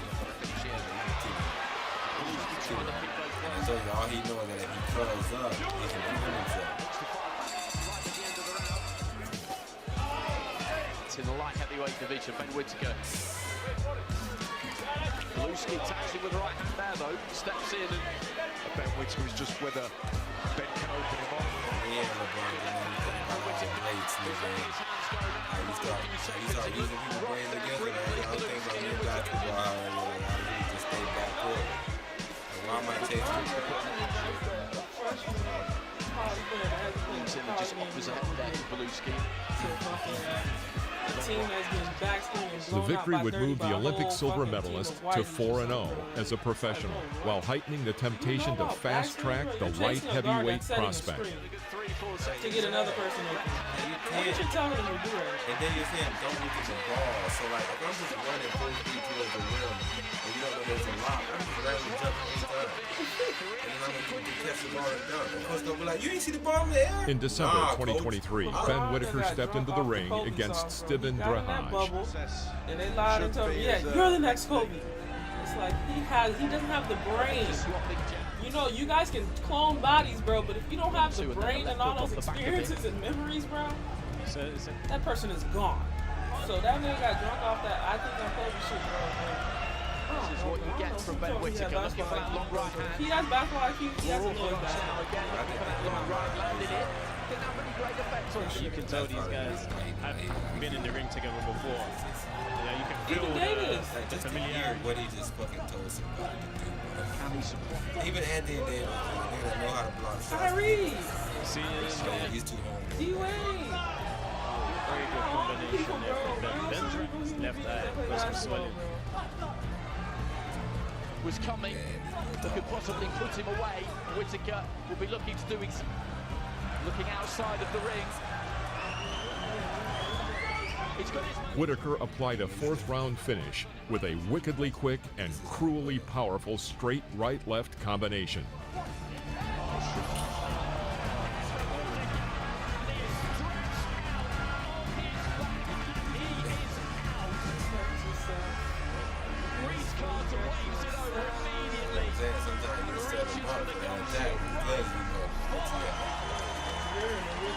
That's part of the whole walking people onto a shot, don't bank them so they do fall onto a shot square when you time them then. I still respect the game, but hey,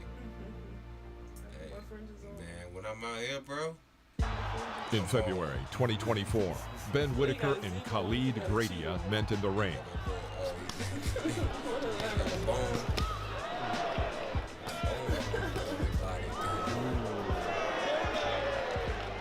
Brother.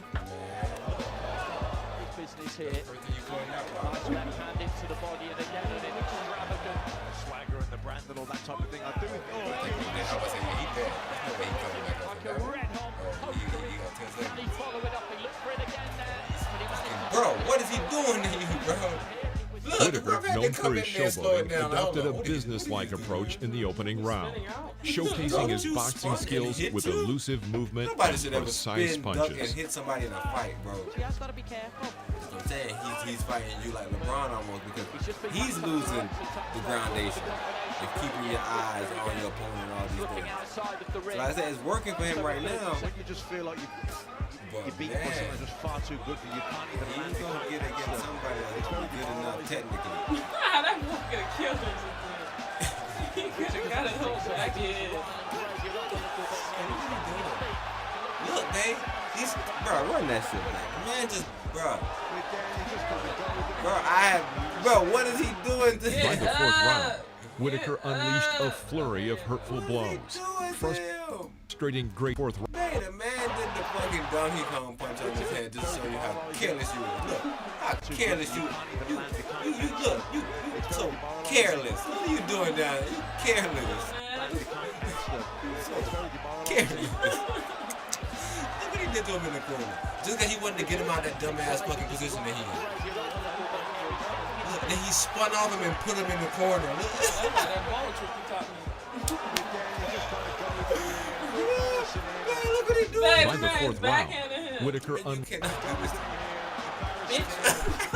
By the fourth round, Whitaker unleashed a flurry of hurtful blows, frustrating Gradia and ultimately leading to a fifth-round knockout victory at 1 minute 57 seconds. And you know what's gonna kill him? It's them body shots, because you see how good he's protecting his head with that dumbass. Look, you see that dumbass stance? He had to go low. The referee had to take him out. Like, bro, come on, bro. I know he's gonna hit you in the head, bro, because you guarding yourself, but you getting killed right now, bro. You gonna take more damage than you think you are because your hand hit. Look at him. In March 2024, Ben Whitaker faced Leon Willings.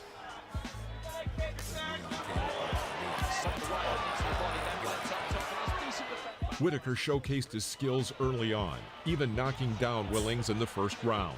However, Willings proved resilient, landing impressive shots on Whitaker throughout the fight. You make a lot of time. You see white boy. Every time you see a white boy, you like, hold on, he not dead? Like that one white dude that ran into all them fences and stuff. If you was a black dude, you'd be like, bro, I know blacks were crying that night. Brian had no scratches. I'm having trouble moving around. He had not one bloody mark. Man, black people, bro, you got none of them, boy. Man, you talking about feel shit that they need to touch you. Look at the white boy, he's just turning red. That's all he is, like his blood heating up, bro. You see the black dude running from him. That black, I'm saying, I don't even know how that black dude would look if he got hit too much. But he not playing with it. And he got the Ethiopian looking cross. I'm gonna say how the Ethiopian looking cross I made, but that's why I like that cross. Yeah. He's growing in confidence as well. How can he let him talk to his coach? Whitaker with a little bit of a wild swing at Whitaker, who shins in front of him. Playing the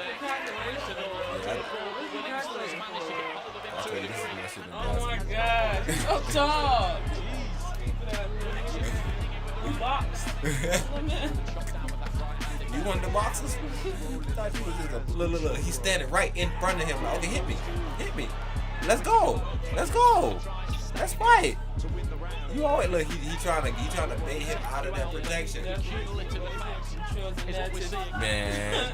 Despite the challenge, Whitaker maintained control and secured a points victory after 8 rounds, with the referee scoring the fight 78-73 in his favor. All the way to the 8th round. With this win, Whitaker's professional record extended to 7-0 with 5 wins by knockout. He got him one time at the end where he made him spin out. If you enjoyed this video, please click the like button, leave us a comment, and hit the bell to turn on notifications so you won't miss our next videos. Yeah, but if you haven't subscribed yet, please consider doing so right now.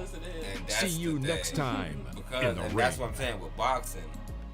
That's what I'm saying with school, with anything. You don't change the rule. So like, say I ruined school. I was in 4th grade and I kept on raising my hand, right? And I knew that there was one rule that the person that raised their hand not getting called on. Right. So I started looking out the window every time, right? So now what if teachers use this and say, yo, I'm not gonna call the person looking out the window no more because they paying attention. Now you just use the rule to now. That doesn't make sense because that nigga don't know what the fuck you talking about. He's just looking out the window because he's looking out the window. So that's what I'm saying. We have to just always say, yo, if he looking out the window, he not paying attention. I don't care if 10 people got me before. I'm asking that nigga the question again. Because you letting the mind game switch your whole fucking reality up. Bro, we know for sure 90% of the time a person looking out the window not paying attention. You can't and if they are paying attention, whoop-de-doo, nigga, this student is the one that gets picked every time. Yeah, but he better stop doing that because I'm going to call on him every time. Or let him keep doing it because he know the answer for some reason. So, and then, matter of fact, maybe what I might do is the time that I don't see him looking out the window, I'm going to call on him again. Or you just create your own algorithmic system, nigga. You start, all right, I need participation points. So, Terrence, he already checked off. I'm not even going to ask him no questions today. What about the rest of these youths? That's what it is. You could do it like that even. You could, like I said, whatever rule it is, it just got to be a groundation, bro. I don't want it to change just because there's one other student that can get around it. Like, I don't care. Like, I don't care because he's double jointed. He can get out of those crazy locks. That's locks. what I'm saying about these fighters. Like, they're literally going into his thing. Like, they leaning in on him. Like, they're close up. It's like, nigga, any other fight, if someone is that close to you, aren't you like drilling their whole stomach area? Like, y'all are literally playing right into his system. The same thing with Luka, right? Like, the mind game is eloquent. When Luka plays so slow and he coming towards you, it's like, hold on, why you don't just get up on him? The same thing with Jokic, always using his right. It's like, hold on, why don't you just force it to the left? I don't really get the It's like a lullaby. I don't get it with people. It's Rock-a-bye, baby. Let's just use the same rule of thumbs. I'm going to put my one hand out to guard him. I'm going to have my other hand in the passing lane. No. He don't pass. You got to put both your hands up. So now when he start making those passes, right where my hand will be at, don't you think I look dumb because I'm not guarding what he actually should be doing? Like, what? Because this guy, he has a rule of thumb. Watch their fucking hands. Watch the edge of their elbows. Wherever they can actually hit me with, watch them shit. Because he's always out of it. Yes. Yeah. So as long as he's keeping track of those, his algorithm works smoothly. But you, nigga, you're like, yo, what is he doing? What is he doing? Like, you're still concerned about what is he doing versus playing your rule of thumb. Rule of thumb says, nigga, if a nigga leaves this shit open, bro, I go for it every time, bro. And that's why you gotta already automatically know, like, okay, well, he's trying to bait me in because there's no way he's looking outside the ring because he know I could punch him. But what I'm gonna do is try to figure out how can I get in there because what he's doing is dumb. So I don't give a fuck how much he's trying to bait me in and punch. I'm gonna punch him. And I'm just thinking, what happens? Because can they catch game a boxing match if y'all both paying attention to elbow or like the ends of elbows and fist? If y'all are both paying attention to those same points of action, it's like, all right, he's not throwing a fist. All right, so I'm just gonna keep blocking it. Like I said, 90% of the time, right, it's gonna be a winner, right? If you do have a random draw where the ref scored the same all the way through, then it's gonna be a rematch. But he automatically wins because you already said it. You analyze the fact that his elbows reach his whole torso region. So you're trying to aim and just hitting bones. That's the main thing. Whereas he's aiming and hitting actual gut and soft tissue and organ. He's always going to get more points as far as small shots. Yeah, and then 9 times out of 10, he has a shorter opponent because he's on average a 1% in height in the fucking boxing area. So yeah, okay. He has some advantages that are just godly. And remember, that was the same thing with Deontay Wilder, and that's why I was like, yeah, but he's not skilled enough that this makes sense, right? And that's why, like, the taller fighters that he started getting in there, it's like, okay, this is where skill affects you. And does skill mean cerebralness, just ability to think, or? Nah, because everything is a skill. He just don't have enough talents. Like, he just got one. Maybe he has a lot of power. That's one talent. But he doesn't, so, like, he doesn't Edwards, have footwork. He doesn't have a lot of talent. Yeah, like, oh my gosh. He doesn't have a lot of talent. His main talent is athleticism and youth. Okay, and then Kyrie Irving, you're saying he has a plentiful. Oh, he's literally probably one of the most talented NBA players. He can do left-hand layups, right-hand layups. He can shoot three-pointers. He can shoot mid-range. He can post up, because we've seen him post niggas up and work in the paint. He literally can do everything in basketball. And it has nothing to do with his ability to think about it and be cerebral. That's another part that he has. That's what I'm saying. So it's like so many things.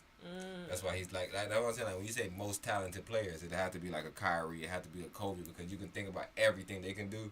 That you can be like LeBron, where he can't really dribble, he can't really shoot. MJ can't fucking really shoot. MJ, like I said, MJ greatest shit was his physical abilities. He's 6'6", Kobe's 6'4". To the basket. MJ was like 220. Like he was skinny, but he was like a solid or bigger player. Kobe was always skinnier. So like it was just different thing. Like, and I think the main thing about MJ, like his pump fake, he literally can grab the ball in his hand with one hand and act like he's passing it. No other player can really do that as a guard for sure. Like what about AI? He was extremely quick, crossovers, he could shoot. So that first step. So what? AI probably had 4 skills, but he couldn't post you up. Right? It's just like it's a lot of things he did. I don't really know how.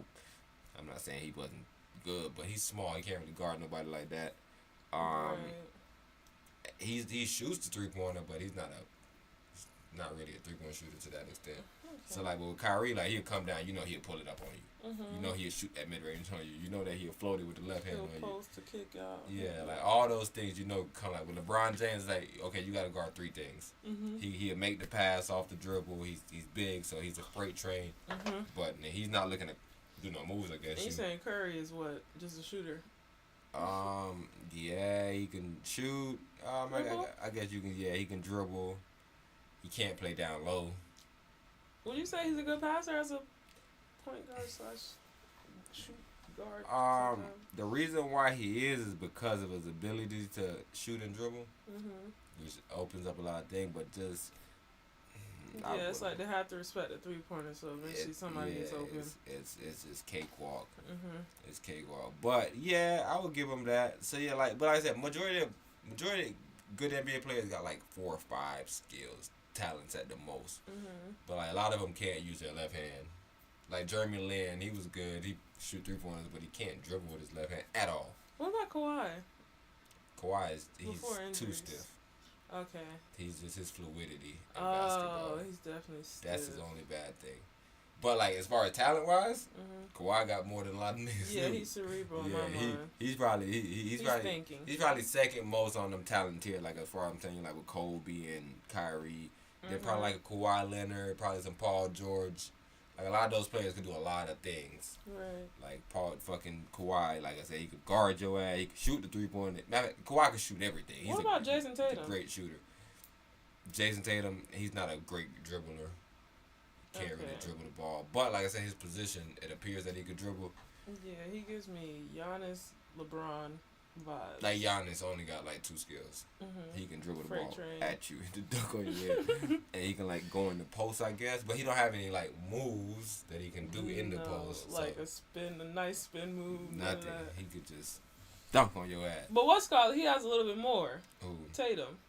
Yeah, Tatum can shoot. He can dribble. He can post up. So what's his position? He's like a small forward. Oh, okay. Giannis is like a small forward. So who's their point guard? Derek White.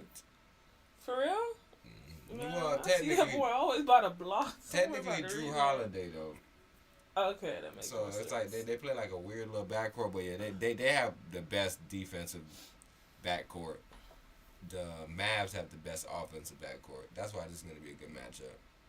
Because you're playing against 2 offensive. And what is Halliburton doing? Because I'm missing it. Every time they say he's good, I'm like, what am I seeing?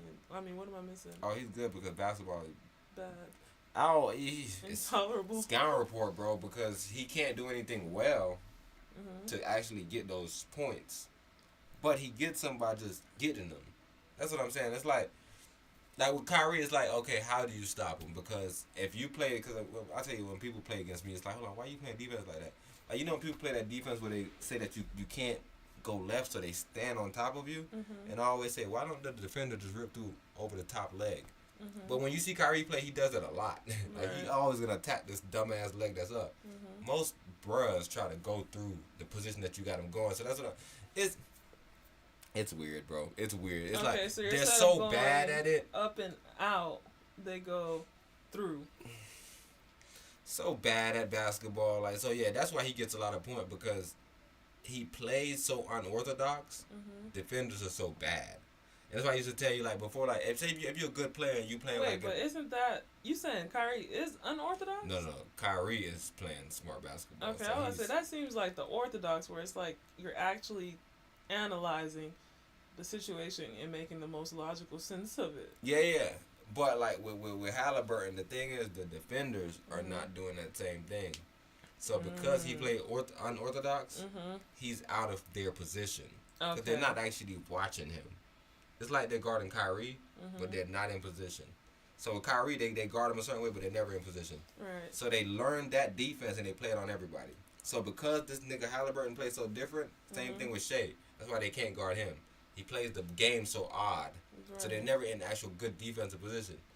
But with Kyrie, they're in good defense. Tyrese, Halliburton, and SGA are like that same. They play. It's just like. Wait, hold on. Who did I just say? Tyrese, Luka, SGA. Even Luka for sure plays that same type of basketball where it's like, where is he at on the court? Like, it's that speed, right? That's what it really is. It's really how slow fast they are. So that's the main. Yeah, they're always out of position because they're so slow, but in position. It's like a sloth. Guarding a sloth, man. A fast sloth. And see, I told you what they use. They use just pushing their foot out. So like with Kyrie, his step back is 1-2. Like he pushes off his foot and then get to the second one. Yeah. They don't. They leave their second one to the back and use their front ones to push. Did he play at Duke? Who? Curry. Yeah. Okay, so he came and left, and then the other guy came with a step back. Who came with a step back? Austin. When Austin was there, yeah, Austin had to be there the next. The year after? Austin had to be there the next year because Kyrie then was the year before us. He was 2010. That was with Kyrie Quinn? then was 2010. Oh. Austin was 2011. And I was 2012. I remember chasing them boys down and bust their ass. Bust their ass. But yeah, for sure. Kyrie went to St. Patrick. And then, Austin came the next year. Gotcha. Yeah, but. And Kyrie went one and done? Yeah, and he didn't even play really. Why? Injury? He was hurt. Yeah, he was hurt. So people been telling him out since high school. I mean, since college. They were like, we don't even know how good he is. So like, that's why when he came to the league, it was like a lot of hate on him. A lot of people hated him. They're like, why the fuck he got drafted number 1? I'm pretty sure he's number 1 draft pick. Why the fuck he got drafted number 1 and he didn't even play? Yeah, and he played like 13 games or some shit. I don't even think he played that much. He played like a very few amount of games. Okay. But he was killing. Same thing with Michael Porter Jr. though. He didn't play his year. I think it was 2014 or whatever. He got hurt. He did not play in college, and he still was drafted like top 2 pick. But he was Kentucky? So good at it. I want to say Arizona because the way he looked and the way he played.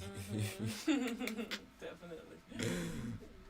But I can't remember. Maybe it's UCLA. You know, UCLA had them type of bros too. So yeah, I think it's one of them weird ass schools. My bad, Michael Porter. I didn't really watch you like that in college. They was after us, but yeah, it's just when you see those guys, it's like okay, but like that's the main thing I was telling you. Like with watching Shea, watching Tyrese, even watching Jalen Brunson. Like watching players that people maybe look at as like even Jalen Brunson, he has a lot of talent. He can post. He can use the I don't know how well he can use the right hand though, because I know he's left-handed. He's Jalen Brunson's New York Knicks. Yeah. So he has some talent. He has like five different levels that he can go to. Same thing I used to think about with T-Mac. T-Mac was extremely talented, bro. Penny Hardaway had like a couple different levels. Yeah, like a player, like any player that I really rock with, they gotta have a few, like at least 6 or 7 different things they can do well. As far as, like I said, shoot the mid range, shoot the 3-pointer, dribble the ball, post up, defend. Yeah, it's a few different shit. But yeah, as far as talent level, the people with the most nigga had to be somebody like Kyrie and Kobe. Like I said, LeBron is kind of probably on the same level as maybe Curry. Curry shoots well. LeBron attacks well. Like just like trade-offs necessarily. And that's why you say about a lot of players. It's like some players only got 2 skill set, and like you might say that player better than the other player, but it's preference at that point because they both only has 2 skill sets. It's like he's not doing nothing that he can't do, and it's like, oh yeah, but he can dunk, but it's like, but he can't shoot. He can shoot. All right, Mr. Fan. Yeah, it's like, come on, bro. They doing literally the same thing. One person is just dunking and one person is just shooting. Like they're even, so now you just choose who you like. But then like when they get to the point where people start saying, yo, that bro better than Kyrie, and it's like, come on, bro. We like, can we match up talents now? Like he has way more talent than him. Right. Nah, bro, but he ain't dunking it like this. It's like, come on, now you saying stupid shit. You idiot. They sell other tickets too, ain't they? How many tickets you bought? And that's when I met the Run the John by Slick with the Bear. Because, you know, Bear came in and attacked that little boy. I'm about to say, Slick, man, I know you've been hearing the bear versus man situation, man. What's your thoughts on that? But I wanted to play that bear video just so he can have some context on it. I'm gonna throw some of this celery in. I wonder, can I dehydrate my herbs and just crunch it up? Does that make any sense? Go up. For sure, might be losing some taste. Go up. I watched my boy Michael Beasley earlier. Nah, this is a respond to these. I gotta come back to these. Yeah, these are usually ones that I do a little earlier. But yeah, I was in limbo, man. Somebody, the brother Gifted hit me. I was supposed to come in on the cast. I don't know what happened to him. I don't know what happened to you, Gifted. Yeah, I think I started putting stuff in weird spots though, man. Volunteer, give free groceries, no. Bear attack, Israel airstrike. Arizona team? Nah, go down. But yeah, that's the one. But keep on going down. Weekend mayhem, go down. Ohio school district ban cell phones. Go down. Man, go down. It's 1D down. It might be just a tad bit older.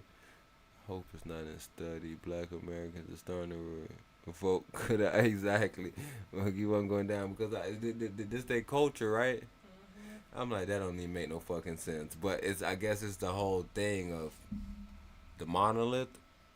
They're just going against monolith. I'm like, nigga, that y'all are a monolith because y'all want to say something represent Black Americans. That's literally what makes you a monolith, but trying to be a representation of black, nigga. They don't get it. So now they're revoking against each other.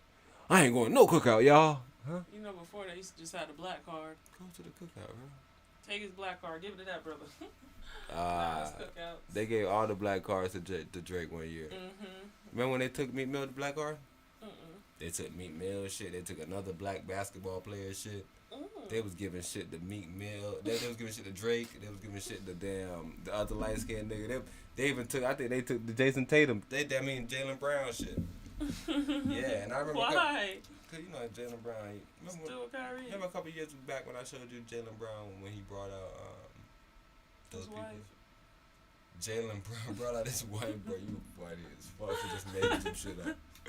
You was funny and yo, I seen a group of people show like a group of Boston players, bro.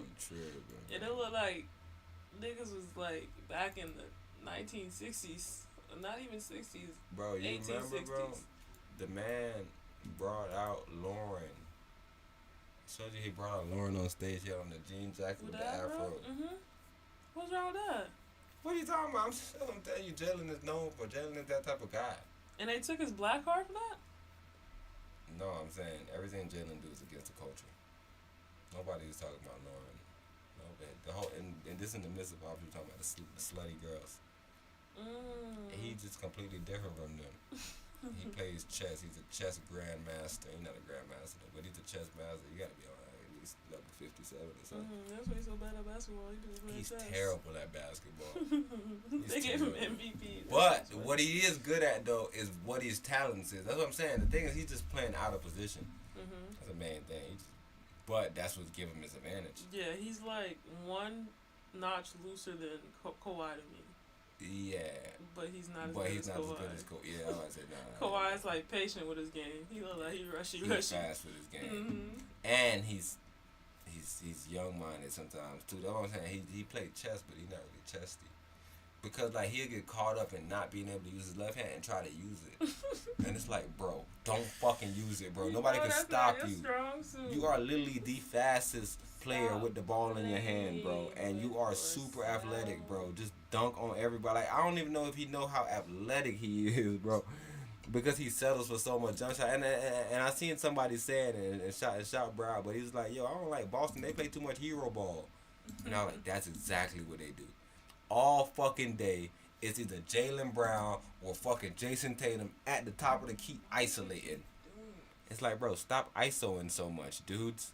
But literally, that's their whole shit. And that's why I was saying this is going to be interesting because it's the #1 offense versus the #1 defense. But Dallas don't play defense well either. So that's where Boston kind of has two advantages because they have a great backcourt of defenders. And Luka and Kyrie is technically the two guards, even though Derrick Jones is the guard. So, man, you remember what happened to Jimmy Butler? I mean, Drew Holiday when Jimmy Butler was guarding him. Jimmy Butler tortured him and then talk shit in his face. The reason why that happened was because Jimmy Butler like 6'5", 6'6", 6'7". Kyrie is not. Drew? Jimmy Butler destroyed Drew Holiday when he played for the Milwaukee Bucks and the Milwaukee Bucks 2 years ago. Okay. Because when they went to the Eastern? And Jimmy Butler was shaking his hand in his face saying, yo, you can't do shit with me. He was talking bad to the man. Cool. But the reason why is because he's too big. So you can't really stop him nowhere. For, like, especially Drew Holiday. Because Drew Holiday, main thing is, he's not even one of those defenders that get steal like that. He's a great container. And he's 6'3", 6'4". So like a little guard, like if you're 6'1", 6'2", and he contains you well, and he puts his hand up, that's good defense. Right. But if he does it against a 6'6" player, It's not him. it ain't really that good defense. So that's gonna be what's interesting because I guess they could put him on Kyrie, but he's not a good stealing defender. He's not gonna steal stuff. He contains well. So wait, who's the starting five for what's it called? And then you can put Derek White either on Jones. Jones start. Yeah, Jones start. Derek Jones, Luka, Kyrie, Gafford, and PJ. But I don't know if they're gonna be able to run that lineup because Boston is going Al Horford, Jaylen Brown, Jason Tatum, Derek White, Drew Holiday. That's a small lineup. It's small. Porzingis is out. But so that matches That's up well. what I was going to say. I said, well, if Porzingis would have been playing, Jalen would have got his shit snatched. Well, they trying to run that European narrative fast. Because, like, none of the Europeans getting all the accolades right now. It's like, bro, what is this about? Are y'all trying to bait the Europeans into coming to the league? Like, are y'all trying to save face? Like, nah, America is not that evil. No, I think NBA players. I think some of them deserve it, except for Jokic. I think Jokic didn't deserve it. And like I said, you know, it's always weird to me because I remember when Kobe didn't win, so I'm a nigga that really follow these fake rules. I believe that what they told me that Kobe didn't win because he got eliminated the first round and and Steve Nash made it to the second round. Same thing. That's why I thought that Joel Embiid shouldn't have won it over Jokic. But then I was like, hold on, but Jokic them getting their ass beat the same way that Shea them losing. Shea should clearly win that because Shea is having a better series, number one. And a better season. And a better season. They gave him second place. They said we don't got no real beef with Canada, bro. All the Europeans think we bad right now, bro. We killed all them Ukraine soldiers. Nah, I think what it is basketball fans, bro. Oh, they voting. Nah, they're not voting, but it's just like with the presidency. We want, because we fake voting. We want the results to kind of line up to what we thought was going to happen. With the electoral college coming in. Yeah, you don't really want to go against the people because then people know that, oh, nah, we not voting. So I think that's the main thing, bro, because I don't know how the hell Shea didn't win it. And especially the fact that they both made it to the second round. Like I said, so now, like I said, Joel is eliminated because he got eliminated in the first round. So now you can easily say Jokic is supposed to win it over Joel easy, so he shouldn't be in it. But now there's another actual contender in the second round with him. And like I don't get why didn't Shea get that award. Like he was playing amazing in the playoffs too. And I think that them birds got eliminated before Shea them. Shea them got swept. Nah, hell nah. I remember being back and forth. I remember being like, man, Jason Kidd making some adjustments. Cause remember I showed you one game they was down and Shea went to kill him. I think they won the first game, but that's it. Nah, they at least won. I know I showed you one game for sure. I think they made one. They had to make one adjustment. and after that, they would start good, be up a lot, and then at the end and be like, Kyrie and them took it. Yeah, I just remember the one that we watched had to be like a game 3 or a game 4, but Shea went crazy on Kyrie towards the end, and that's what I'm saying. Like, it's not a lot of players that can stop Kyrie. Because I mean, fucking Shea, because the way he plays also. So.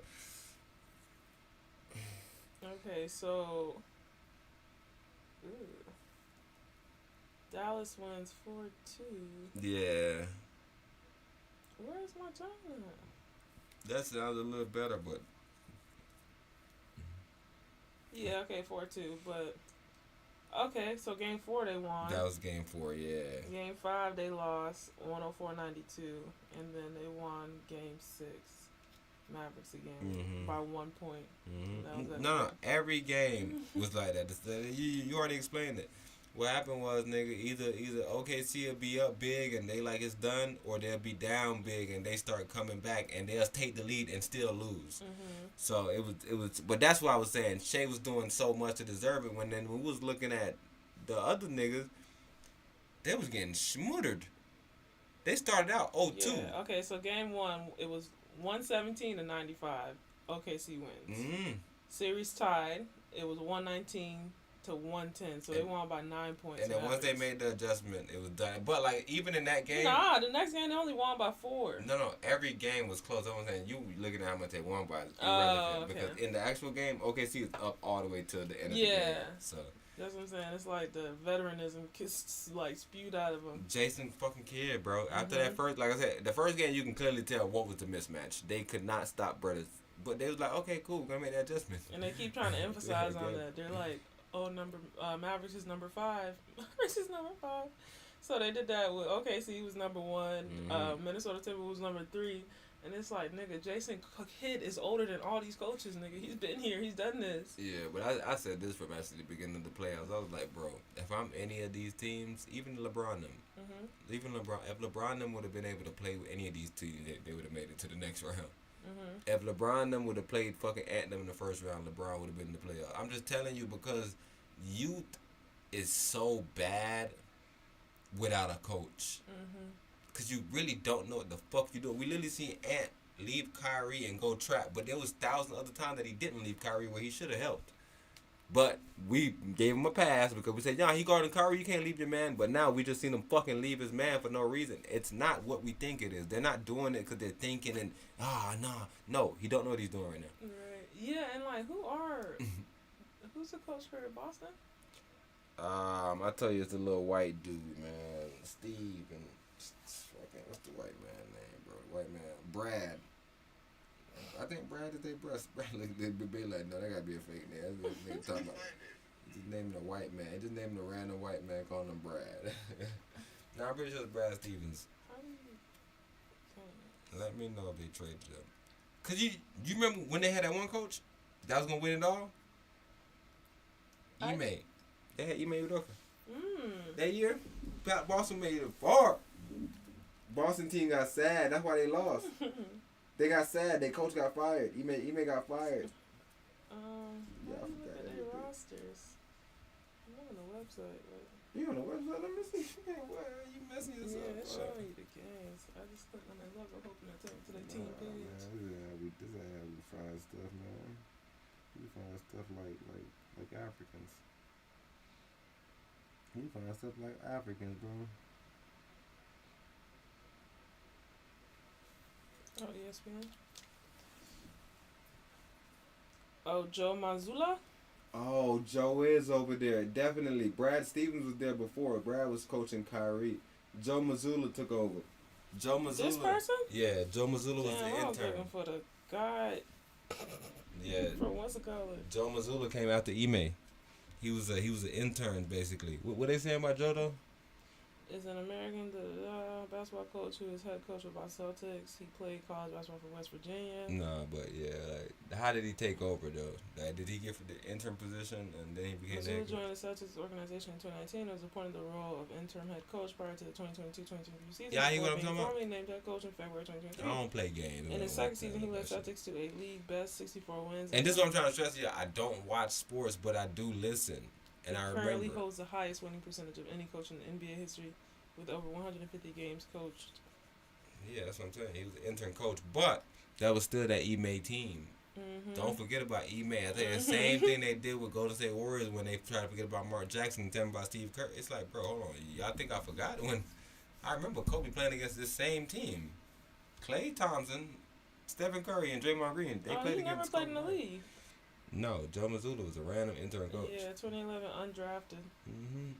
Coaches Glenville State assistant, Fairmont State, Red Claws. Yeah, Joe Mazzulla actually recruited me. What year that was? He was an NBA 2012 All-Star Game head coach in 2023. For what school? West Virginia? No, it was a purple and gray school. Fairmont. That sound like it. You go look at it, John. They purple. This was that purple. Fairmont Burgundy? Oh, it's Fairmont State. Okay, yeah. So that wasn't that school though. Can you look at the normal Fairmont? That's crazy. Maybe I'm saying their name wrong too. But I remember it being something with purple in them. Maybe it was for his AAU team, y'all. I'm playing around with the AAU team shit. No, it's only Fairmont State University. So I'm saying the name wrong. Damn. I'm gonna find it after this cast. I'll bring it back up. Damn, a purple, bruh. Like purple and grayish almost, like a gray. Glenville State is the Pioneers. They're blue. Well, you know, these schools be changing their John too. And then where was he was at? Just Boston after that? Glenville, Fairmont, Maine, Red Claws. Nah, that sounds like a like yeah. a Junco. That's a Junco? No, this is. Oh, I remember he coached these boys too. Hey, matter of fact, these bros, they won it a couple years. They won their championship. Did they tell you when they won the championship? The G League franchise history? No, we won 2020. This is gonna be one of these recent Johns. 2014, 2019, 2021 by 7 announced Red Claws have been rebranded? No. To what? To the main. Yeah. Red Claws. So they don't say that. The 2019-2020 season was the curtailed March 2020 onset COVID. Red Claws were first place in their division in 2020. The following 2020-21 season, they delayed due to the ongoing pandemic restrictions and eventually held at a single location in Orlando, Florida. However, the Celtics decided not to have the Red Claws participate and opted out of the season. Yeah, they went on to win one though. That's crazy. Their coaches, Scott Morrison had a 600 winning record. Nah, it's this new team with JD. JD Davidson played on their team. That's crazy. JD Davidson? Yeah, like if you go back to the roster, I seen him on the NBA roster. Wait, wasn't that JD what? JD Davidson. Okay, he's still on the roster. The Boston Celtics roster or the main roster? Yeah, right here. Yeah, he on a 2-way contract. That's what they say? I'm assuming that's what TW means. Yeah, right here. He's on a 2-way contract with Maine Celtics of the NBA G League. He played college basketball for the Alabama Crimson Tide. He was a consensus 5-star recruit and one of the top point guards in the 2021 class. Damn.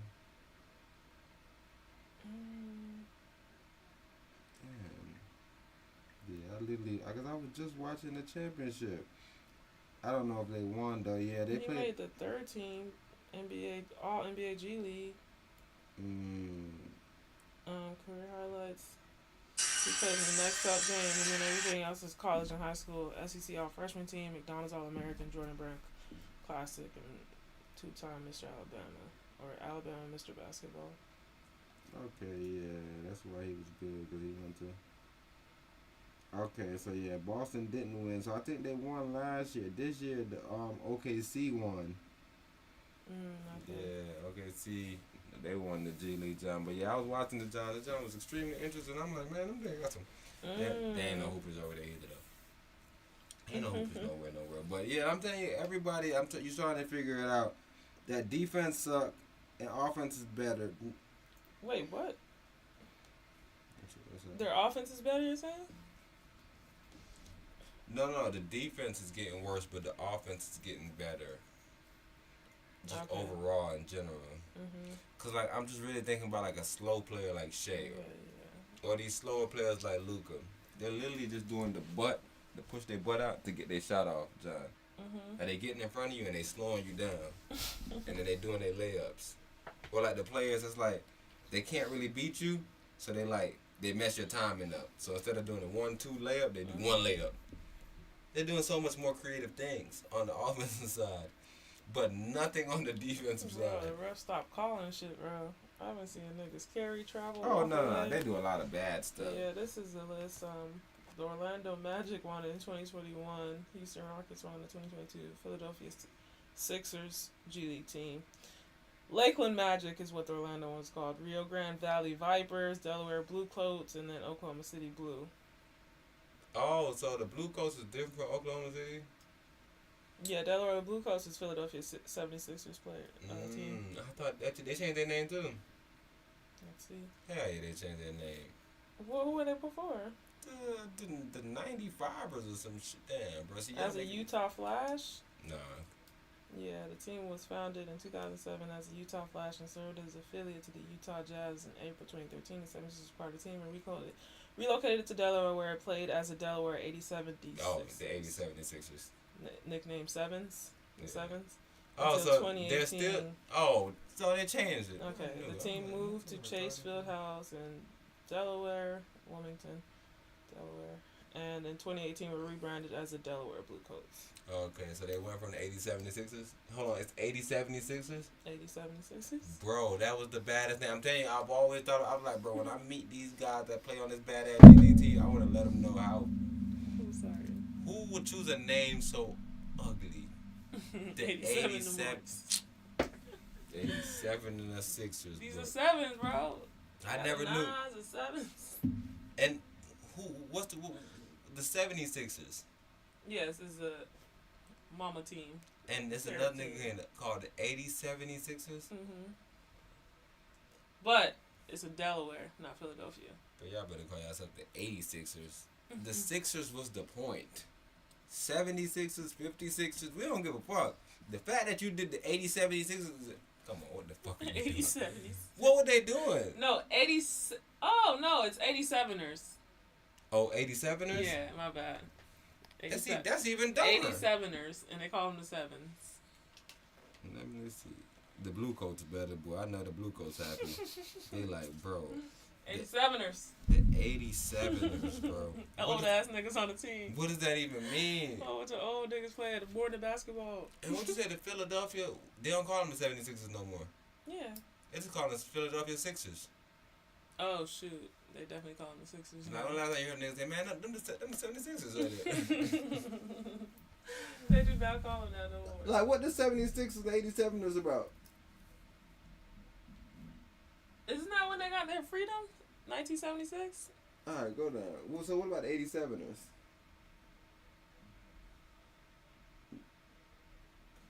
These boys is running with the affiliation. Nah, they gonna tell you about the name or the history right there. Blah. Let me see. Nah, we don't care about Utah Flash. I got you real quick. Real quick, I got you. On April 27, 2013, after 2 years of hiatus, the Philadelphia 76ers acquired a team, renamed the 87 nickname. The nickname, a play on the 76ers' own, was inspired by the fact that Delaware was the first state to ratify the United States Constitution in 1787. Quick. I don't play games when it comes to research.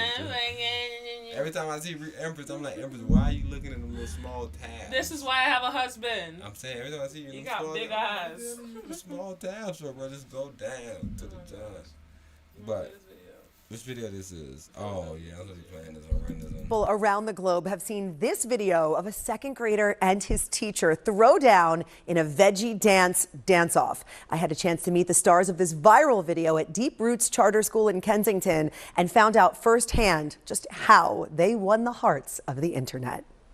Now do the veggie dance. Now do the veggie dance. Now do the It all started to teach Ahmad a lesson, and that was, he was telling me, oh, Mrs. Laurie, you old. You look at your hair. So I said to myself, I'm going to challenge this boy to a dance-off. Because I said to myself, I'm going to dance rings around this boy, and he doesn't even know it yet.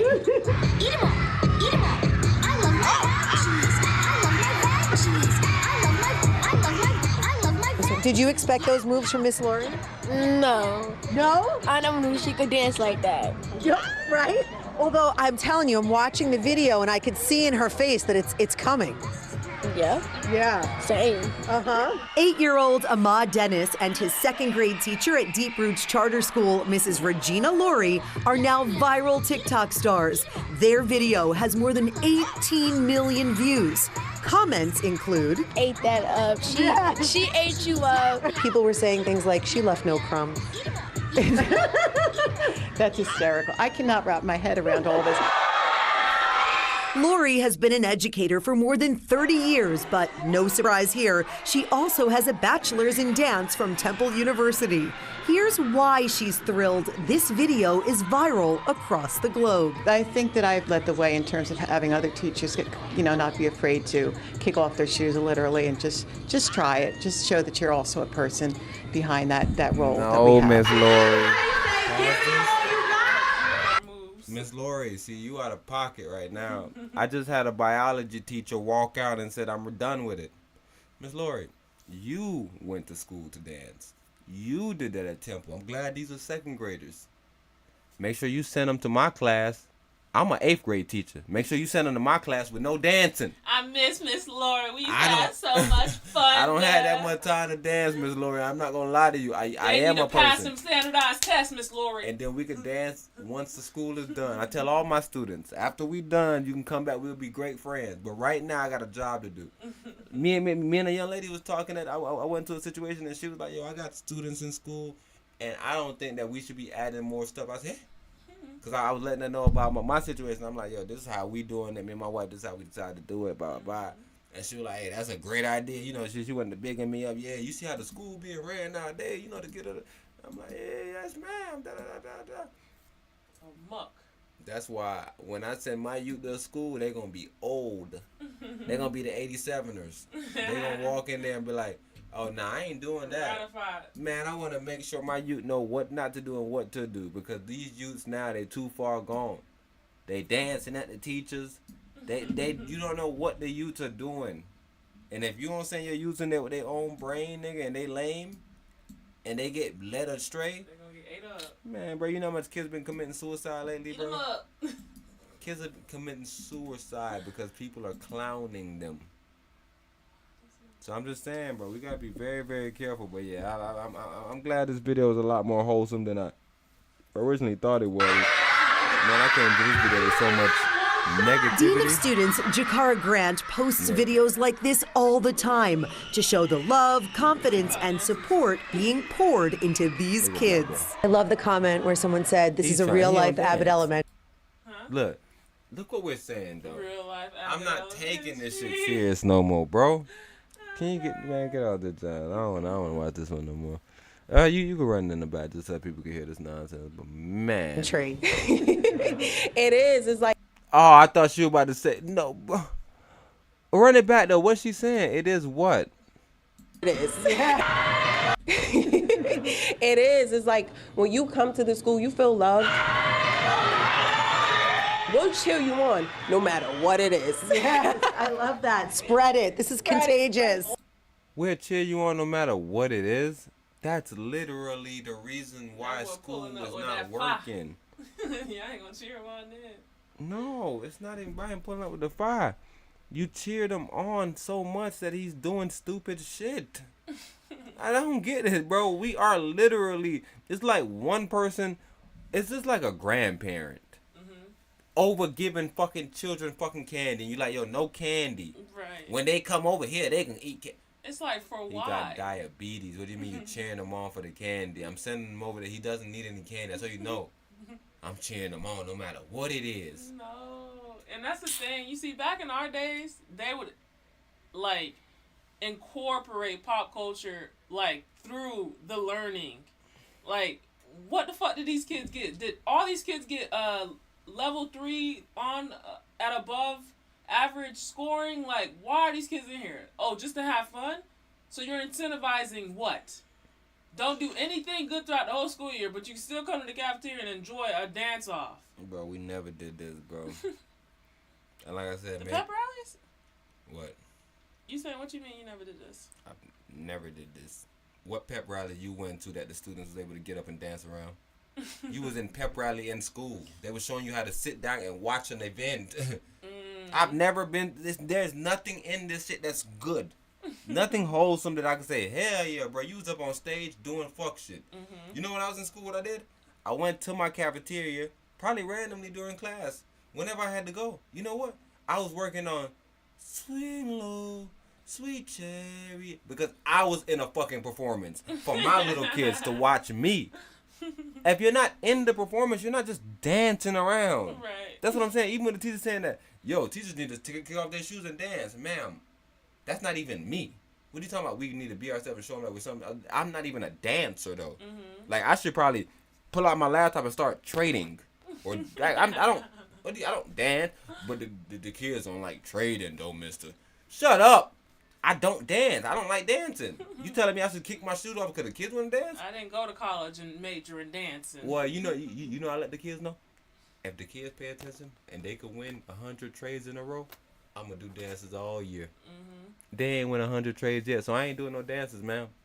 I'm just trying to... How the hell is it a agreeance that me and you came to some weird agreement that you dancing to? Just like Empress saying, what did they do? Because before they used to have... Like, even imagine you come to class, somebody eating a pizza. You're like, oh, they must have won the pizza party today. Nah, I just brought pizza from home. I cheer them off or whatever. I'm just giving them some pizza because I already knew they was having pizza party next door anyways. Huh? So you knew that we was having a pizza party because we won the competition, so you decided to bring pizza in and just give it to your class? Like, a lot of shit that I'm seeing at this point, bro. Entitled. It don't make no fucking sense. It makes sense now why these children are so entitled. This is exactly fucking why, bro. No privileges, but they're getting all the privileges for some odd reason. It's like, wait, what did they do? Oh no, you just felt like it. Oh man, feelings. Let's talk about feelings. They good to me, ma'am. That's discrepancies. We can't all use our discrepancies. LeBron James. Bro, everybody's gonna say, nah, these kids good to hear. But they didn't do good on the test that we had to take. It was standardized. It was the standard with this one. So this ain't the discrepancy tests, bro. It's the standard. Yeah. Oh yeah, you did tell me that you be giving him the spelling at the end of the week, and he always doing good, huh? He didn't do good on the standardized, boy. Ma'am, so you can curve your test, but they not getting no pizza, okay? Yeah. They lost, matter of fact, because their grade. How many points they had? See, all that bell curve. Look, they still got a 70. They still ended up with an F, 59. Ma'am, they went to sleep on the test. No. It ain't gonna help them get no pizza. They not going to sleep on my test, ma'am. Your test do not help them survive in life. They gonna lose the war. Win this small ass battle. Of happiness. Man, I was happy today and glad, boy. Boy, was today a happy day. Bro, I'm telling you, one thing about going through hard shit is when you're done and you're like, man, boy, we survived that. Man, them some good lessons, bro. It's like going through a hard workout. End of time, you like, man, boy, I'm tired. You probably want to quit the workout. But imagine when you're done with the workout and you know what you just did. You like, damn, boy, I done got something done for the day, bro. Man, you step in the next year like, nigga, got that credit. Woo! I got that credit. Ready to knock a white boy out if he run back in this park. So I don't want to go too hard on my sisters and my brothers. This is privilege with no real incentives, and this is disgusting. Maybe this is a preparatory school, though, because we seen them with, like, weird outfits on. This, I don't know, bro. This leads to terrible schools. terrible schools, bro. Nah, they don't got weird shirts on no more. So who these kids is out here? Oh, she definitely got a uniform. Yeah, they in the dancing done. So maybe they. Only the dancers is the people that wear their stuff. Right? Cause little bro had his his outfit on. Cause this logo back here looks like the same logo on their shirts. Something roots. Deep roots. And they all do these type of dances, though. They look possessed. Yeah, they gotta do better dances, though. I know. She at Juilliard, like, you gotta start off, let them do the first couple of dances, let them enjoy it, but Eventually, look, that dude don't want to be there. And I'm glad you there, though. That's a masculine energy. See the CEO. Oh, yeah, it's a charter school. You Okay. got, you only have. Let them be kids. And old. A lot of times we push children and we just Fun Friday. let children be children. A lot of times we push children and we just push books in front of them. Let them be kids. And always remember. Give it all you got because you only have one shot. Yeah, so they're charter school, though.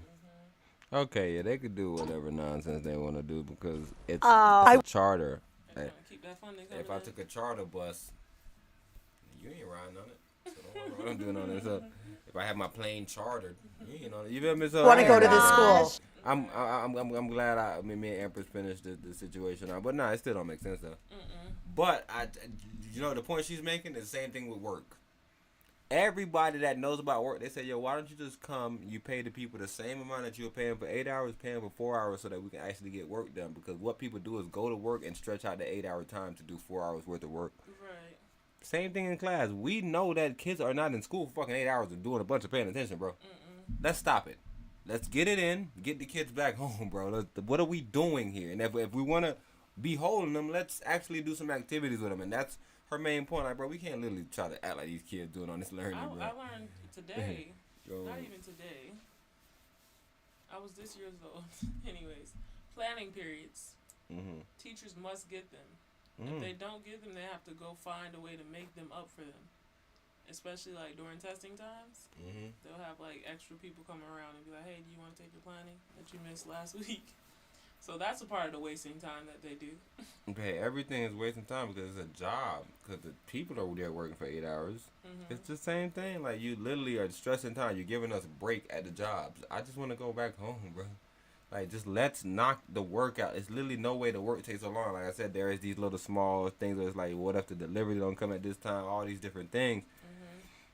I don't know what's the benefit of having people, like they say, idle mind, idle fucking, idle time, idle mind, idle hand, I just devil everything. Too much idling, nigga. It ain't nothing good about it, nigga. You in a whip that shit start idling too long. But I guess nobody wants to go home and plan. That's a laziness. I think everybody, what do you mean? As far as, the whole point is, all right, I got that planning period now, so what I was going to do at home, I could do in this 53 minutes that I got. Because everyone doesn't get the same planning period. Some people get a first period, some people get a seventh period, and all in between. What you saying? So now I just say some time that I would have wasted at my house with my family planning. You understand that you are wasting the time here planning. Yeah, but here is no family, so my family is not here, so I'm not wasting my family's time. You are missing, so you are wasting your family time. That's why jobs should only be 4 hours, because people that go to work has a family that they want to get back home to. Okay, so you're saying like in a regular, like, I guess high school school system, they have 7 classes, right? You're saying you would cut it down to 4 classes a day? I'm saying in every school system, there's things that need to be taught and things that we just do for the function of school. Okay. Same thing with a job. So, math, reading, writing. Keep it as basic as possible. All the sciences and all that extra stuff. If you go to, like I said, like in Jamaica, like I said, every year we always have like somebody that scored the highest on the ACT or some highest on one of these dumbass tests. Right. Most people in the island go to school year round, whatever that sense mean. So by the time they 15, 16, they in college basically. I just think that the system that we use is literally a system of dumb systems. Like, we're not actually doing anything. We're actually wasting our kids' time. Like the summer breaks and stuff? So, yeah, we 20 years old, nigga, in college, in high school still. And then by the time we graduate college, we're too old to give birth. I figured that out, too. I told you that they retain the middle schoolers. They hold them back. And in elementary school, too. They just don't hold them back once they get to high school. So if you make it to freshman year, they let you go through and then you can't walk. What are you talking about? So if you were in, say, 6th grade, right, and you get to 8th grade and you don't pass that standardized test, you're staying in 8th grade. You're not moving on. They retain you. I don't believe that. Yeah. And I was like, wait, when did they start doing that? I thought they let them go. And she's like, no, they have to get to high school. If they get to freshman year, they're good. Hold on. What she saying? They never pass people? Huh? They never pass people that failed the standardized test? What are you saying? No, that's why, because she was telling me about... No, I'm saying, just answer the question so I can answer you're right now. I can tell They you. never pass the people that don't pass the standardized test. That's hogwash. I know people personally that did not pass it because you had to have a certain grade to pass it, and they scored below that, so they had intensive reading.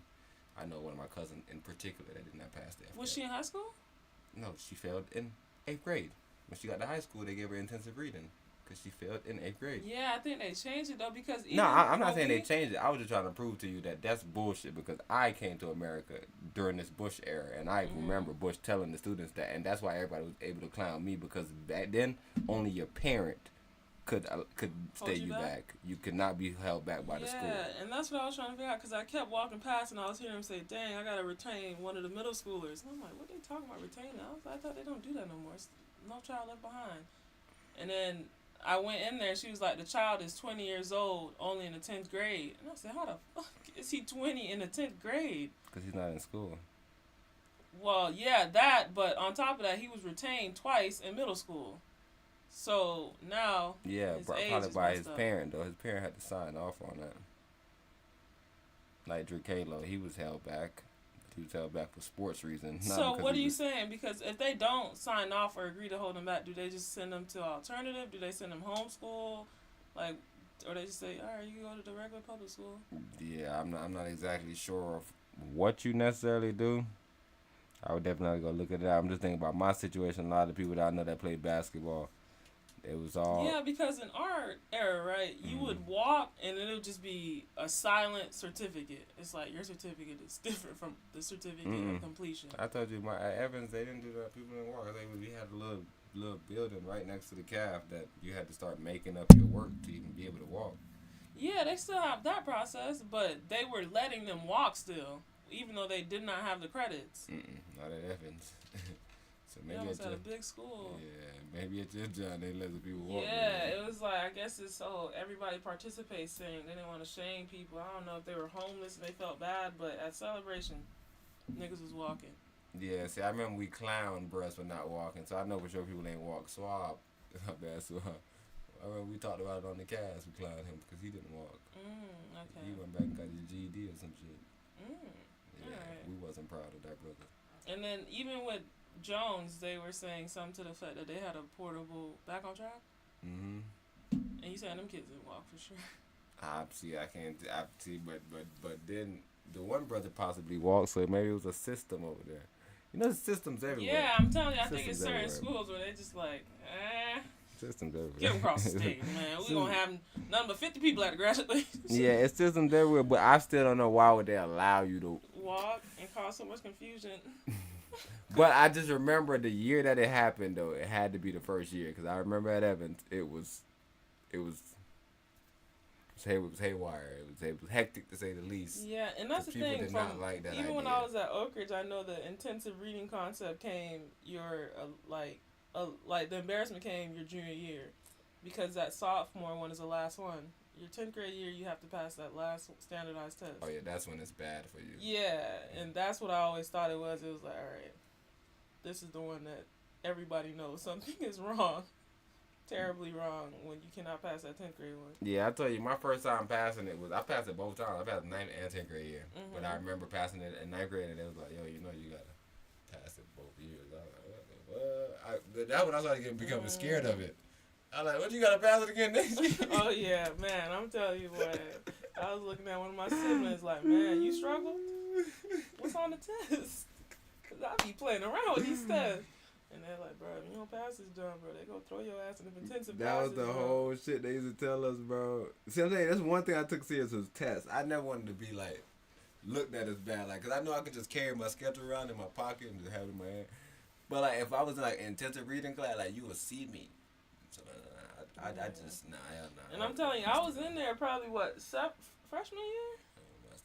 Freshman year, I was in intensive reading class, and I just remember all the youths in there being like pork and bean babies. I remember you, but that's what I always explain to you though. When you come from middle school, depending on how you doing on that reading or whatever that test is, what it is, and if you do good on the math, then you get algebra, advanced algebra, pre-algebra, whatever. Bro, you don't have to take pre-algebra. That pre-AP. Yeah. They start throwing you pre-AP classes. Yep. At one point, I just started acting slow. I was like, bro, nope, I need my GPA to be high, bro. But then I figured out if you take the AP classes, even if you get that B, that's an A. If you get an A, that's a double A. And then I really got lit. I was like, oh, no, I'm taking up AP classes. See, I seen the incentive. I completely changed my shit. I started out doing that, but now I was like, hold on, I need to practice basketball. So they said that even if I just need a 4.0, and I gotta pass these. Oh. You learn late. Okay.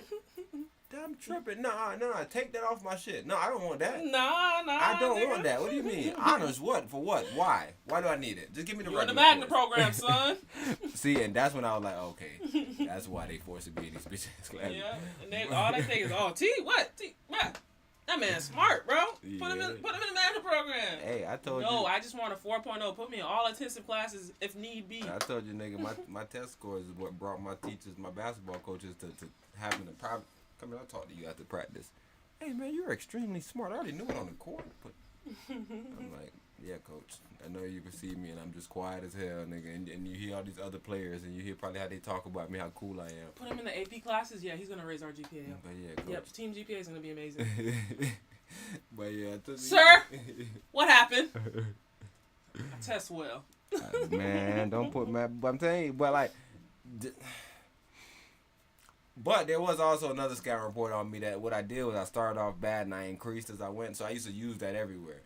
I'm telling you, I remember even college coaches coming and scouting me and be like, man, we're looking at your GPA and you started out kind of rocky. And then you started getting going and then then I'm seeing right here by the 4th 9 weeks, I'm seeing you. Advice for any incoming freshmen, do not do that.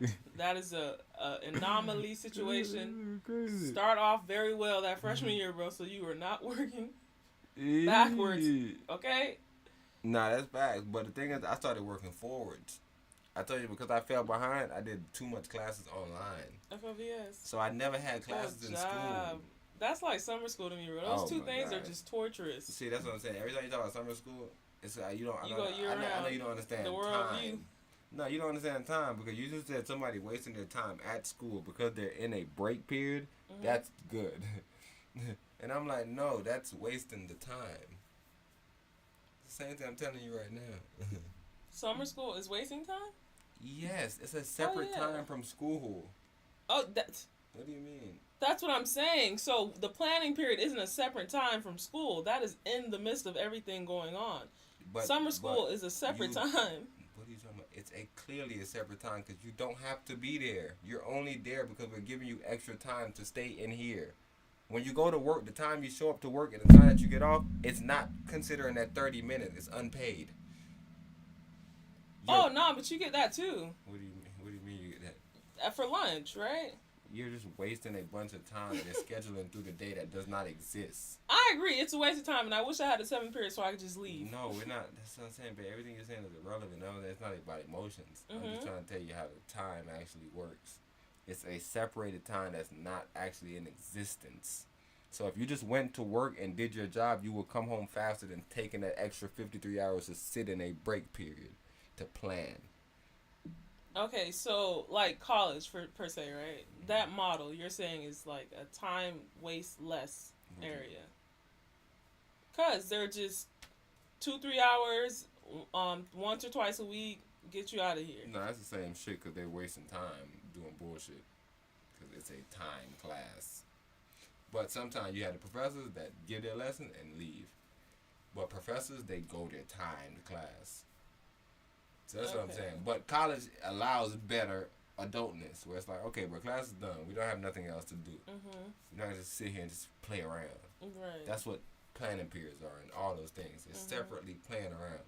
FLVS, what I do is I just have to double work in the same time that I'm working. But I don't have to go do another work. That's what I'm saying. As a child, I have to go to school and do school work. I have to do schoolwork to play basketball.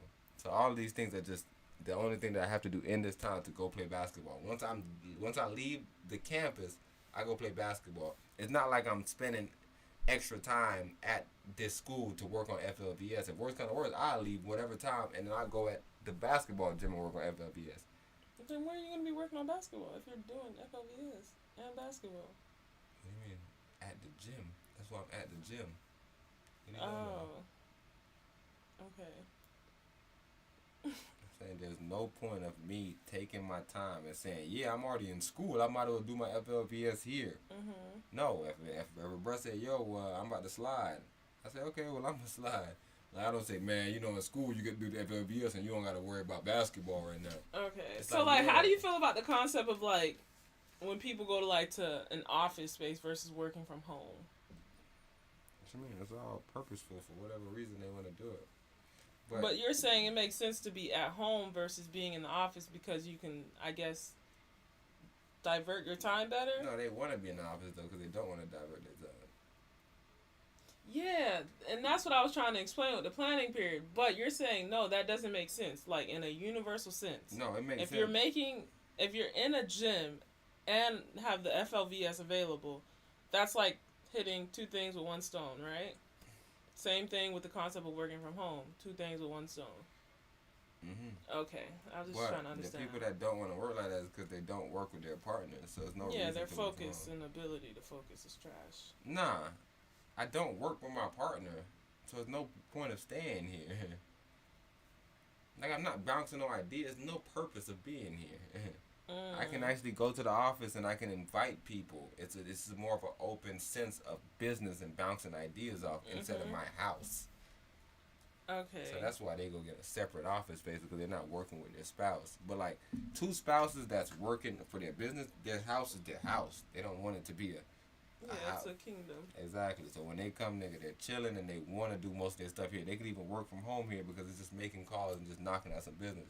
But if I'm trying to actually go and just, I'm trying to vibe. Yeah, I'm trying to vibe in here. I'm trying to actually get an energy that I don't have at the house. So maybe I'm drinking here. Maybe I'm playing louder music here. It's something different about this space that I can't get at my house. And that's what I'm thinking. That's dumb. That's what I think. Me personally, I don't want to say it's dumb for other people, but I don't think people should live their life like this. Same thing like we're going to work and doing planning period. Separatists. And be like, man, I like planning here because it's just so quiet to me. And it's like, Those people don't test well. Quiet. That's not going to help you in life. I'm too distracted. Not gonna help you in life, bro. But yeah, if you want it quiet, who the hell am I to tell you that you should have it quiet? Oh, nah, there you go, Empress. I had something over here. I was thinking about quiet. Damn, it had to be 5 breaks out of high school graduation. Did I ever play that one? I need to get that one off my John Zach. I gotta go through and end up cleaning this crowd. Damn, what high school this is? Oh, some shit going on in the back. Craziness.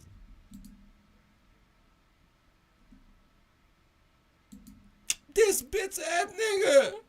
But that dude walking right behind him. The security guard. The fuck. And now they about to get on his ass. They about to get on Brett ass. What in the ratchetry do we have here? They about to get on Brett ass. Bleak it. Hit you with this empty ass diploma. This blinking. You think he Asian? Some type of island. That's an island through. Man, nigga, with that blinking. Hours ago, we learned that a school security officer was injured as he tried to stop that fight. WRAG's Jessica Knox spoke with his wife and an angry parent. Parents are outraged after what happened at Hamilton High School graduation last night. They said love Hamilton, absolutely. They didn't show that last night. Okay, then. They didn't. That dude in the passenger seat can't say nothing. Wait, what did she just say? They said love Hamilton, and they didn't. They said there wasn't no love. What are you looking Who's at? Hamilton? That's the school. It's Hamilton High School graduation. And they say love. Why are they saying love the school? They're saying it's love there. She's just saying what the sentiment. Yeah. Okay. Quita White says what she witnessed Thursday night at the Renaissance Convention Center during her son's graduation is ridiculous. How do you fight at a graduation? In this video, a student is escorted out by the school's security officer. That's when things escalate and the student throws his diploma at snitch on that, bro? another child's neck. It's a time for celebration, so why is everybody fighting? Why are you? Man, they was just shooting. So fighting is being kind, bro. This is Gen Z, bro. Nah, bro. Fighting ain't being kind, bro. We speaking like the Most High, bro. These people are devils, bro. Oh, they're violent. Yeah, bro. We not gonna speak no life, no secondary. Fuck them. What they doing? What they doing? Some Gen Z, John. Nah, this always happened. This has always happened. Wait, you gotta show me something before this. A fight at graduation before this? What With the students. hell, bro? With students, not parents and other people in the audience. With students. Craziest thing ever. Angry. What's the problem? Tell me. According to Memphis police, this started when a student started flashing gang signs. O'Block? This in Memphis, though. Memphis police say the security officer tried escorting him out, but that's when the student threw his diploma. The security officer grabbed him and detained him, but the student was able to jump over 3 rows of seats and started fighting the student he hit with the diploma. They say that's when 2 other students jumped in and one had to be pepper sprayed. The wife of an employee who was at the event says her husband is injured from the fight. He has a big bruise on his left eye. They broke his glasses. His ankle is, well, the front of his foot, it looks like it's fractured. According to this woman who does not want to be identified, this all stemmed from a prior... Yeah, when you hear me playing this done.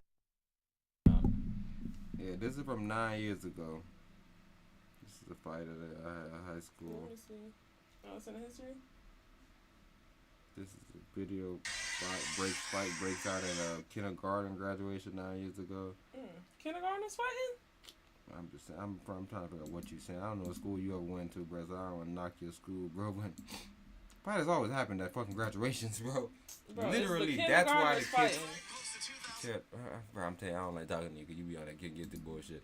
But what did you hear my reasoning? Because I'm missing what you talking about. You said that they fight at what's called, and I said, babe, are the students fighting? And you said, babe, fights always happen. And I asked again, I said, are the students fighting? Okay. And you said, fights always happen. So maybe just play the fucking video. I try to be nice to you and help you and tell you shit, but it's like a new made up theory in life, bro. So this one, Hillsborough? Graduation? Bro, all the fucking videos. This day after a shooting that happened near a commencement in Georgia. And new tonight, there were no shootings locally, but there were a few fights that did break out. News Channel 8's Mark Douglas explains what happened. High school graduations are supposed to be a special moment, a memory that lasts forever. But in 2 of the graduations here at the Florida State Fairgrounds tonight, it ended up looking like a fight club for at least some of those moments. Just as we were going in, police were rushing out to chase suspects who started fighting in the back of the room during the Armwood graduation ceremony. You know, I saw a punch being thrown like from across the room. It's like, whoom. I was like, oh my goodness. I was like, you can't take, like, this shouldn't be happening, especially when people just trying to walk across the stage and graduate. Too bad, because this was a big night for Armwood grads like Alyssa Boyd. It feels amazing. I'm so happy. Boyd says the ruckus in the audience did not ruin her big night. I heard it, but I didn't see anything from it. I just saw the, backlash of it, so everybody, running back to their seats. Deputies, school police, and fairground security say they're well prepared for moments like that, which also broke out briefly during the earlier afternoon graduation of Blake High School students.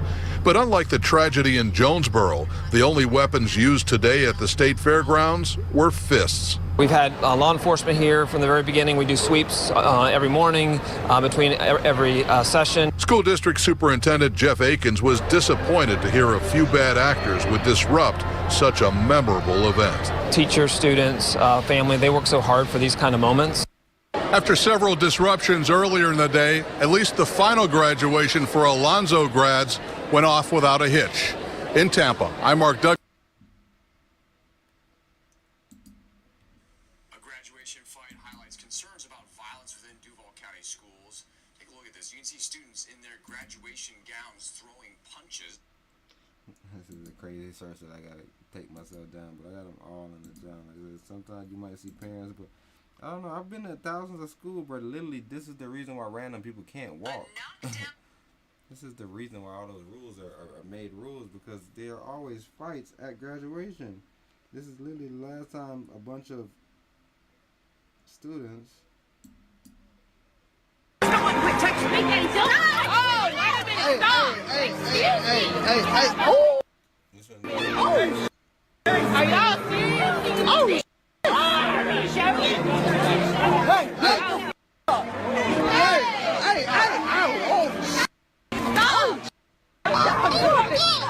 Don't touch my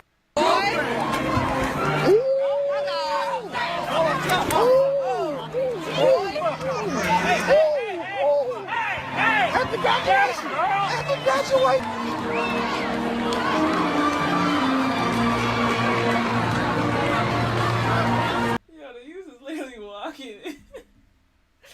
Meanwhile, somebody's stepmom and stepsister. Oh my gosh, bro. What are these folks going through? People on social media sacrifice their switching seats.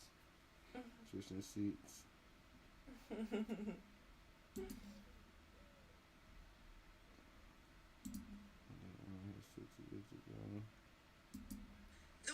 Appears to be a local high school graduation.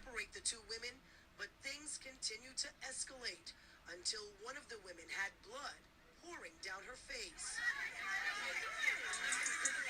The video was posted on Facebook, adding insult to injury to the graduating students here and their parents. How come these kids are getting away with this? Where is the mother? Don't they get...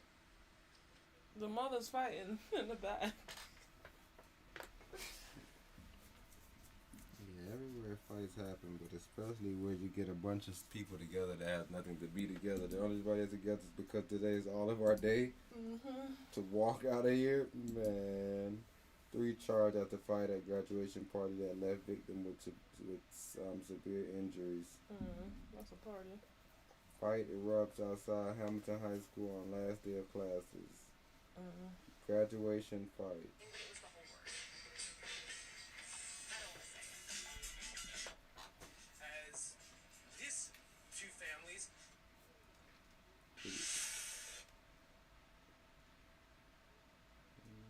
Angry principal wasted rent at graduation ceremony 9 years ago. Hear that? The principal lashing out in what many described as a racist outburst. Listen again. The crowd now outraged. She named only black people. She didn't say, oh, look at the Caucasians leaving, look at the Indians leaving. She said blacks. The blacks is leaving to go to avoid a fight. Black people, y'all was leaving to avoid a fight. These people, they trying to get us to be in fights, bro. They got no compassion for us, bro. They want us to knock them out. But yeah, we just make sure we don't get by them folks, bro. But I wanted to run my one video. You type in black plain older.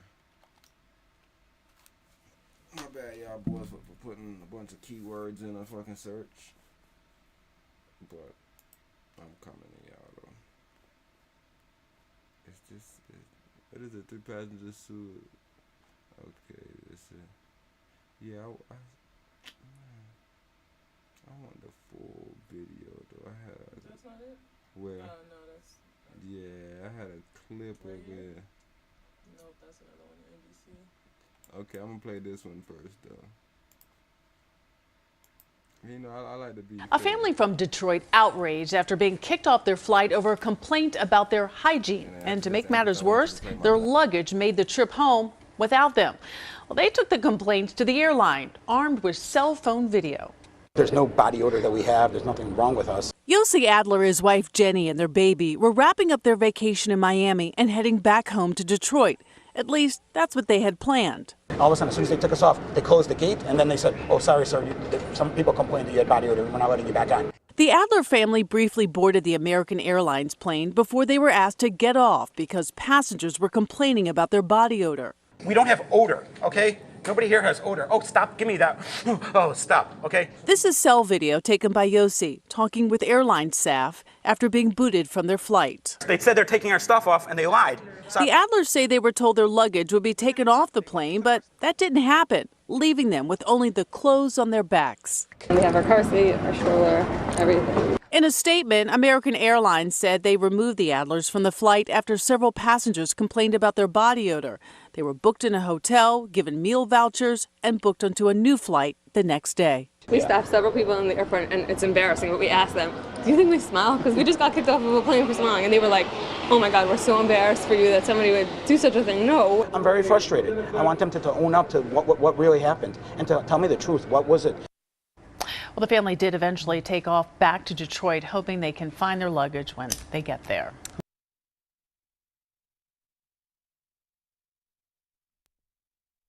So what was wrong with these boys' odors? Is this just racism?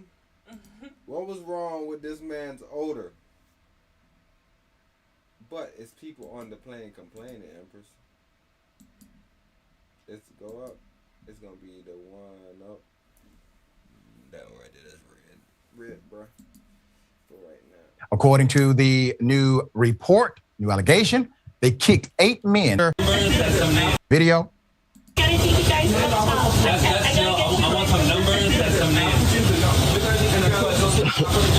See, but we already seen, and you know me. I like being. I'm a researcher, bro. So there's already a precedent. There's already a precedent. I'm seeing. If it's a Jew, it's you. They want you off the plane. You smell kind of different. But I'm just thinking, like, you know when they pass out that fucking airplane food, I always say that food smells stink. Why we can't kick them off the plane? You think we could like get like a whole new staff? Like, yo, who made this fucking food? This food got body odor. Get this fucking food off. But we've seen a precedent already, Empress, where there's a white man. So how you defending this? You don't really know their case yet right now, but just coming in, they seem like they're going through the same situation. Whoever has an issue with body odor may need to wear a mask. But removing someone from the plane due to body odor is next level violation of a human's rights, bro. What is your smell to my smell compared to? What if I smell body odor on you? Are you gonna go take the fucking gray area and get the fuck off the plane? I think not. So if you are having an olfactory issue, put a mask on. You won't smell it that much. You'll smell your fucking snake ass breath, and you might realize it's you that you're smelling. And that's the thing. The first person that complained, getting that person removed. So now it's a game of who complains about B.O. B.O. B.O. I got a whole song for that. Yeah, that is dumb, bro. That is a gray ass area, bro, and that is very problematic for y'all to be removing people off their flights, not even giving them their luggage back. Literally ran off on the plug. Nah, that right there was terrible. Bro, put a mask on. Okay, we have masks for anybody with issues with body odor. You'll have to pay for it if it's really that bad. Oh no, it's not that bad. You'll deal with it. Shut the fuck up, then. Stop wasting our time. You're delaying a flight right now. See, and I think the Jewish man situation is a little worse than these guys' situation. As far as what? His man luggage, his car seat, everything. How he gonna be able to take his youth to the next position? They not. That's why they had to book that flight again. They couldn't go nowhere. Yeah, I say, you know, some people are like, nah, that child can't. He ain't got no car seat. You have to go buy one. I'm not buying no car seat shit. I already bought this expensive one. But yeah, this issue nipping in the butt with. But it's these guys though. American Airlines is the one that only do this thing, right? The BO. That's their main. That's one of their main thing that they stand on. I guess flying, because it's American Airlines. It's Americans. You gotta smell seasonless. I don't know. You gotta be mean or something. Goddamn Americans, speak up. Don't come with that mushroom, that Haitian mushroom rice. That's what I'm saying. Maybe these dudes was islands. Maybe they was construction workers. So what I'm looking for, I'm trying to see where their construction clothes is at. They could be island. They could be seafood. What you call them people that eat the seafood? People don't like people with seafood on their job. That's what I'm saying. Those are Americans that been eating sea roaches all that time. They could be pork eaters, brisket lovers. Y'all all smell different to somebody, bro. So if we're really going to talk about body odor, bro, whoever complained, whoever smelled it dealt it. How about that? Take your ass off the plane. It need to be the first person. If the body odor is that bad, you get off the plane. How about that? That's 100% fact. Like I said, because what it does, it creates a bad system. Like I tell you, me, bro, what I do, I always work on creating systems. So if I see somebody like doing something, and I want them to stop doing it, I reward somebody else doing something else. And I see their behavior is changing. Bro, you gotta sue these folks for emotional duress, bro. So I think took me off a plane because somebody said I smelled funny, bro. I think we should go on every plane, but like, I don't know who we talk to, but the stewardess and people. What D said that y'all was? Garsh? Darsh? When the nigga had a white stuff on the side of his mouth. I'm going straight to the flight attendant. I'm going to the pilot. Like, what are you saying? Y'all, the pilot smell funny. Thrash. Yeah, Thrash. That's what I'm saying. That's the main thing I'm saying. Bro, this is unreal. You literally like, just walk on the plane and you find like the people that you know gonna walk past the most, and you're like, man, these people stink. And I'm really trying to figure out, like, hold on, bro. All right, so you said that mom, dad, and child smelled funny, right?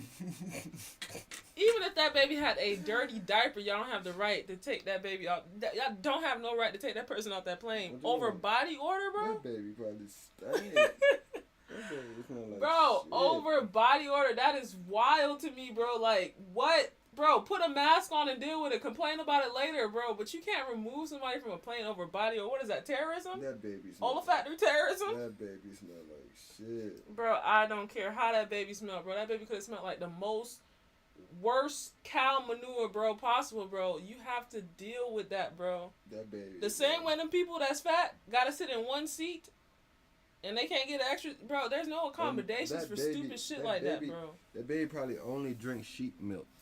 Bro, this is a gray area, bro, and they're playing a slippery slope game, bro.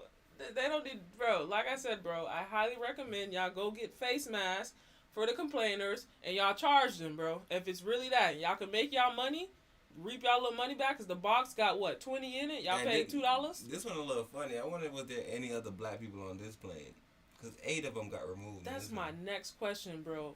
Did they have a secret group of people in the back that they was like, hold on, let's see what 3 weeks.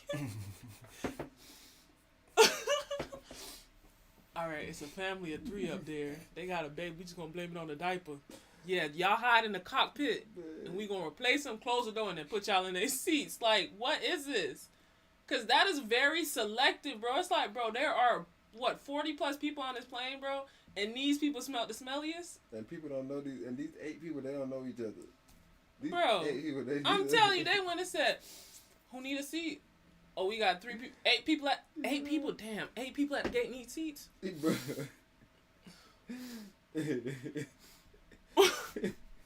He got a jacket on, but we know he's sweating none of that shit, so just tell him to take the jacket off, tell him to smell the jacket. We know he gonna smell funny. Dread stink. Bro, like, this is so slippery, and you know that it's something, it gotta be something nefarious behind this, bro, because it don't make no sense. Go to the comment section, bro. Go to the comment section, right there.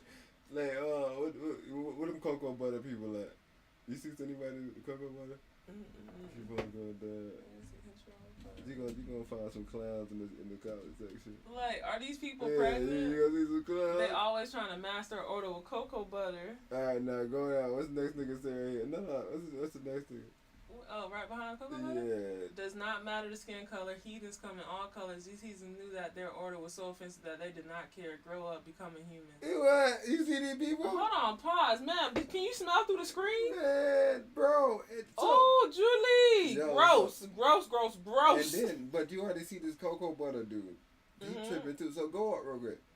So I'm watching the video. Just go back to the video really fast. Okay. So I'm watching the video and I'm like, these dudes, they don't like they got construction clothes on. So like, how can you judge? And like, I immediately was like, oh, maybe these are construction guys. It's 8 people. So I'm like, it's 8 people. They construction dudes. Nah, these 8 seats that they needed for these somebody else. 8 random dudes. Bro, this don't make no sense, bro. And anybody judging them based off their olfactory in the comment sections, y'all dead wrong because y'all are nowhere near these actual people to even smell them. Man, and that shit is so subjective, bro. I think you stink because you eat pork. But you eat meat. Your breath stink. But you heard him though. He just said because you putting on cocoa butter, so it's a lot of racism in the comments. A lot of racism and xenophobia, bro. In my mind.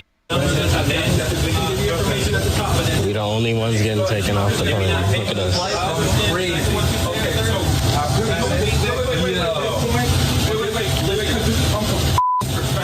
I would never even in my Xeno language. Man, let me get my. Why are there no cops around, bro? I'm not getting up. Nah, herbs. Just give me the 2 blues by you. I'm not getting up, bro, unless Babylon come and tell me personally, bro, I stink. So I can definitely sue 2 people now. I can sue the Babylon and I can sue American Airlines, bro. Why Babylon come and talk to you? Because I'm not moving out of the seat. That is, they tricking me, bro. What? You telling me I have body odor, bro? That's why you're coming? No, bro. And that's the thing. I don't think they got any of these people up telling them they smell funny, bro. They probably was like, hey, we need to check something real quick. No, that's probably what they told them initially. But right now they got them all 8 right here. Yeah, it's too late now. They letting them know. They out of the plane, nigga. They're in between that space that the plane can disconnect. You seen bro the dress and clothes, nigga. Yo, that shit is wild to me, bro. And they don't know each other. All 8 of them don't know each other for sure. And I'm telling you, they probably was like, yeah, we need to check something really quick. We need to check something. Check what? Tell me right here in front of everybody. And see, you know me, I immediately was like, bro, you know who really stink? Mm-hmm. Europeans and foreigners. Don't do that. Yeah, they do. They be smelling strong cologne. They wear the strongest fucking cologne. Oh, yeah, and so that's what I thought about my black brothers. I know my black brothers like to smell good too. So I'm trying to figure out what actually is making these guys body. Bro, I have the funniest story though. I told you. Cause like if somebody shit on that plane, they need to get the fuck off. Cause they stink, and nobody should be taking a shit on the plane. In Vegas, Go in, bro. I don't know why this bro thought this John smelled good and delectable, but the man was using Raid to spray himself. That's what I'm saying. It could be some foreigners out here. He did not know any better, man. The man literally got on the plane smelling like roach spray. And nobody told him to get off with his body odor. Nobody told him to get off. That's what I'm saying, because that's not an odd smell. This is what I'm trying to tell you. Bro, I don't believe this is an odor issue, bro. This is disbelief to me, bro. You don't understand, bro. I came in here. The celery was so strong. Had my nose running. I love celery. I love the way it smells. I hated celery before. But now I just love the aroma. So I just put it all in my nose. Maybe it's just like that, bro. That's what I'm saying. I'm like, are these people in the first trimester of pregnancy? Are they getting seasick, morning? Like, what is going on, bro? I don't believe this, bro. I am in disbelief right now, bro. Unless I'm there to smell these people, bro, I don't think none of them smell, bro. But I showed you a video 5 years ago. You already seen some other Jews get treated the same way. That's what I'm saying. I think that's bullshit. I think there's something nefarious. Somebody needs those seats, nigga, and they take priority. No. These are our, what do you call CJ and them? But those are Jewish people. That was a Jewish man you just It's said. not about Jewish. It ain't got nothing to do with race. It ain't got nothing to do with ethnicity. It ain't got nothing to do with your religious type. It has something to do with the circles. So American Airlines probably has that same circle Delta has. If those American Airlines, if any of those people come in, bro, and they say, yo, I need a plane out now. Who got a Jewish circle? I am smelling and saying, yo, you stink from body odor, get off. And I'm not telling you that until after you are outside the plane and out the gate. And now you got to trick me, bro. Who got a Jewish circle then? Huh? Who got a Jewish circle? Because this is a Jew, bro. It's a Jew, bro. The thing on his head, This bro. ain't got nothing to do with Jew, man. It's gotta be, bro, because this is the Jews taking off the plane right here. They're taking all these fucking Jews off the plane. Yes, they're taking more Jews off the plane, but I didn't never see them take nobody else off the plane. who did they put back on the plane is the real question. These people. They ain't put these folks. And that's another thing too, bro. Why do they hotel them, give them a food voucher, and rebook their flight free of charge? You want to know why? Because that inner circle person got the money to do it, and he needs to get out of here fast. So those 3 covered the price of that one family for sure. And they was like, yo, you need 8 seats? You gonna cover that with your inner circle plan? All right, well, we gonna remove them. We gonna tell them we concerned. You remember the one time CJ them said that they tried to use the John up front, the bathroom, or they tried to use the one in the something weird was somebody wasn't supposed to be using the one. I think CJ probably told his homeboy that you can use it, and the person came. Don't ever. That same thing just happened. Bitch, play this video. No, really. Just to add, they have this common practice that says they target black people because first and foremost, black people are very ill-informed. For lack of knowledge, my people perish. Yes, the Jews are perishing, bro, for lack of knowledge, bro. They do not know their rights. So guess what? It is easier to pick on them, bro. They try to get that white lady off that plane and said, "You're not real." They fight, bro. And guess what? Us we gonna be like, yo, can you get up really quick? We need to check something. Nobody's gonna question it. No one's gonna be like, it's like, bro, I'm already black. They're already profiling me. Let me not raise any resistance. Wait till you get my black brother up there. He not gonna get up. Who? That's a black dude. That's not gonna. Right, yeah, this is wrong. Group of 8 though. Oh gosh, like I said, bro, they picked on these people because they knew there was easy targets. Same thing with Babylon and the driving of traffic, bro. They pick on black people, bro, because they're easy targets. They don't know their rights. They'll let you search their car in 2 seconds. They will usually have either suspended license or something going on weird with their traffic citations. We seen a recent brother who drove into court. With his license. That boy turned himself in. So, like I said, bro, we have made ourselves easy targets. Not targets, but easy targets. And that is a target nonetheless, bro. And they are going to pick you. Why? Because you are less combative, bro. Especially when it comes to planes, bro. They have instilled this programming, bro. You are associated with Allah Akbar, bro. And if you do any resistance, bro, we have every right to shoot you for no good reason. Why? Because you're resisting. That's it. I want to say it's American Airlines, though. It's definitely American Airlines. American Airlines got a secret inner circle, bro, of people that come randomly, bro, I need a flight out now. Because they did this before, too. I seen them do some motherfuck shit. It had nothing to do with no kicking nobody out the plane, but it was some other more heinous bullshit. Matter of fact, it was about some luggage. They had to... Man, they terrible. But we're going to run this, and we're going to come back to y'all. That was awesome. No shit. I'm trying to get home. Yeah, what's the... You heard the key word there? The brother trying to get home? Trying. You know he not getting home. You know there's no fight in that brother. He trying. Oh, yeah. It's a brother that's going to be like, bro, I'm getting home, bro. I don't care about nothing. I'm getting home, bro. Maybe these black brothers closer to the front. They trying, bro. That's all they doing. That dude, he got the green on. He got the locks. They trying. Nah, I think these dudes might be fighting. What's going on? This ain't no random pick. What's the odor that you're smelling?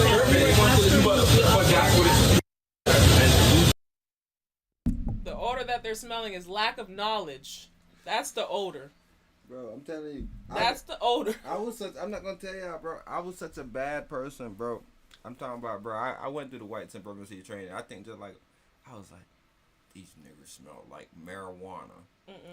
None of them, they don't know each other. Bro. So you can't use none of these bullshit excuses that I want to use. Like, you can't say that these are all construction workers coming from somewhere. No. It's a team of basketball. You can't say none of that.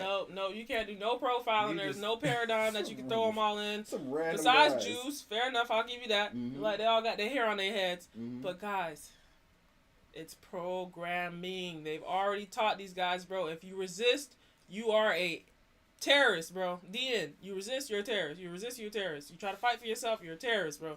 So all these people, the order that we smelt was easy targetness, bro. We can easily target you, bro, and say, hey, we want to check your bag really quick.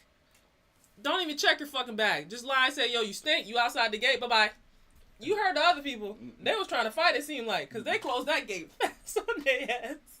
Yo, we put them in the cockpit, bro. We can fit 3 people in the cockpit easily, bro, and have some other people come in. Slowly but surely, nigga. And the people on the plane like, damn, they kicked them people up. And guess what? We don't hear from none of the people on the plane like, yeah, they had 3 people come out the cockpit and sit in their seats.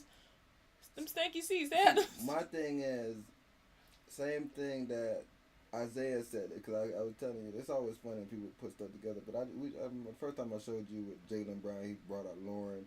And you remember Isaiah Thomas went up there and he did like this speech. Isaiah, because he's his mentor. The knee man? Isaiah Thomas. Oh, okay.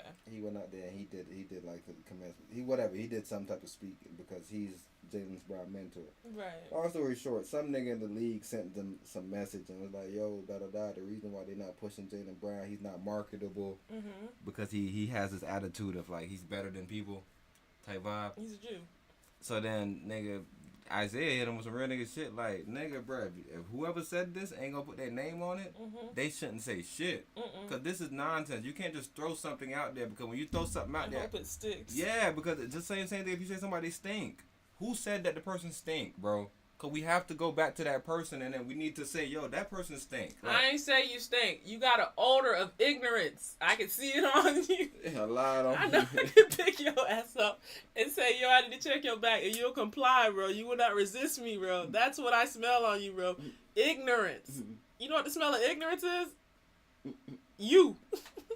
Nigga lied that you Bro, stink, bro. there's no, I never said he stink. It's an odor, bro. Odor can be defined as many different things, bro. It can be analyzed in many different ways, bro. He had an odor of ignorance on him, bro. So all the Jews messed themselves up. Okay, remember the Jew, the yarmulke, him and his wife was walking around and saying, do we smell funny? Bro, you have an odor of Palestine on you, brother.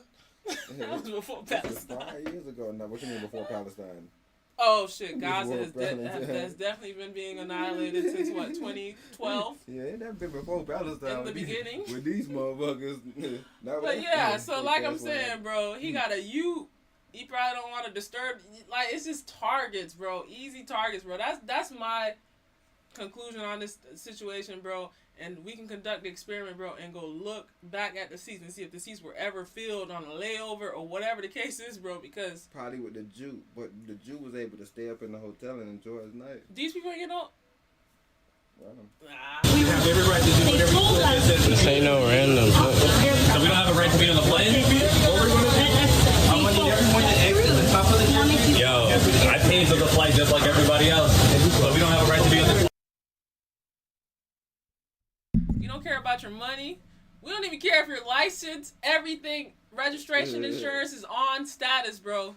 Whoop-de-doo, bro. We're here to bandit you, bro. We're taking your seat. We taking your time. We taking everything from you, bro. That shit's so sad, bro. Bro, emotional duress, bro. That's it, bro. Go into y'all civil courts, bro, and get y'all little money from American Airlines. They got it, bro. They let 8 people on that plane. That's 8 people, bro, with some good money that y'all let take y'all seats. And see, all I was thinking was about how it makes you, though. That was just the thing. I think about humanity a lot. So immediately I was like, what? White people, you stink. Immediately, bro. You know what that's gonna turn into, bro. Mm-hmm. Nobody can go into nobody's stuff. Mm-hmm. Man, this Indian nigga smell like straight curry, bro. Mm-hmm. There's some curry in here, bro. A bunch of curry smelling niggas. And I'm telling you, and that's what the Most High say. Don't let your anger become your sin. Because now they could have got angry, bro, and been like, bro, what? I stink. It's because I'm black. He could have spazzed out. And now you spazzed out. And now they have more reason to bring cops in and ban you and whatever the case is, bro. But ultimately, bro, if they would have went in there politely and been like, hey, we need 8 people to get off the plane. We have priorities on... Who the fuck is raising their hand? Nobody, bro. So they're picking easy targets, bro. That's it, bro. All you cocoa butter niggas in the comment section, Most High gonna get you. God gonna get you. Nah. Cause this ain't got nothing to do with no real stinks. Goofy ass people. That cocoa butter shit. And they really fucking brought that shit up like they can smell through the video. Niggas, let niggas bring that technology. The cocoa butter. Smell that cocoa butter.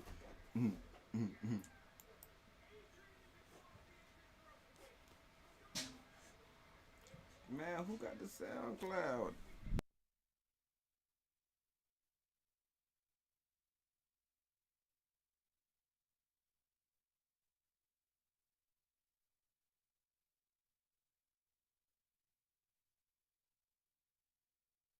So exciting, I do Babylon, yeah. I do Babylon, A crowd to my brother them. Pay attention to where them niggas moving, or we clutching them. Feed you niggas hollows to the face, the bitches stuck with them. Screaming for the government, we generating all the covenant. Down bad, then we dealt them.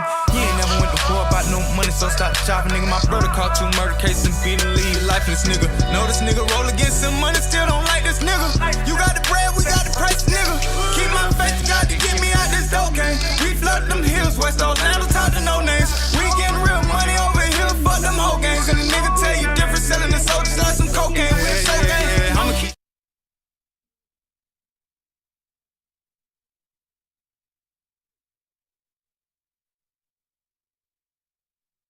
Where there's some type of smell, like, so it's not like they just kicking you off like arbitrarily. And that's why I played the other video to say like they have like a precedent that's already been set with this bullshit. So as long as you have 3 witnesses that say you have a body odor, nobody ever comes. That's the thing with this body odor thing. That's why it's so problematic, I think. Nobody as far as Babylon? Nobody's raising their hand and saying, yo, I thought he stunk.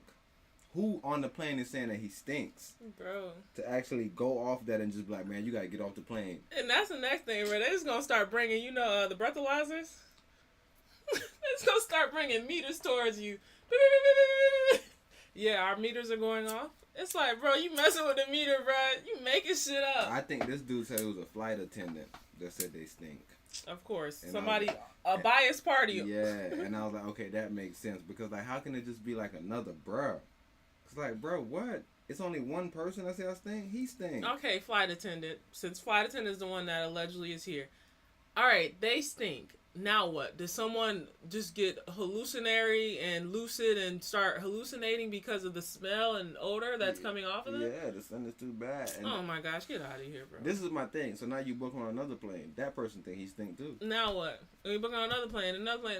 Bro, this is nonsense, bro. This is a game of chess, bro. And we are playing the obvious, oh yeah, they do stink. They are you idiot. No. They needed them spots, bro. Either they had a layover or something, bro.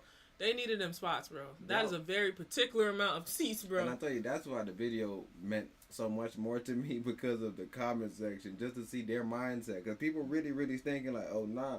And I tell you, the only way I qualified, the same way if I seen some white guys, seen any guys, I'm like, maybe these some construction workers.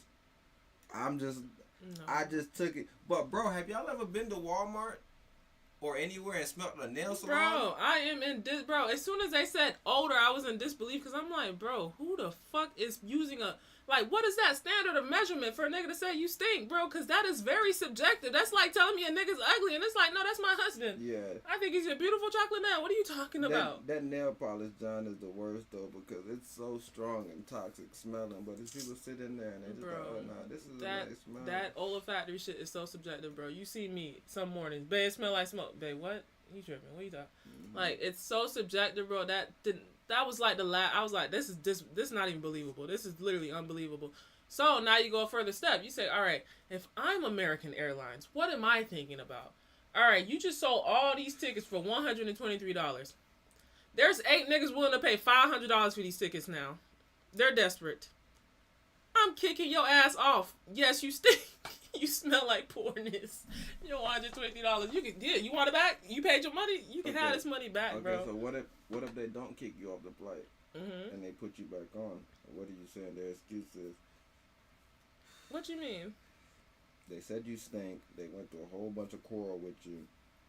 After 20 minutes of no takeoff, they said, "Bro, come on." I'm bored with you, bro. Well, they're gonna look at the other person and be like, "Hey, we got a standing room. Yeah, you standing in the cockpit." Nah, or my thing. Okay, if I'm American Airlines again, I pick a massive number now because I only need 3 seats. But if I get 8 niggas off and bring 5 back on, you like you did something. Bro. Oh yeah, it was them 3 that was saying yeah. It was. So you gotta. We just was talking about that, right? You gotta open your margins up. Like, oh, I'm gonna give him life. No, I'm gonna just give him a time served. Man, I had an amazing. Slow him down. So yeah, like I'm saying, bro, we gotta think like the fucking airlines, bro. These niggas is going broke, bro. They gotta get bailed out by the government every 2 seconds, bro. You gotta think, bro, what is their masterful chess plan, bro? Cause this smell, that is so subjective, bro. Like that literally goes from subject to subject to subject, bro. And if that is the game we're gonna start setting a precedence for, bro, nigga. You gonna see how quick xenophobia comes a thing. I tell you, that's why I set a precedent for it, because I'm telling you, everybody's gonna hate each other.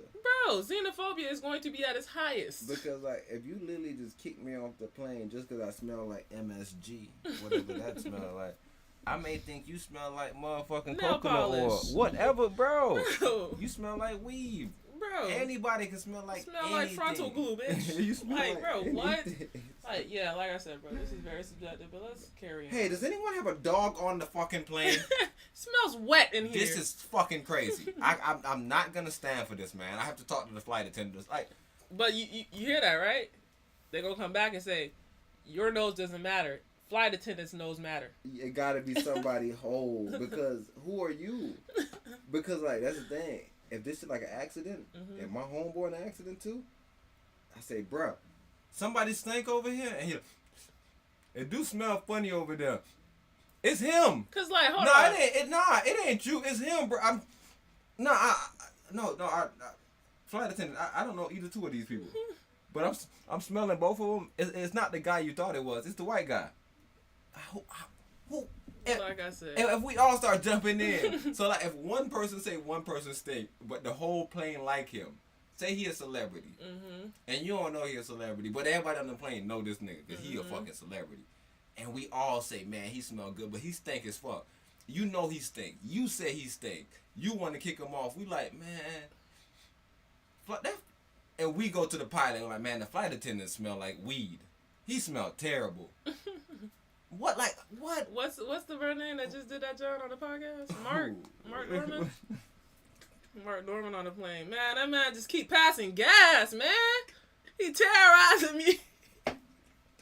Like I said, bro, it's subjective and it is the stupidest precedent to set, bro, that you kick somebody off a plane based off body odor, bro. Just American Airlines, y'all just gotta come out and be real, like, bro, we have some higher priority seats, bro. Get off. Like, that's literally what's going on here. And they can't do that shit, bro. So guess what? They're gonna just pick the easy targets, bro. You have the order of ignorance, bro. So next time, guys, anybody come to you and say, yo, you smell, sit your ass right there and wait for the fucking plane marshals to remove you, bro, or actual Babylon, bro, and you gonna have the Babylon test your smells. Because there's no fucking test or meter or measurement or standard of measurement for fucking smells, bro. We're done. Debunked immediately, bro. So don't get up. Do not get out of your seat, bro. Yeah, that's what I'm saying. It's gonna eventually just come to a numbers game. Bro, do not get out of your $123 seat, bro. Imagine how embarrassing that is. You stand in the middle and 100 breaths go by. You stink. Nice. Yo, shh. That's a skit, bro. That's a fucking skit. Yo, we need to go sell that shit to somebody so they can do it. But yeah, that's a skit. We got to do that one today. I got the dreads. You gotta come by me. Sir, you stink. But we gonna all the brothers lost come. We're gonna need oh, brethren, what's going on? What's going on? They're trying to take over you. Yo, American Airlines is fucking hilarious, bro. But yeah, that's definitely a fucking SNL skit that you would think happens, bro. That nigga smell good. I'm talking about put a nigga with some dog shit. Bro, let an American that love Rosses come. That nigga smell like that gas. Like, bro, what are you talking about, bro? Shut up. No, he don't smell like gas. Yeah, he smells normal. Making somebody smell like dog shit and just showing it even a popularity contest, because that's even proving your point. Because he got shit smothered over him. Oh shit, part 2. Visibly. Nigga got it on his feet. You have to walk in. Everybody know he's show his tread through life, nigga. Nigga walk the dog shit right in front of the airport, nigga. No, he smells great. You see how racist niggas get. He's okay. He smell fine to me. Leave him on the plane. He smell, and look, hey, he smell fine to me. You done seen a black lady get slipped $5 like she in welfare. Tell him I'm good. Tell him I'm good. Hey, y'all don't know me, but I'm doing a prank. They gonna think I stink. I'm trying to figure out if everybody say I smell good, what they gonna do. What the fuck they gonna do? Yo, but that's because y'all fucked up today. That's a good so one. It's gonna be people trying to, because now y'all got laws. People gonna try to go as far as this stink. Or what about this? What about this? I'm off camera, bro, but my eyes are watered, bro. I'm crying. I want to see who's part great. Yo, this is crazy, man. We can get a manager down here. Look at this nigga body build pushing him out, pointing his fucking alt-right finger, bro. You know he can't do nothing. You know he stink. Nah, he Let me smell under them titty rolls. Oh, he heavy. He stink. You know he stink. He stink. Yeah, I'll wait. We can't do anything right now. Well, we gotta go there. All right. Look, they like, yo, just get off of the section where we gotta close. His hair long though.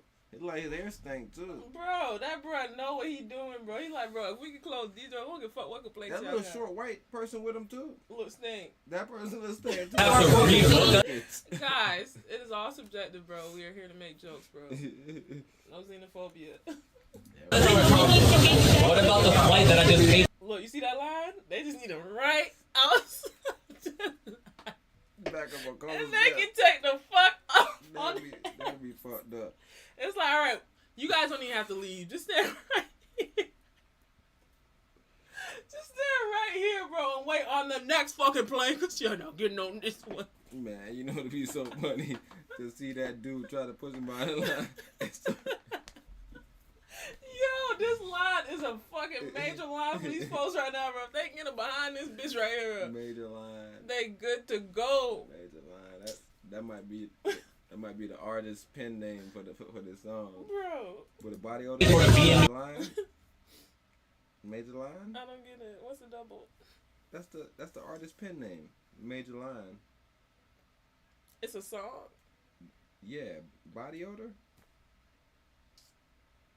Oh, major airline.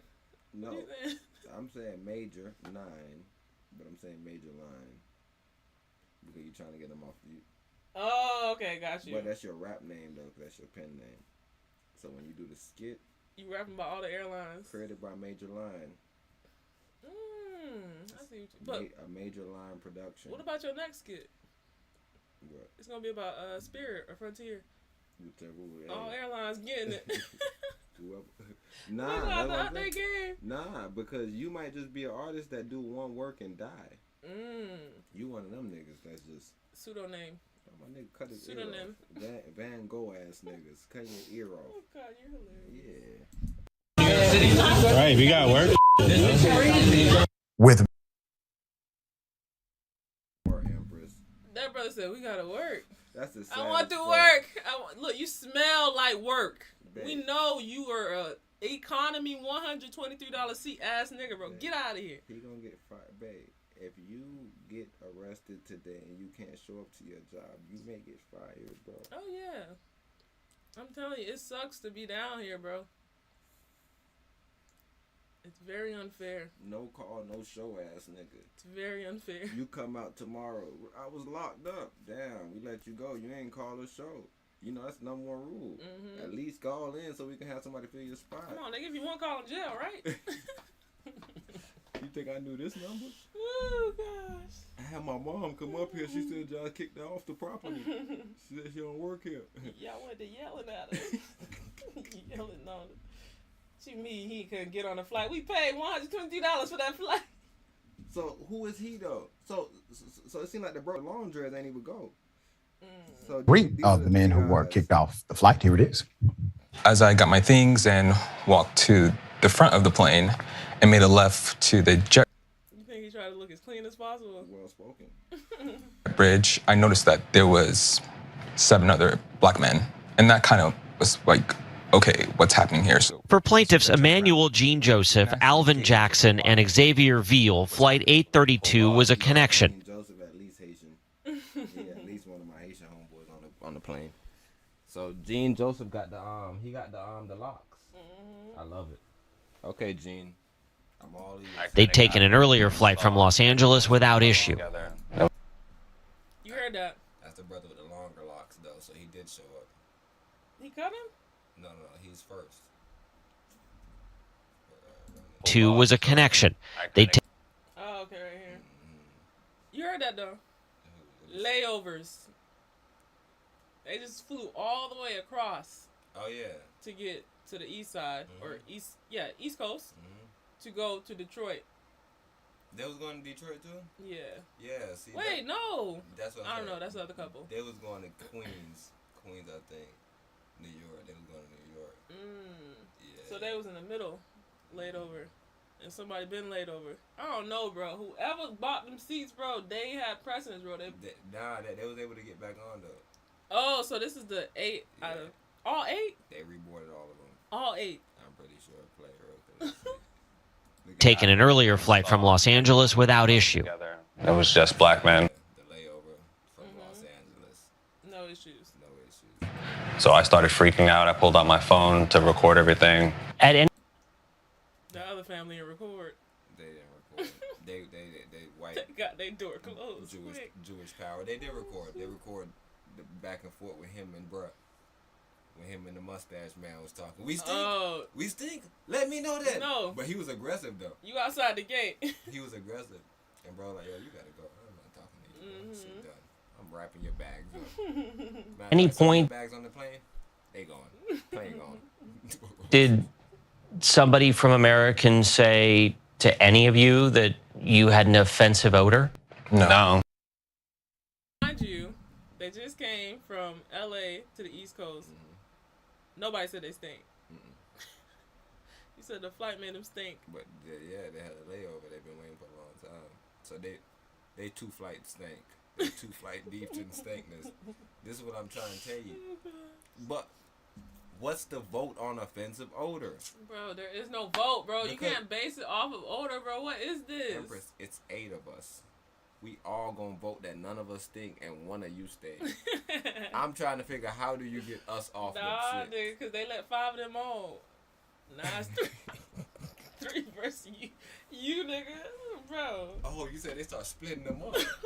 Come here. All right, you the quietest one. Come on, get on. Who else talking? Hey, them boys stink. Get your ass behind that major line. Yeah, no, I'm thinking about he did stink a little bit, bro. So quick, bro, caused so much division between complete strangers. You got them boys fucked up, nigga. They complete strangers. You see what they just did? They linking up for a suit. Fuck niggas. The lawsuit claims over the course of about an hour, the men were kept. Came out there on their side too, though.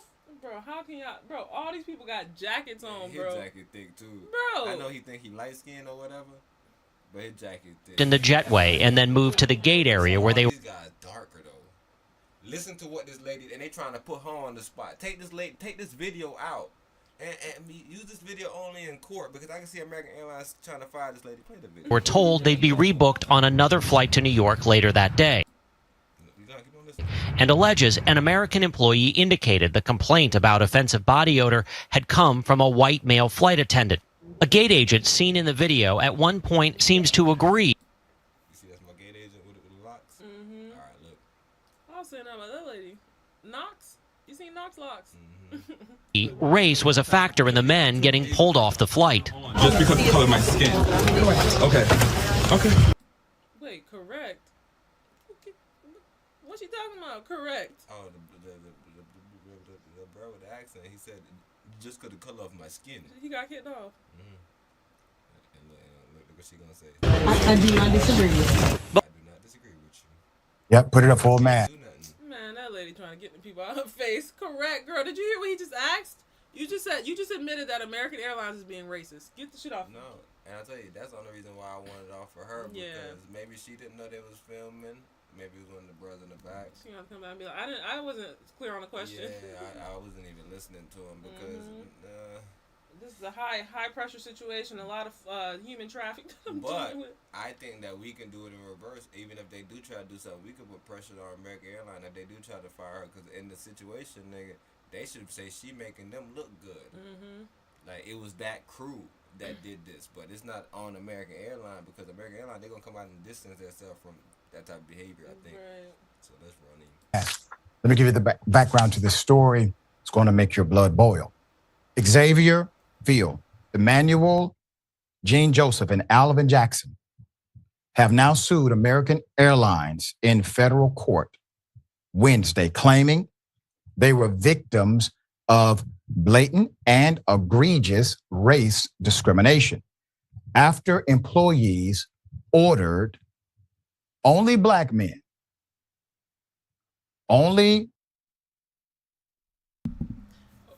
they're going to fucking lose if there's any black men on that plane. That's what I was saying. They better find another bro. You better look into Discovery, bro, and look at prices of tickets, bro. Those seats. Y'all need to figure out how much those seats cost, bro. That light-skinned black dude was there. Do not say it was about your fucking skin color, bro. We're fucked. They gonna lose this case. I think they might win, though. What if there was only 8 black people on the plane? Bro, if that is, that's they rare, they can settle out, bro. That's rare. But if there's any black men on that fucking plane that look anything like them as far as dark complexion, bro, they are gonna lose this case, bro. I feel like they was the darkest set of people. Because they're gonna be like, what about this dark guy?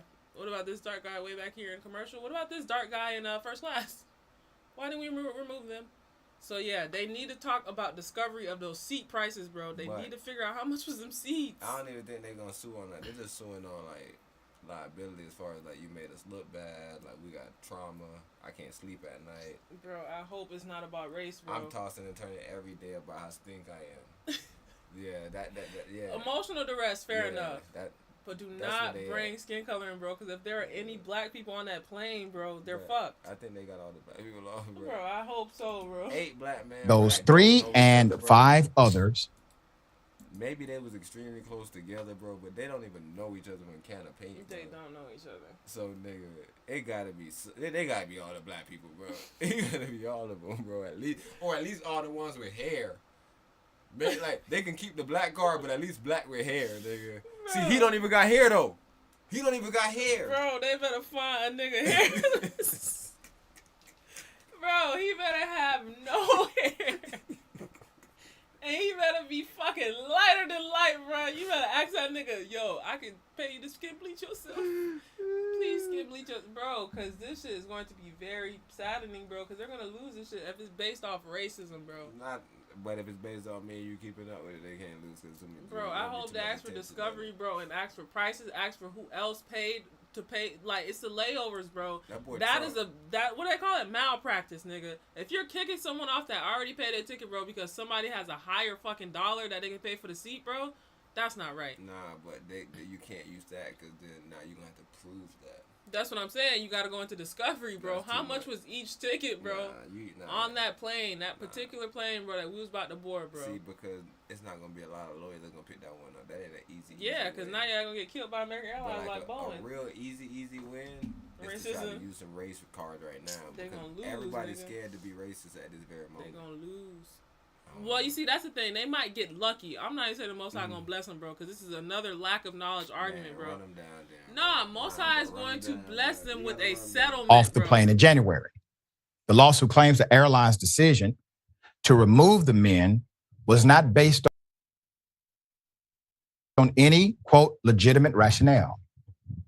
An airline employee ordered the men off the plane one by one without an explanation.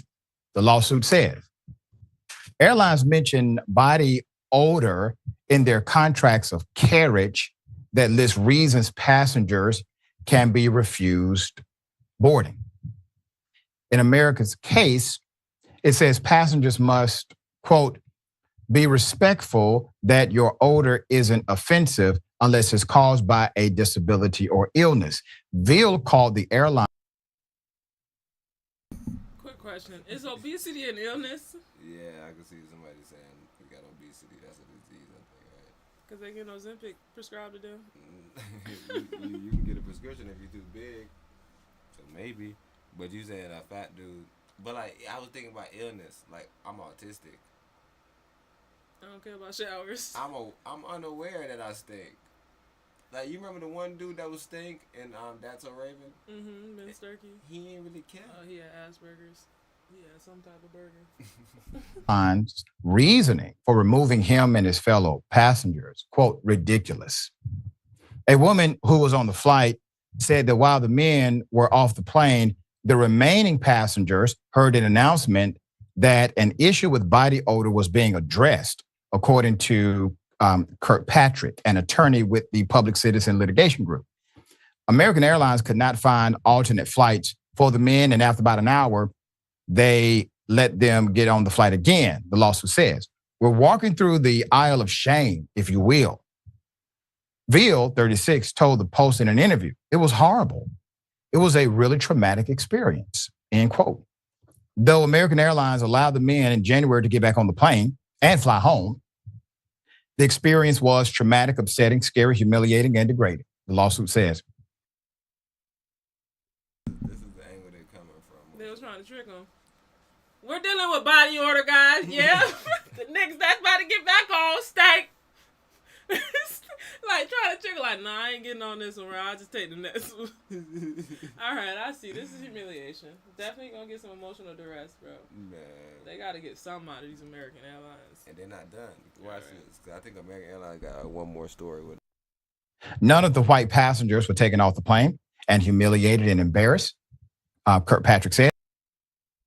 Like, so you saying these brothers better be 100% sure because they making a big claim right now that all the whites stayed on. All the humiliated, all the blacks had to make the walk back of shame. To they stink ass seats. And you standing on that, bro. So yeah, Empress right, bro. I'm not sure if you seen everybody on the plane. Maybe you was sitting, but the plane was sitting there for a whole nother hour. They started seeing them tickets go. So no, they probably was like, they too stink to sit on here for an hour with us. Oh God. Or maybe we wanted to talk about hanging them possibly. They can't be on here right now. They gotta wait. Come on, You're terrible. Bill said there was visible tension on the plane when they boarded again. At the baggage carousal later. So like, because you know they probably once we sitting there for an hour. But visible tension. Oh. And now niggas had to wait on body order niggas. See, I was gonna say stinky Africans. I was gonna say, is it visible tension with the passengers and you saying the passengers? Bro, anybody who gotta wait, nigga, impatient mothers is what exists in this world. Because like, imagine my lady been waiting up for me. I told her I'm gonna be in at this time. She already at the airport waiting. You're not the Most High. You don't know what's gonna happen. It might be some older. And then she decided to leave a couple hours early for me. And we all early. She gonna have to wait. And now we set back hours because a man stayed. Y'all all learned a beautiful lesson in patience. Next time somebody older smell bad, shut up. Or we gonna be here all day. He said some passengers said that what had happened to the men was terrible. Bill, who lives in Queens, connected with Joseph and Jackson at baggage claim. The three decided to pursue a suit against the airline. The suit is seeking unspecified damages, an amount of compensation, punitive damages, etc. Kirkpatrick said the plaintiffs also want the airline to reform its practices to prevent such an incident from happening to anyone else. American Airlines faced criticism in 2017 for its treatment of Black passengers, including removing people from flights, which prompted a travel advisory to be issued from the NAACP. The group. Bro, who is they replacing? Bro, we need to figure out, bro, are these flights going like empty seated? Are they being replaced by white people? Are they being replaced by other Black people with pricier tickets? Like, what is actually going on, bro? We keep doing this front end of the fucking bargain, bro. What is happening in the back end of it, bro? That's what I really want to know, bro. Who's actually getting the seats, bro? If it's NAACP, which is a racist fucking, or derived from racist issues group, coming out saying, yo, watch out for American Airlines now. What does that mean? No, because the next 3 people that came on were Black. Sir? Mr. NAACP, sir? But what are you talking about? They only let the Black people on so they can smell them. They stink. Kick them back off. Group lifted the warning the following year. Another incident that we just covered where a flight attendant. The group lifted the warning. This the problem right here, though. Bro. This is the fucking problem right here. What changed? What changed in between the year that 2017, 2018? They came and told you, nah, they'll pay $600 for the seats, man. Yeah. Lift that John. Nah, not too soon, though, because it's going to look too obvious. This is why they abused us, bro. A 1-year ban on nigga shit. And lifted it. It's not like he just let it go to the wayside like, bro, people want to fly, whatever. No, babe, you have to lift it because you got to show you that you in control of the Black people. If Black people back flying the plane, nigga, and you ain't lifted. Bro, you can't even put the B there anymore. Black people, bro. I'm just the Black people, bro. I'm just telling you, it's going to look real bad, bro. And you see, that's why they purposely do that. They don't say Black. National Advancement Association for the colored people. Not Black people. These people are very fucking smart. They like all colors. Bro, they're not talking about you lackeys, bro. They're here for the whites. Bro. The white colors. The all-or people, bro. The people with no colors. The absent colors. Nigga. Now, lifted the warning. Crazy though. This 1-year ban could not, bro. We gotta stop. You saying they worse than T.I. But you have to though, because look, bro. You come out, you say, bro, what? And I tell you, that's why I said don't make threats. Don't do nothing crazy. Don't say, bro, what? Just shut up. I'll smack you. Do not make threats. I'll smack you if you don't give me that. That is a threat, and no, it's a promise. All right, it's a promise and a threat, and they are going to ban you officially. Now, you ain't going to be able to ride on no planes. Bro, even worse than that, somebody can make you look weak. If say you don't plan on smacking them because you know what's going to happen if you do really smack them. But you were saying it so they can shut up real quick. Mm-hmm. Now you look soft on the plane. Now we all sizing you on the plane. Now it's even worse. It's now a lose-lose. Now you might smack 100 people. It's a lose-lose. Right. So you just like, bro, this 1-year ban shit. Let's don't even ban nothing no more. Just chill out. But like I said, it works out when you say, oh yeah, we lifted it. Oh yeah, Black people back on the plane. We lifted it. It's okay. Hold on, hey, don't get crazy though, cause I'll put it back on you. That's how you want it to be. You want a nigga to always know you can put it on him. I'm so tired of y'all, bro, because y'all shit didn't work in Florida, bro. Y'all told people to stop coming here, bro. And like more people started coming. They put a ban on Florida, and they ain't lifted yet. You got them fucked up. They lifted it? Bro, I'm telling you. They lifted it next month. They're not gonna look dumb, bro. They're gonna lift them shits quick. The following year. Another incident that we just covered where NAACP lifted. And this is my Rosa Parks homegirl. We covered her before, but I didn't know that they tried to do this to her husband. a flight attendant on American. Her? Yeah, remember I was saying she looked just like Rosa Parks. This is the lady that they trying to tell to go to the back of the plane to use the John. And I was like, that's funny that she got the back of the plane story. She looked just like Rosa Airlines told a judge, sitting in first class, that she was going to have to use the bathroom in the back of the plane because she slammed the door. If you remember. Wait, what? She go on slamming the door in her in first class. She like, I didn't slam no door. What are you talking about? I'm slamming the door. Hold on. Even if I slam the door, what the fuck does that mean? Who's like? Is there the people them sleeping disturbance? Yeah, I'm disturbing the people. Oh, so where are we mid-flight and she keeps waking people up? First of all, she's saying she looking around, nobody laying down, nobody doing nothing. Hey, but look, but this American Airlines again. But look what happened to him. And this is because this lady, she a judge. This is what she said. It's the same thing with Judge, I'm going to go to you first. Can you give us in your own words, contextualize what happened that day on the airplane? Well, first of all, we boarded American flight from Chicago to Phoenix, and we were on first class. So when I say we, I'm referring to my husband and my mother. The first thing that happened was the flight attendant attempted to get my husband to change his seat so that someone else could sit next to the person they wanted to sit next to. Now, my mother is 4A, I'm 4C, and my husband is 4D. So the guy in 4F did not want my husband sitting there. He wanted someone else to sit there. My husband refused. He refused to do it. And the flight attendant left. And then I think he came back a second time to make sure that my husband would not give up his seat. And my husband was very, very emphatic about, I'm not giving up my seat. This is my wife and this is my mother-in-law, and I have to take care of them. So that was it. And that is something that my husband says he always felt as though that's what started this all since he. So this is how it happened. So like, when I be telling so the flight attendant was looking for any and everything. Flight attendants always looking for something, bro. So they come at you as a man, and they come at you with soft talk, but they know they can't do nothing to you. You know they'll punch you. So now they see a lady, now they try to play another little game, and that's all that's going on right now. He's just trying to find people to mess with, but like that's what Emperor's telling you. They're just trying to replace seats. Who want to sit in that damn seat so bad that motherfucking nigga ain't coach? You ain't buy your ticket quick enough. Too bad. I'm by my wife and my mother-in-law. What are you talking about? I gotta move. Nigga, click a certain button on a website. I'll pay extra. Pay it. Turkey Caicos, I can't bribe you. Yeah, I brought some bullets. I can't bribe you. No, we don't want no bribes no more, bro. I need to get home. I don't care, bro. I paid $123. I don't care if you're willing to pay fucking $1,000 and $100. Bro, no. No. This is my time, bro. That $1,000 cannot replace my time. Yeah, imagine how mad that shit really made him, though, because he really, really wanted that seat for somebody else. I'm glad they didn't use odor against OG. He smells like a nigger. Hey! Can't say that to him. You know what? You go to coach. I'm sick of it. I was trying to accommodate you, but no. I don't care about your money anymore.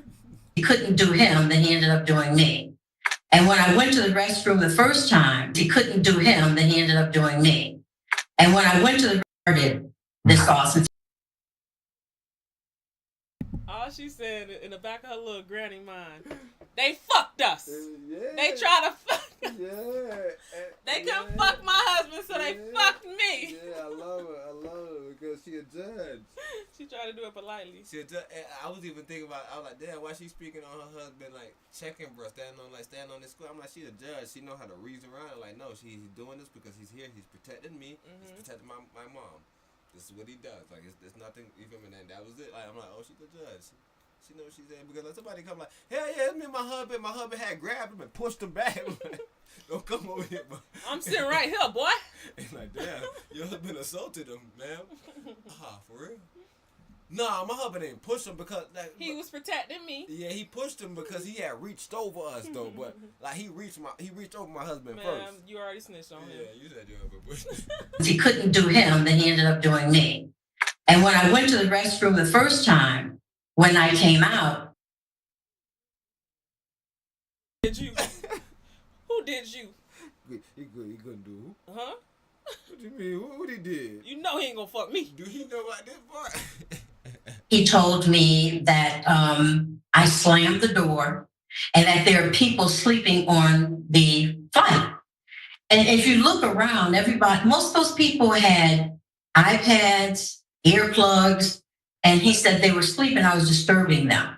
I didn't say a word. I just walked onto my seat. The second time that I used the restroom, when I came out, he said, I told you not to slam the door. So from now on, you're to use the bathroom at the back of the plane.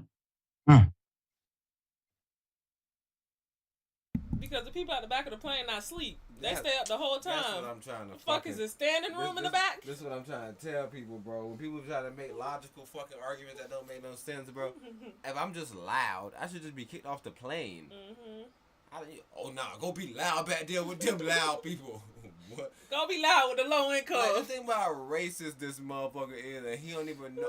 Like, he's so racist to a lady that look like Rosa Parks. These are literally race soldiers on planes. Bro, it's race soldiers in patrol cars, race soldiers on planes, bro. American Airlines, bro. You know them, bro. As soon as they apply, this one stands on being American, and that's why I want to work here. He's an all-American boy.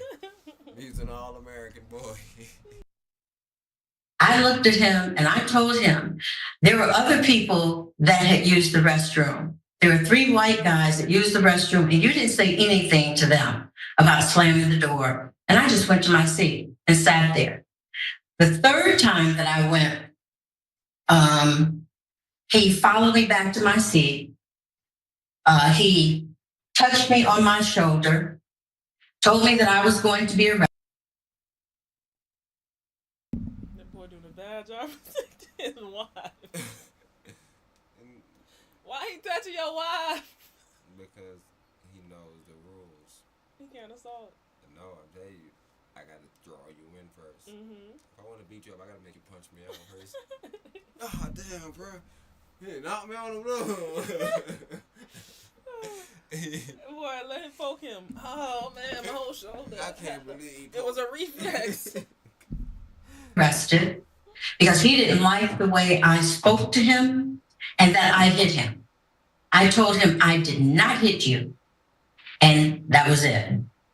The plane, right before it landed, the pilot had said that everyone is to remain seated because we're going to have law enforcement come on board. The judge went up to the officer, said, actually, I do want to know messing pattern the views and claims do not reflect our core values or our purpose of care. Oh, my bad on that one. I didn't know he was going to read the whole John, but nevertheless, the law enforcement ended up walking on the plane, and she walked up to him and was like, type shit. And he's like, nah, I'm not here to arrest you, man.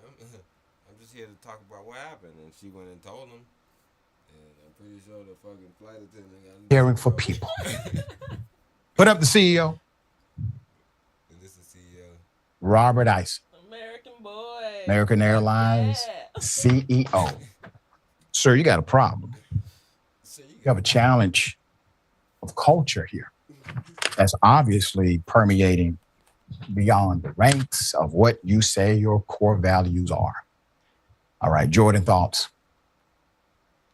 I can't believe, I can, I guess, but it's just still so disgusting, the story of several black men who did not know each other. Right. I think that's important.